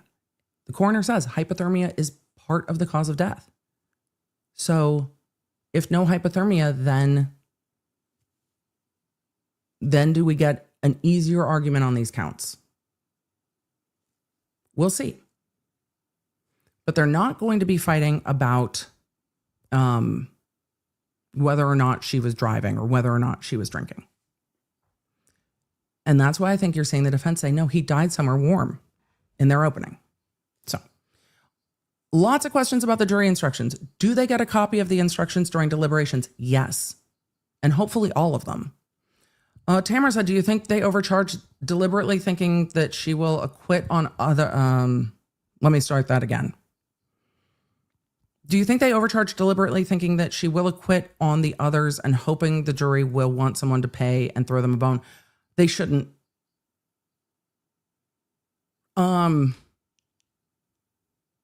It's hard for me to wrap my head around some of the Commonwealth theory. I wonder if the Commonwealth listens to the voicemails and are like, no, she's mad. She's volitional. She's mad. I don't see it that way. But I wonder if that's what they're thinking. But no, you shouldn't overcharge to force a plea or a conviction on a lower charge and be like, well, let go of some of them. It just makes it confusing. If they think that the proper charge is count 2, which was originally charged before they elevated it, which is you didn't intend to kill this person, but you did the other things that caused their death. We'll see. I'm interested to see what the black box information from her car says, but the Commonwealth very much seems to say, no, she backed up intoxicated, apparently with music blaring, fast and for a long time after John was out of the car. I think they're going to argue that on this. I think that's the driving they're going to argue. We'll see. We'll see how they argue it. But that's why I think there is this fight over hypothermia that there wasn't before. That's what I'm thinking. A number of you asked, will the jury instructions change for this trial? No. No, they won't. The jury instructions are set. Though the pair I pulled, these are 2023. I doubt they were updated in 2025, but I will double check. I normally do that as we get to the end of trial. I double check if there's updates. I didn't do that before trial started because I was like, we got a while before we talk about this again. So I just hadn't pulled it to see if there was an update in 2025, but no, they won't be updated because of this. I don't know if the verdict form will be laid out differently. It really just depends. The verdict form might get laid out differently. This verdict form can get confusing because it's offense 2, and then there's the 3 different charges. So could we see that? Maybe we could. I didn't pull the involuntary manslaughter instruction because I couldn't find it. It's more similar to the manslaughter while operating a motor vehicle than it is to the motor vehicle homicide. The motor vehicle homicide is the lowest of the charges, meaning the lowest intent needed. Negligence could, not wanton and reckless. So the languaging is different. And it took, I mean, we have these timestamped if you want to go watch jury instructions from the last trial where she read these all in. I need to go find it. But there's a lot of evidence to go. I think this is a fight. I think the count 2 is part of the fight, especially given that that's where the jury was confused last time. I think the jury was confused because those jury instructions are confusing if nobody breaks them down. What does all this language mean? No one focused on it in the first trial. And from what we've heard from jurors in the first trial, they were like, nope, what the hell's all this in the middle? So yeah, I think there's going to be a fight over count 2. That said, the Commonwealth said she struck him. And if they continue to argue she struck him, it narrows in their argument on count 2, including that she hit him with a car, because they have put that out there. Do these charges require that? Not the way count 3 does, and not the way count 1 does. The languaging in these is much broader. So the Commonwealth can make it mean that, though, through their argument. And the defense will say, I'm sure, the Commonwealth told you that John O'Keefe was struck by a car. This evidence doesn't say he was struck by a car. And if the Commonwealth backs off of that in closing and says, well, if you don't find he was struck by a car, she still backed up at him, and that still caused him to go backwards. Does that help them? Maybe not. We'll see how the evidence comes in. Will the closing be limited in time? If I'm all the attorneys, I'm arguing like hell to get more time because we know there was confusion.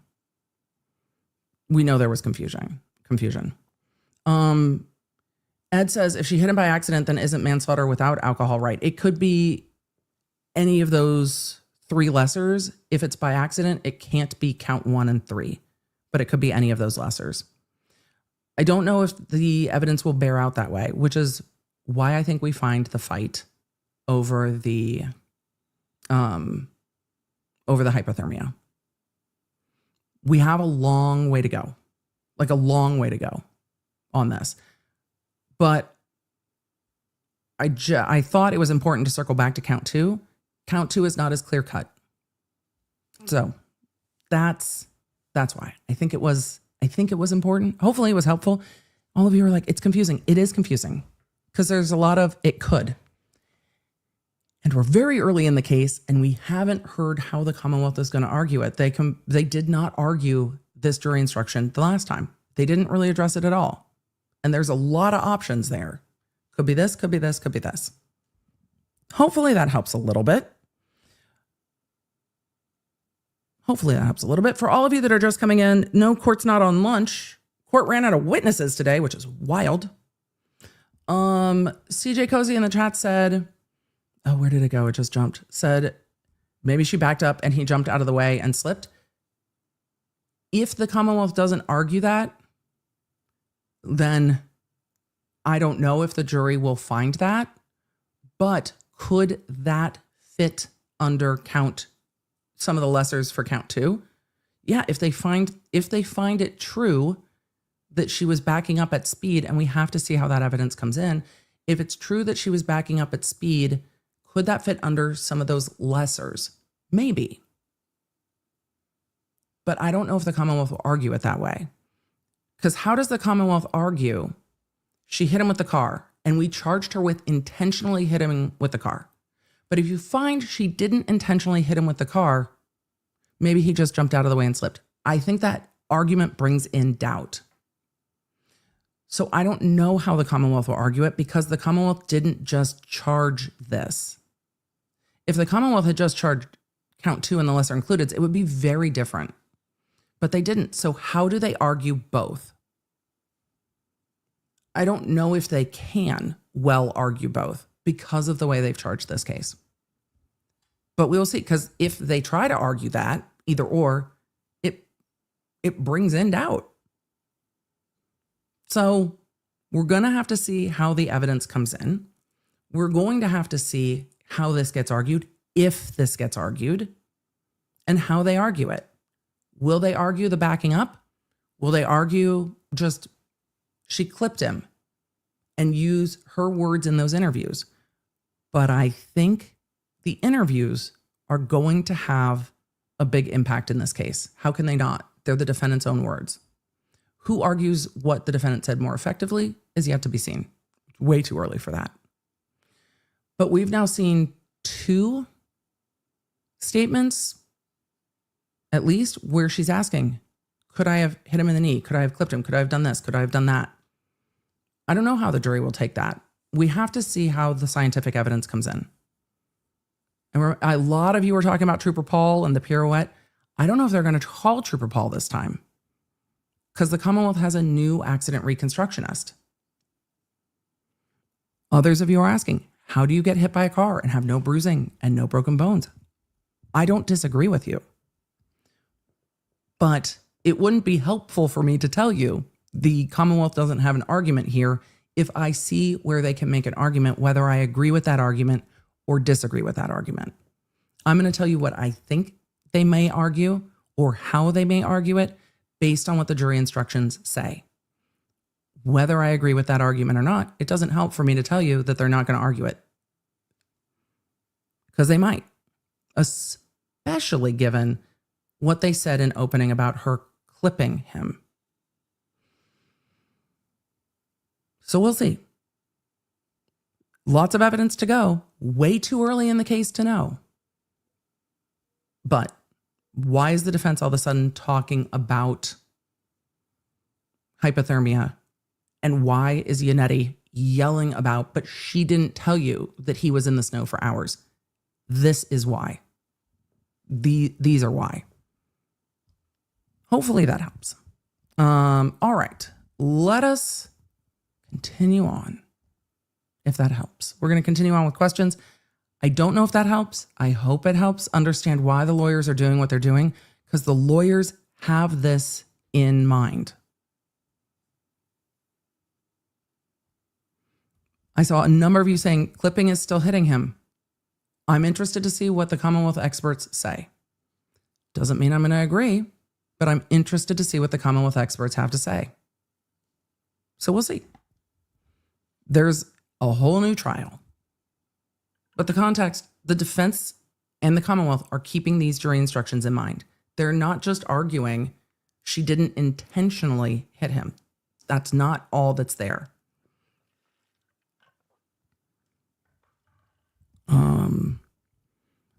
Janae said, but the Commonwealth's theory is that the taillight caused the injuries. And there's going to be a lot of questions to that. So, Mary Lou said, I think the judge is looking for any way she can to yeet ARCA. If she was going to keep them out, she would have. I don't think she's going to keep them out. I don't think she's going to keep them out. Jennifer said, will you please discuss Brennan's explanation of the murder charge and opening statements? I would need to go back and watch exactly what he said, because him talking about the way this happened was different, but I need to go back and take a look before I explain it. But I'll go back and look before next week. A lot of you guys are like, but what about, but I get it. We're not there yet. I get it. There's a lot of other factors. I'm telling you what I think the Commonwealth might argue when we get to the end of this, and why the defense is also modifying the way that they're doing cross-examinations. That's all. We're just not there yet. There's a lot of trial. Shaylee said, remember last trial when we heard multiple times that she was involuntarily taken to the hospital without knowing why for days? Brennan is doing much better orienting the jury, in my opinion, so far. I think so too. I think the way Brennan is presenting the evidence and the order he's presenting it in makes it easier to understand what's happening in the order it's happening in. I think he's done a much better job of presenting evidence than we saw last trial. It's much more clear. And yes, it's even just having Carrie Roberts explain a little bit that Karen's dad is the one that called. We were sitting there literally for days going, but why is she going to the hospital?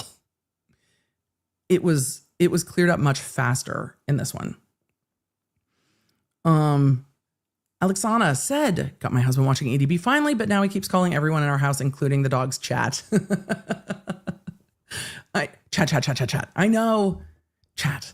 It is a neutral third party, sometimes in the first person. Chat, what's up? Chat, what's good? Chat, how we doing? I've heard especially my junior high school student, my youngest, he and his friends will refer to each other as chat when they're not saying chicken jockey. Some of you know where we're at. Jay said she said this shit so fast too because she knew it was a terrible call. Impeachment of your own witness is a terrible idea. The clips today that the Commonwealth played in the afternoon, the last clips the Commonwealth played today, I completely understood. Some of the other clips they played, I'm like, why are we doing this? But the clips today and leaving the jury with those clips of Karen Read being like, I was drinking, I was driving, I was trying to drive safely. But yeah, was I more fuzzy than I would be if I was sober? Yeah. It's an interesting place to leave the jury, but it doesn't change the fight over how was this caused. That is still the fight. Was it intended? I don't think there's as much of a fight there, clearly. But how was it caused? And if we get into the unintended count 2, then where are the arguments? And the Commonwealth may have pigeonholed themselves in opening when they said, whether intentional or unintentional, she hit him with the car. And if that's what they go with, then we're getting right back to there is no collision, which we heard from the defense. And that's their argument. So hopefully we see what the lawyers are keeping in their minds as they're going through all of this.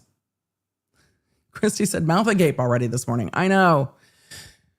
Busy morning. Meg R said, thank you, EDB and crew, for being amazing and balanced. Call it like I see it. Tell you when I can't. I tell you when I'm just annoyed and I can't. That's the best I can do is be transparent. This case is a lot. And I know I will find some sanity here. Chaos, sanity, the best kind. When there's chaos in court, we'll definitely talk about it. But my goal truly is to understand what is happening in court, why it may be happening in court, and what the jury is seeing. And then try to pull back what we know that the jury doesn't know, and trying to figure out what the jury is seeing fresh. And it's harder on a retrial. It's harder on a retrial to see just what the jury knows at this point when there is so much more known. But if the jury looks at this investigation and is like, I don't even know what the fuck this is, the argument over count 2 might not matter. The jury might look at all of that and be like, she was drinking and driving. I don't see a drinking and driving charge alone here. So just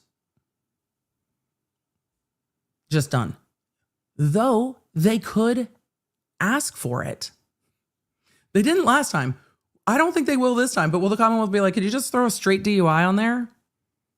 That'd be wild. That'd be wild. But they didn't ask for it last time. Could they? I mean, in theory, they could. In theory, they could. In theory, they could throw a DUI in there and have a DUI count. I don't know if they want to give the jury that option. But we'll see. In theory, it could happen. So that is count 2, and the lesser includeds to count 2. Hopefully it gives context to the arguments that are being made. I've said that like 3 times today. Is my brain tired? Yes. Christina said, isn't the statement from the docuseries a statement by a party opponent? The statement from the docuseries, I think we're talking about this morning's statement, Christina, which is a great question. The statement from this morning is a statement from a party opponent, which it gets it past being hearsay, but it still has to be relevant, admissible evidence. One of the reasons evidence can be not admissible is because it's hearsay. But it's not a problem because it's hearsay. That first clip of she leaned over the counter and said, he looks like he's been hit by a car. That the issue is not that this statement is hearsay. It's how is it relevant evidence? And to be relevant, it has to be probative, meaning it has to, my back is starting to hurt. It has to be something that helps the jury decide a fact at issue. But because it's the defendant saying what Peggy O'Keefe said, it has to be admitted not for the truth of the matter asserted. Because if the Commonwealth is admitting, stick with me here, guys. You might need a chart. I get it. If the Commonwealth is seeking to admit Karen Read saying that Peggy O'Keefe said he looks like he's been hit by a car, for the truth of that, meaning to prove that John O'Keefe had been hit by a car, then it is hearsay because you've got two statements, Karen Read's statement and then Peggy O'Keefe's statement. Karen Read's statement is a party opponent, no hearsay. Peggy O'Keefe's statement, hearsay if it's being offered for the truth of the matter asserted. They're not arguing it's being offered for the truth of the matter asserted. They're arguing it's being offered to show consciousness of guilt because they are saying that Karen Read is lying and that statement is a ruse. Because Peggy O'Keefe said, I never said that. That's a ruse. So Karen is making things up to cover for what she did. I think that's a lot of a reach to say, well, Karen is showing her consciousness of guilt, knowing that she did this, because they are arguing this is an intentional homicide and she knew she hit him with the car. She intended to hit him with the car, and then she intended to leave.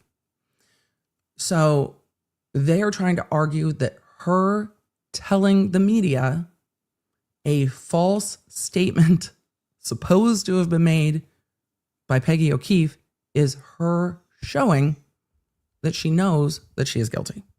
Consciousness of guilt. She's making up a ruse to say, I had to get out of the house because of this.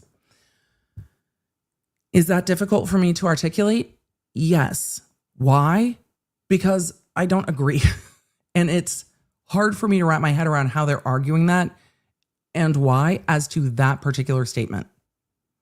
I see that statement not as consciousness of guilt. So where I get stuck on that statement is I see it as being admitted as not hearsay, so not for the truth of the matter. So is it probative of what? No. What is it probative of? Well, nothing if it's being offered as not hearsay. So I struggle with that argument. I don't agree. But that's why they're admitting it. That's why they argued it. It is multiple layers of hearsay. So when you have multiple layers of hearsay, you have to go for the first layer of hearsay and then the second layer of hearsay and then the third layer of hearsay. If there's more. Hopefully. We've had a lovely hearsay lesson. I hope that helps. So we'll see. Jay Fernandez says, I don't understand the judge's rulings. It feels personal at times. I feel she loses objectivity. It's hard when we don't have the written ruling. There are times that there are comments in some rulings where there aren't comments in similar rulings. That is not something that is helpful in the situation. I don't understand this ruling. I'm not going to speculate on it further than that because I don't understand Brennan's argument and I don't understand the ruling. And I don't like it. And it makes it hard for me to wrap my head around it. I hope somebody else does a better job than I do. And you guys tell me who figures it out because that one's really hard for me. Is it going to be a problem? Yeah. If there's a conviction, yes, it will be a problem. It will be appealed. The other statements I understand, but that one's hard. So, Jay said, I'm finding solace in the fact that there is so much more evidence on the defense's side. We are so early on in the case. Generally, what you should see in a case is that one side, you're like, oh, okay, I see what they're saying. And then you get into the other side and you go, oh, what? Wait, that's why the jurors wait till the end of the case to deliberate and can't talk about the case in the middle. It should feel like, oh, that's a good point. Oh, I understand. Oh, I see where they're going. Oh, I know why we're here. Because if you can't get there in the case in chief, then why are we here? And then you get into the next part of the case and then it starts unwinding it. For all of you just coming in, hi. Court is done for the day. The prosecution ran out of witnesses? On day 3, I don't know. There was confusion. Meg said, can you please explain? We'll see. Why Carrie Roberts and Jen M came up with a timeline. Were they told by someone or did they only do it on their own? Here's what their testimony was. Well, here's what Carrie's testimony was, is that Peg O'Keefe asked them. And I don't know exactly what she asked them because we didn't get into all of it. I don't know if she said, can you tell me what happened this morning? Or can you tell me what happened since last night? I don't know what the question was because that's hearsay. And then no one asked Peg O'Keefe about it. So I don't know what was asked.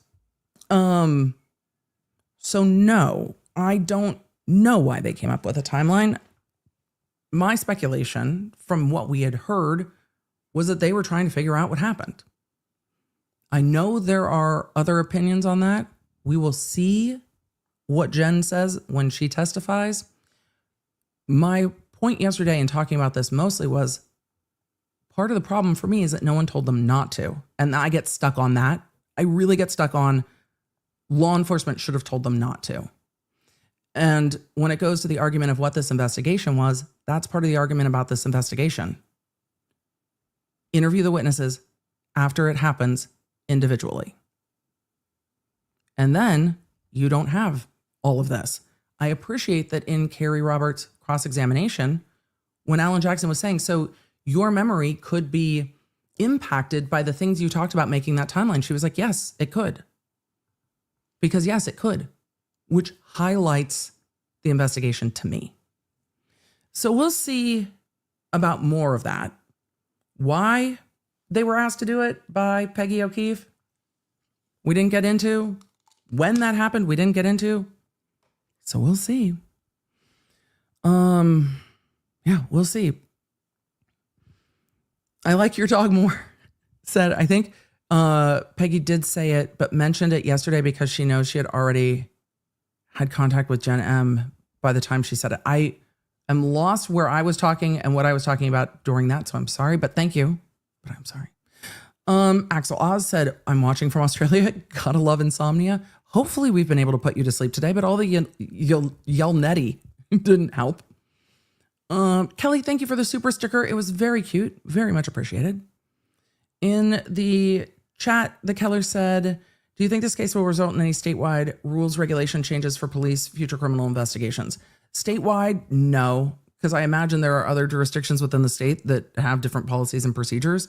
Canton's policy and procedures look like they've already started to get modified. I don't know how much that'll come up in this trial. I covered it elsewhere. I wonder if it will also have impact on how the jury instructions are worded with regard to coming back with a verdict on all counts. I don't know if that'll come up when they have jury instruction conference. I imagine that it will. Okay, I imagine that it will. Lizzie in the chat said, EDB, I've been stuck on law enforcement giving Jen permission to delete text from her phone prior to cloning the phone.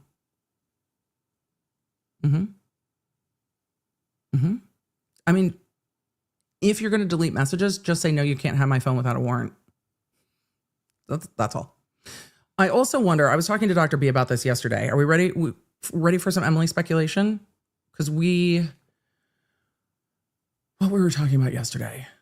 Oh, we were having a whole conversation on a side quest. And I was like, oh, so in this case, it's going to come up that we're talking about text messages. In this case, it's going to come up that, or at least I think it's going to come up that, two of the officers in this case were on duty drinking and then driving a cruiser back. And one of the officers left his service weapon and badge in other said officer's car. So we were talking about that and being like, literally, how do you do that? So they had gone out to investigate something. They were coming back. They stopped and got dinner. They got some drinks. They were driving. I don't think it was actually a cruiser. I think it was a detective vehicle. The Blue Jays are sassing with each other. It was, I don't think like a black and white wee-wee cruiser. I think it was like a detective SUV or whatever, but it was their departmental issue card. Total spoilers at this point. Department issue card. And as we were talking about it, I'm like, so for me, it seems that the only way this came up at all is because of the text messages. I don't think that incident was known about by anyone other than the two individuals until the phones got downloaded. Because the text back and forth of like, bro, did I leave my gun in your car? Did I leave my badge in your car? Yeah, just drop it in the mailbox or whatever. This is very vague overview of those texts. I think the only reason that was investigated by IA after the last trial is because there were text messages. As I'm wondering about the disappearing phones, I have to wonder if that sort of highlights why some of the other phones went missing. Because what else might be on those phones? There was an IA investigation because of those text messages back and forth, like, dude, where's my gun? And then other law enforcement's phones are just gone. The behavior is sus. I'm not going to tell you it's not sus. I just don't know if all of it's related specifically to this case. I just have to wonder what else. Because that wasn't related to this case. The driving back and forth. There's participants of this case involved, but it wasn't related to this case. It wasn't part of the investigation in this case. They weren't investigating this case. It didn't have anything to go or anything to do really with this case except the participants. And they found it because the phones got downloaded. I just have to wonder. Who said, dude, where's my SIM card? And I didn't talk about it in the last trial because there was so much new information to process, but the behavior is odd, but like, what else is there? That's where I have questions. What else? Even if it's not related to this case. And I think that's why if we see the defense move towards, they could have investigated this and they didn't. They could have investigated that and they didn't. They could have investigated this person and they didn't. They could have, all of it. I wonder if that will be a stronger argument for the jury than they're getting rid of their phones. It's all like then trying to get the jury to believe that all of these people are involved in some kind of thing. I think arguing incompetence and then maybe malice on the part of a few is an easier argument for the defense than arguing malice on the part of everybody. So we'll see. But I'm curious how that's going to pan out in this case. I think it's a better argument. I do. All right. What else? NJ Robbins said, Emily, using these interviews, I feel like are going to hurt her. How did the defense allow these to be put into the case? Well, the defense doesn't have a choice. The defense doesn't have a choice about whether they're put into the case. The only choice the defense has is to not let their client talk at all. So you have to, the right not to speak only works before you speak in this case. So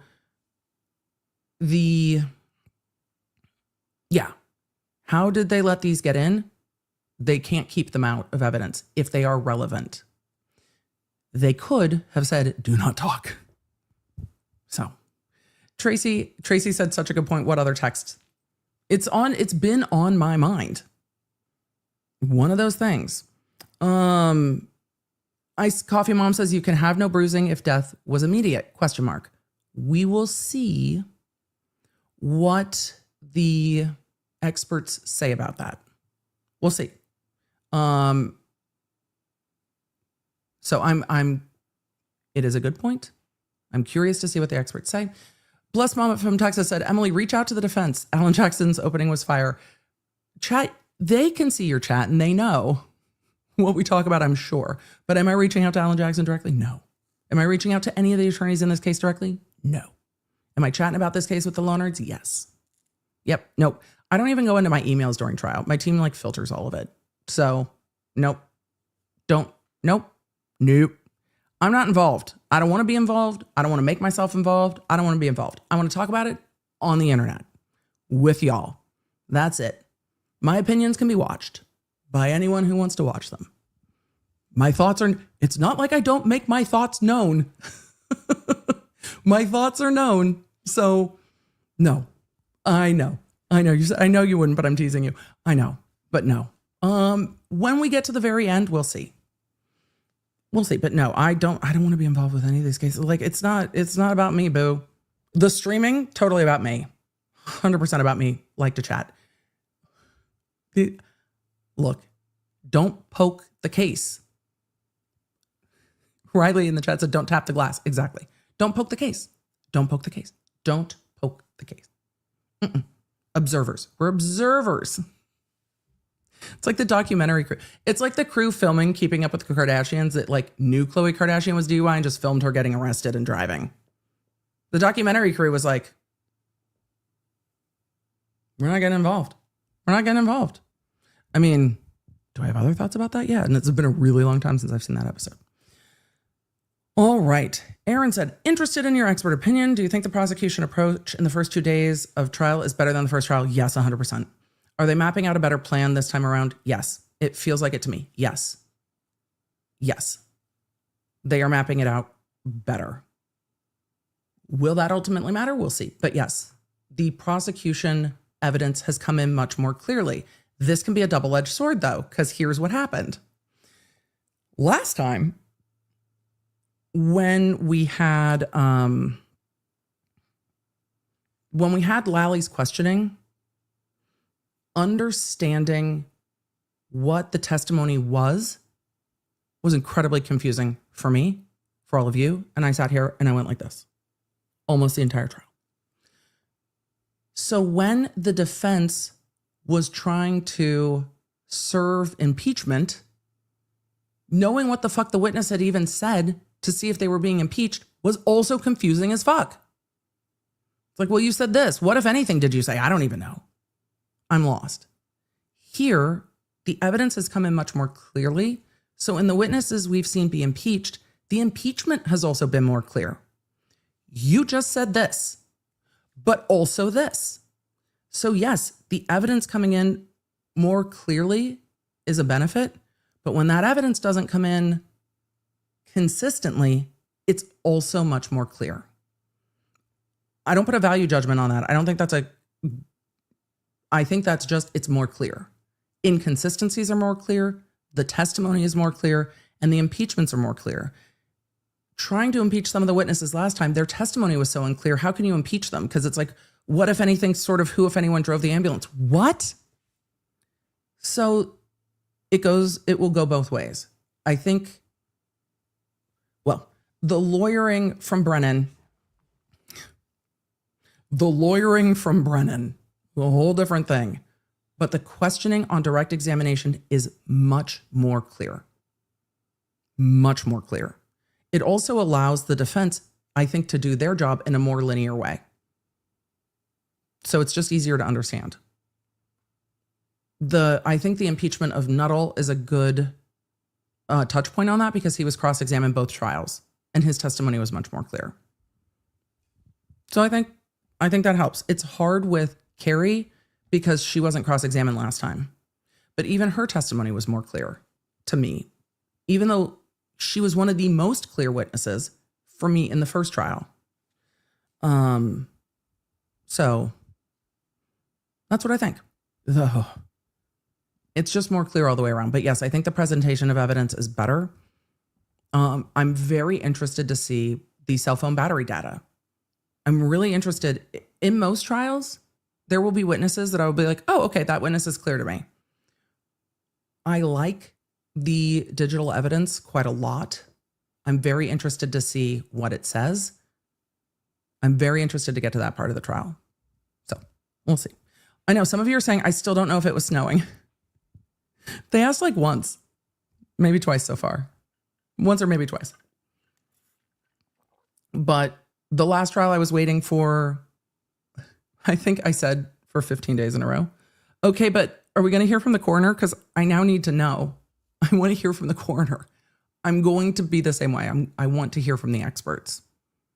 Though the interpersonal drama of this case is a whole separate thing. The who knows who and who went to high school with who and who dated who, all the rest of it. All of it. Carrie said, question, ADB. Do you think they'll call the coroner? I think they have to. Former Trooper Proctor? I think it would be really hard not to call Trooper Proctor. I think it's worse if they don't. Because the defense will, no matter what. He's the lead investigator. Like the shit's out of the horse on that. There's nothing. If they don't call him, he gets called by the defense, and it looks terrible. You don't even call your lead investigator when the defense is arguing that this was a shit show. Okay. It can't be a shock to the Commonwealth that Proctor was fired. I wonder if they think Karen Read's statements will negate it. But not to spoil for those of you that haven't watched the trial yet, but when we get to the Proctor stuff, I think the jury's going to go, what? What? What? Because the defense doesn't bring all of the most shocking shit into their opening statements. They bring in the nope. And the jury's going to be like, are you kidding me? Or at least, I don't know how they could not be. We'll see. So for those of you, I have seen a lot of these questions. I have tagged the lippy I am wearing. It is tagged down below. Is the Kulfi? It is tagged. It is tagged. It's in the description. Y'all have been big fans. I appreciate you. I'm also a big fan. Let's see. I'm not going to get through all the super chats. I'm going to zoom through our super chats. So let's see. Lindsay says, I know the trial is supposed to be to get justice for John O'Keefe, for John O'Keefe's family and friends, but it feels cruel to make these people relive this awful event again and again. The gut punch that hung jury must have been. The hung jury was probably not welcome at all. To know that you have to go through it again for everyone involved. It's a lot. But yes, for the witnesses that are like, especially earlier in the evening, that are just like, we just went out. We went out. We were celebrating. We went out. It's gut wrenching. But that's what they did. They were celebrating. Yeah, it's hard. 100%. And some of the witnesses are absolutely necessary. How John left his house and got to see if McCarthy's and what they were doing before Karen arrived is needed testimony. Let's see. Matt said, Emily, I feel like after watching and learning from you for 4 years, one might have the intellectual equivalent of a law degree. Oh, for sure. LAWNERD Law School. Like, cannot practice, but well-informed. Too bad we can't take the bar off that. I mean, in California, you kind of can. Kim Kardashian's doing it. I mean, not based on my channel, but in California, you can. There's lots of options for apprenticeship, because that used to be the way that, well, most things were done. So there used to be options for apprenticeship. Jay Fernandez says, based on these, I find Karen Read is incredibly annoying. I mean, and saying likely needs good girlfriends and therapy. However, none of the Commonwealth evidence aligns with her having hit John O'Keefe and killed him. And that's going to be the point. And I think that the jurors will see, okay, the relationship was struggling, but I don't think we're getting to the relationship struggling to the point where you're like, well, this looks like she decided I'm just going to hit you with the car. We'll see how the evidence comes in. Well, but you guys know, I really strongly don't think they should have charged count one. So it's even hard for me to wrap my head around, like, how do we get to them thinking it's intentional? It's hard.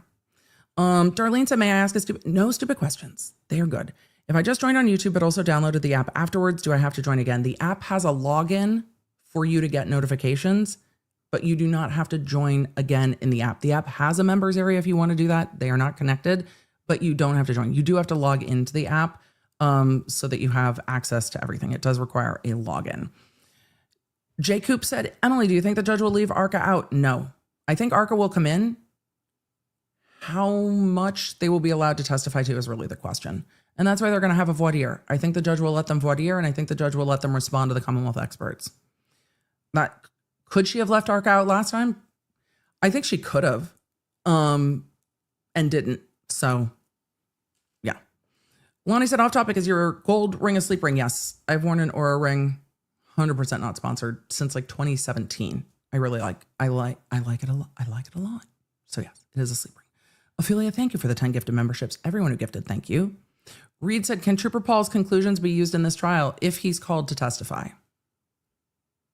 The next question the chat's going to say is, can the defense call him? Mm-hmm. The defense could call him and say, you're the first one that investigated this case, aren't you? And in your investigation of this case, what was your determination about how this happened? I don't know if they will or they won't, but could they? Yes, they could. Can Proctor being fired be introduced if he testifies? Oh, yes. 100%. Some of what will come in will be limited. Like every single conclusion made and the report made and all of that. But that he was fired in part for his work in this case? Yes. Do we call him Mr. Proctor? I like former Trooper Proctor. But yeah, yes, it can. Yes, it can. Yeah. Mm-hmm. Going to be real interesting. Going to be real interesting to see how that goes. Lindsay902 said, have you ever seen experts sequestered? No. I've never even seen anyone ask. No. Like the whole point of the experts is that they have the information. So, no. Have you ever seen experts sequestered from other testimony, and do you think ARCA will be limited? I want to see the voir dire because it's going to depend. And I hate to lawyer, it depends, but it really does depend on if ARCA's like new. They keep calling them new opinions. I don't know if they're new opinions or not. We haven't seen it. But if the additional, that's better. If the additional information that ARCA wants to bring in is responsive to the Commonwealth's new experts, then I think it is less likely that she will keep it out because it is responsive to new experts from the Commonwealth.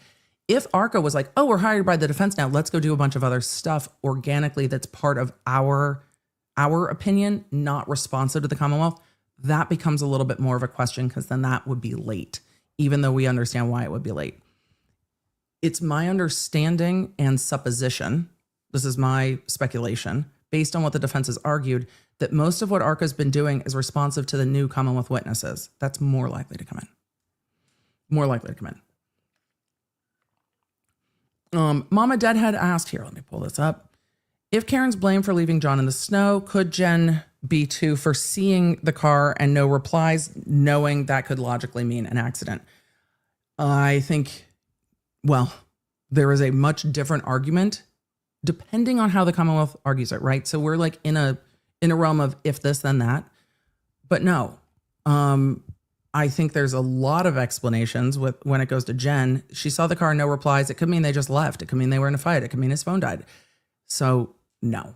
There's also, I think there's an argument over duty, which if Karen Reed thinks she might have hit him, is there then a duty to say, well, if I could have, did I think I could have hit him? Then is there a duty to stop and check? Different than, oh, well, he stopped texting. I guess they left. So we'll see. There's a lot of ways to get there.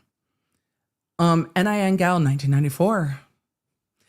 Good to see you. Said, I'm stuck on the first responders not going, no lights inside. Maybe we should check they are alive as well due to the man with the injuries on a cop's lawn. Fair enough. I think that everyone that responded to this treated it like a medical. Everyone treated it like a medical. Everything treated it like a medical. No one treated it like a crime scene. They didn't rope it off. They didn't interview witnesses. They all were like, this is just a medical. Unresponsive man in the snow. And they, at that point, didn't say, maybe something else happened. So it's, yeah, it's frustrating. Request motion for LAWNERD Law School. Can't practice, but well-informed. Well-informed. Well-informed. I know what I know. Well-informed. Thank you for the gift of memberships. Greg Chrissy said, why let Karen do these interviews before trial? I don't know. I don't know. At some point, if Karen's like, I want to talk, and you say, I think these are the pluses and minuses of you talking, and she goes, bring it, there's not much you can do. But I don't know. I know that with the discovery ID, based on the interview that I read/yelled about, that they said the defense team called them to follow them around. That discovery ID series, the defense proactively reached out. The defense attorneys reached out and said, we want you to come film this. I'd be very, very curious about that, because there weren't as many media interviews before the first trial, and there was still a lot of interest in the first trial. So I don't know. Miss Lisa said, Vinnie Politan said this was the trial of the century. Do you agree? Didn't Vinnie Politan say that all of the last trials they've covered are the trial of the century? The century's definitely not done. There was more interest in Depp v. Heard than there has been in the Karen Read case. I think it is very much a case of interest. Does it have the same level of interest? No. What makes a trial of a century? I don't know. And then we'll see what the Kohberger case brings. I think there's a lot of interest there. I think the Kohberger case, especially because of how little we know about it and how much has been sealed, I think there will be an intense amount of interest in the Kohberger case once it gets underway. And that is going to be months, just months of trial. Emily, did you buy the stand desk because you knew the Kohberger trial was coming up? Yep. That's going to be all of September, all of October, November, half of August. So 2.5, 3.5 months. It's a lot. The Lauren said, wouldn't blood alcohol affect hypothermia? I have no idea. We'll see if the experts talk about it. I do not know. Should Brennan have been forced to find a witness? A lot of judges would have. It just depends on what the circumstance was. And I don't know what the circumstance was. There are circumstances where I can see the judge being like, fine, we're ending for the day. And there are circumstances where I can see the judge go, I don't care. That's on you. Get somebody here in an hour. And it's at sidebar, so I just don't know enough. Alexis says, late question. No worries. Are the jury from Canton or nearby? Wondering if they would identify the officers as ours or not ours. I don't even know if Canton identifies their officers as ours, from what I have seen of how the community feels. So no, and I don't know if it matters because a lot of this case dealt with state troopers. So even if you look at Canton police and are like, they did the best they could, a lot of the investigative failures fall on state police. But no, I actually think they didn't pull any jurors that specifically lived in Canton because there was too high a probability they would know people in Canton. So I think they pulled from within the county and nearby, but specifically not that had addresses in Canton. That's what I remember from the last trial. So let's see. I'm going to just get to a couple more. I'm tired. Let's see. There are lots of good questions in the chat. Let's see. Danielle said, I wish Camerano had got a chance to share about how he cleared the snow from John's garage being opened. Such a sweet guy. The testimony last trial was gutting. It would have been gutting this trial. I remember after Camerano testified last trial, the impression I was left with was that when John stepped up and took care of his niece and nephew, that he built a really lovely community of other parents that were there to support him, to support the kids, and to try to get through the unexpected and sudden becoming a parent of two. And at the time that he took the kids, they were 3 and 6, which I don't think I realized last trial. And when his mom said it this trial, I'm like, oh, that's right. They were, becoming a sudden parent to a 3 and 6 year old is very different than becoming a sudden parent to like a 17-year-old and a 14-year-old. So yeah. And built So Camerano's testimony really stuck out with me, how much of a supportive community of other parents and then friends of the kids that was built. And then how Karen kind of integrated into that too, because she was dropping kids off at games and liaising pickups and all that as well. So yeah, we didn't get into all of that. Let's see. Here Run Now in New Hampshire said she never denied not drinking. The science proves he was not hit by a car. Arca has spent thousands and endless time proving it. Bickering over kids doesn't prove it. I agree that bickering over kids doesn't prove anything other than that's what was going on that night. We will see what Arca says this trial. I'm not saying I disagree with you. We're just not there yet. She never denied not drinking. She didn't, well, the information didn't come in the last trial in the way that it's coming in this trial. And there was fights over the BAC, and it was just kind of left to the jury to decide. They put in the receipts on the drinks. They brought in the BAC. There was fighting over whether that was accurate. I think it's different for the jury to hear it from her. So that's kind of where I'm at on that, if that helps. Can the judge call a sidebar to tell the lawyer to be less annoying? Not specifically in those words, but if there are ongoing issues with the way that the questions are being asked, can the judge call a sidebar to say you are going to keep getting objected to because you are framing your question thusly? Yes. We actually read some of those sidebars in Depp Heard where the court was just like, Elaine, I'm going to keep bringing hearsay objections because of XYZ. Yes. But no, the court can't say be less annoying. Less argumentative, yes, but not less annoying. Oh, let's see. Kim, I love Labradors, said not enough cursey words in existence to express what I am feeling right now. Emily, I might need the F words and the goat stream. We definitely had those earlier today. All of them. Let's see. Someone tell them about laptop privacy films.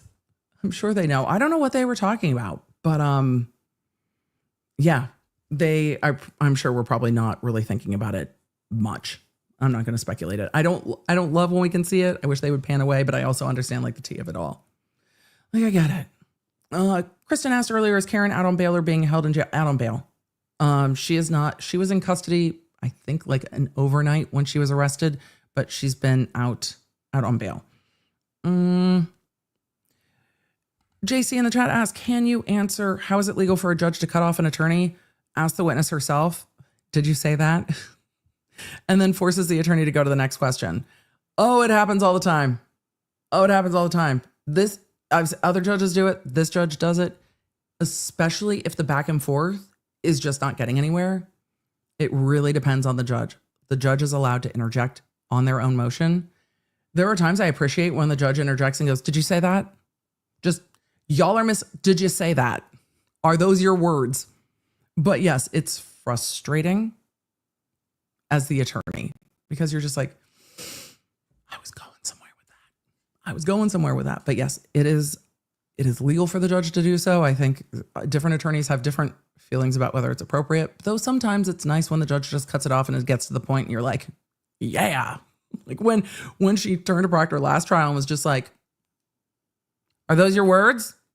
Damn. Okay. Let's see. Let's continue on. I have a couple questions. Marquita said, well, the text messages that we saw today show that John was counting on Karen to give him a ride home. Yep. That may also be a reason to show recklessness. They might argue it like he was counting on her to get home. I think the defense counter to that would be, but she left him at a friend's house and he knew people there. So we'll see. But yes, there will be arguments around recklessness or not. We could get to the point where the comment was like, she hit him with the car, period. If you think it's intentional, this count. If you don't think it's intentional, this count. We might just end up there. We just have to see. But I wanted to kind of highlight how much count 2 covers a very broad range of culpabilities. Let's see.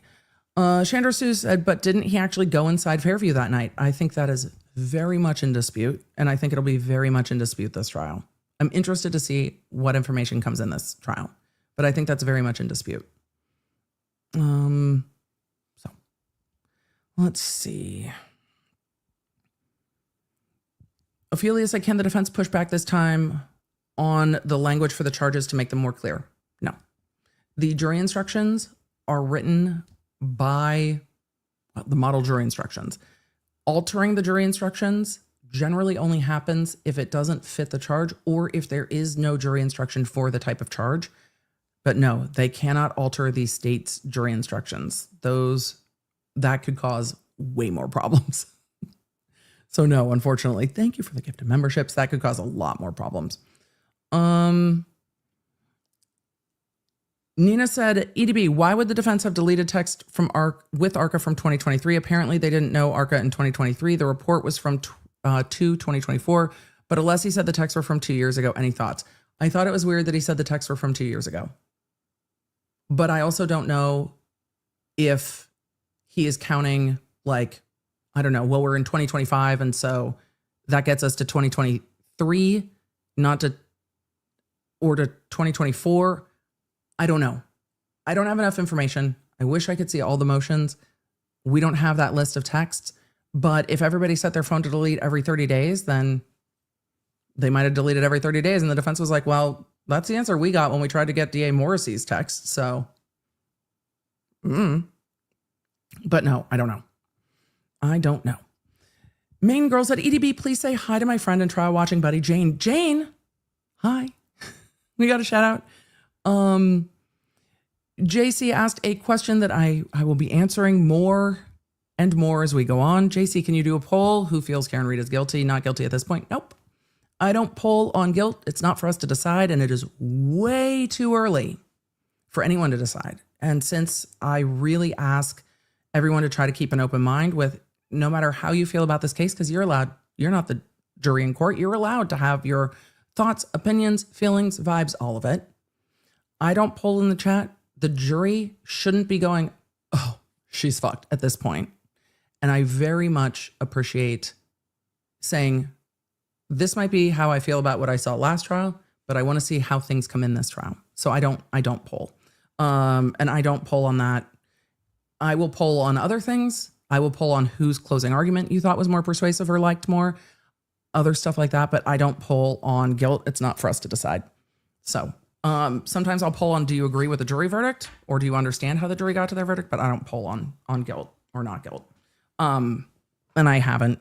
It's just, yeah, I don't. And it's way, way too early in this trial, though I understand people who watch the first trial are going to have a feeling about the evidence that we've seen.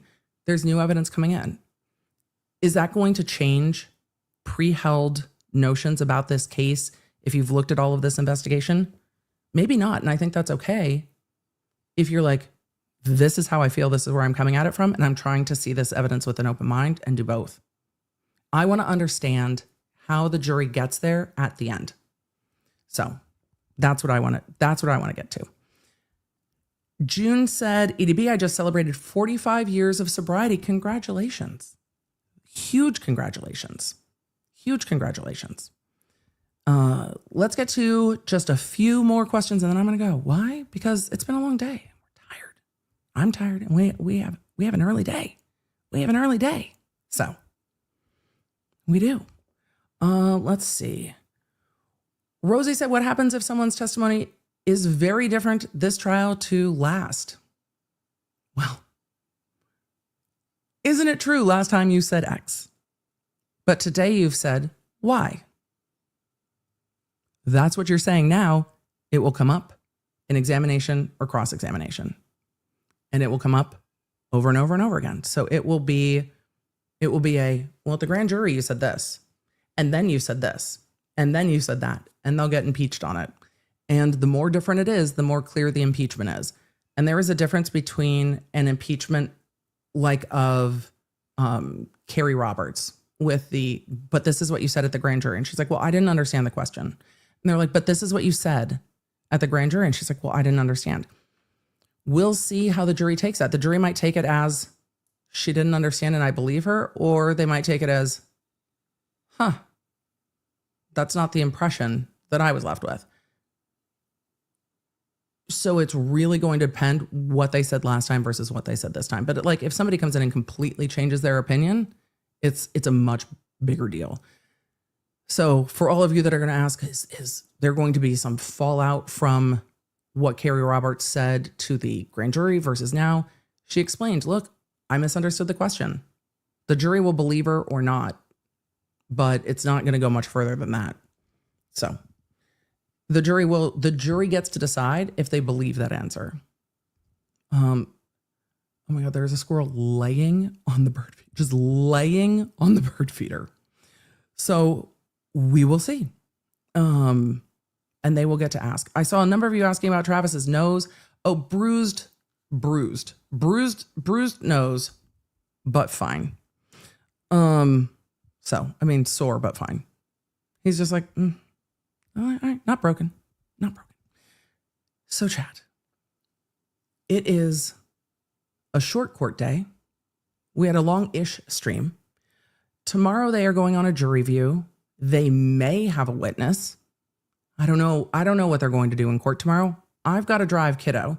So depending on when court starts, kiddo has DCI stuff to do. So that is going to be first priority. So if there is any witness testimony, and it really seems like it might be foundation and that's it, because tomorrow's a half day no matter what, there might be one witness. We'll cover it another time. Maybe Saturday, maybe Monday, we'll see. But it's not going to be much of a court day tomorrow because of that jury view. So do not worry about me tomorrow. And then we'll pick up that one witness when we have time to pick up that one witness, because it's time. I've got mom stuff that needs to get done. And I'm glad the mom stuff is going to get done early, because Monday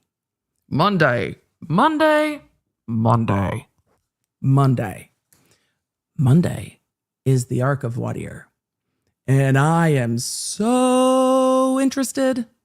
I'm so interested. Monday. So if the Commonwealth has one witness tomorrow, we'll pick it up when we have a chance. Get the LAWNERD app, I'll let you know. Just LAWNERD app, LAWNERDapp.com. We'll see what it is. Can I give you an idea of what it's going to be? No. We'll see what it is, if anything. What, if anything, will it be tomorrow? Don't know, but I'll let you know. Get the LAWNERD app. It's free for you. If I decide that we need to just pick up a witness for an hour, I'll let you know. If we don't, I'll let you know when I'm covering it. Either way, I'll let you know in the app, so you're not like waiting to be like, what's Emily going to do? For all of the members, there's not going to be behind the scenes of the podcast this week because DCI stuff. So I will see you Monday. For ARCA. If I see you before Monday, I'll let you know in the app. That is the first place I'm going to tell you. Mods, thank you. Happy Friday adjacent. The day started off so freaking spicy. So spicy. And then it went womp womp. And now we're done for the day. Hopefully we have some clarity. I mean, jury instructions are not clear and it's way early in the case. But hopefully it's a little context to why some of the fights on things are happening. I think it's a good reminder to me of why some of those fights are happening. Hopefully it was helpful to look at why some of that might be going on in court and what we're going to see. And when they said this is a completely new trial, this is a completely new trial. It is a completely new trial. And it feels like a completely new trial. So I'm trying to just let the evidence come in as it does without just being like, oh my God, but what about this? Oh my God, but what about that? Oh my God, but what about this? I'm trying. But the anticipation is real. So, and my anticipation for ARCA is so high. I want to know. I want to know about the text. I want to know about what they're doing now. I have so many questions. If I'm going to get answers to something, because there are going to be lingering questions in this case. I know we're not going to get answers to everything I want answers to, but at least can we answer that? Like, what are the texts? What happened? What new information? Tell me everything. Monday. Thank you, mods. Thank you, production team. Thank you, Team Baker. Everybody, you guys. Busy 2.5 days of trial, but we did it. LAWNERDs, you're the best chat on the internet. Love spending trial time with you. Today was an emotional roller coaster. Like my brain just had like the Phineas and Ferb roller coaster song this morning. It was like, where are we? We're crying. We're in cross. It's Yelnetti. What have we done today? Such a short day in court. So much happened. All right. Not today, Judge. That's not what I meant. I meant this. LAWNERDs, we're adjourned for the day. Take care of yourselves. Take care of each other. Glad you're here. Glad to see you. If you're just getting here, replay crew, sorry, it's a short day. Go back, rewatch, like, subscribe, do the YouTube things. It was YouTube's 20th anniversary yesterday. We'll talk about that more. But aren't we glad we get to do this on YouTube? I am. It's amazing. I love being here with you all. All right. I'll see you guys. I'll see you Monday or before. Damn it, Emily. That's unclear. I will for sure see you Monday. I'll let you know in the app if we'll be back sooner. Bye, LAWNERDs. Thanks for joining me on this stream. If you don't want to miss a moment in court, you need the LAWNERD app at lawnerdapp.com. It's a free download on iOS and Android where I can keep you in the loop with everything happening in court and, of course, when the jury has a verdict. So if you don't want to miss a moment of this trial coverage, make sure you get the LAWNERD app. Thank you for being here, and thank you for being a LAWNERD.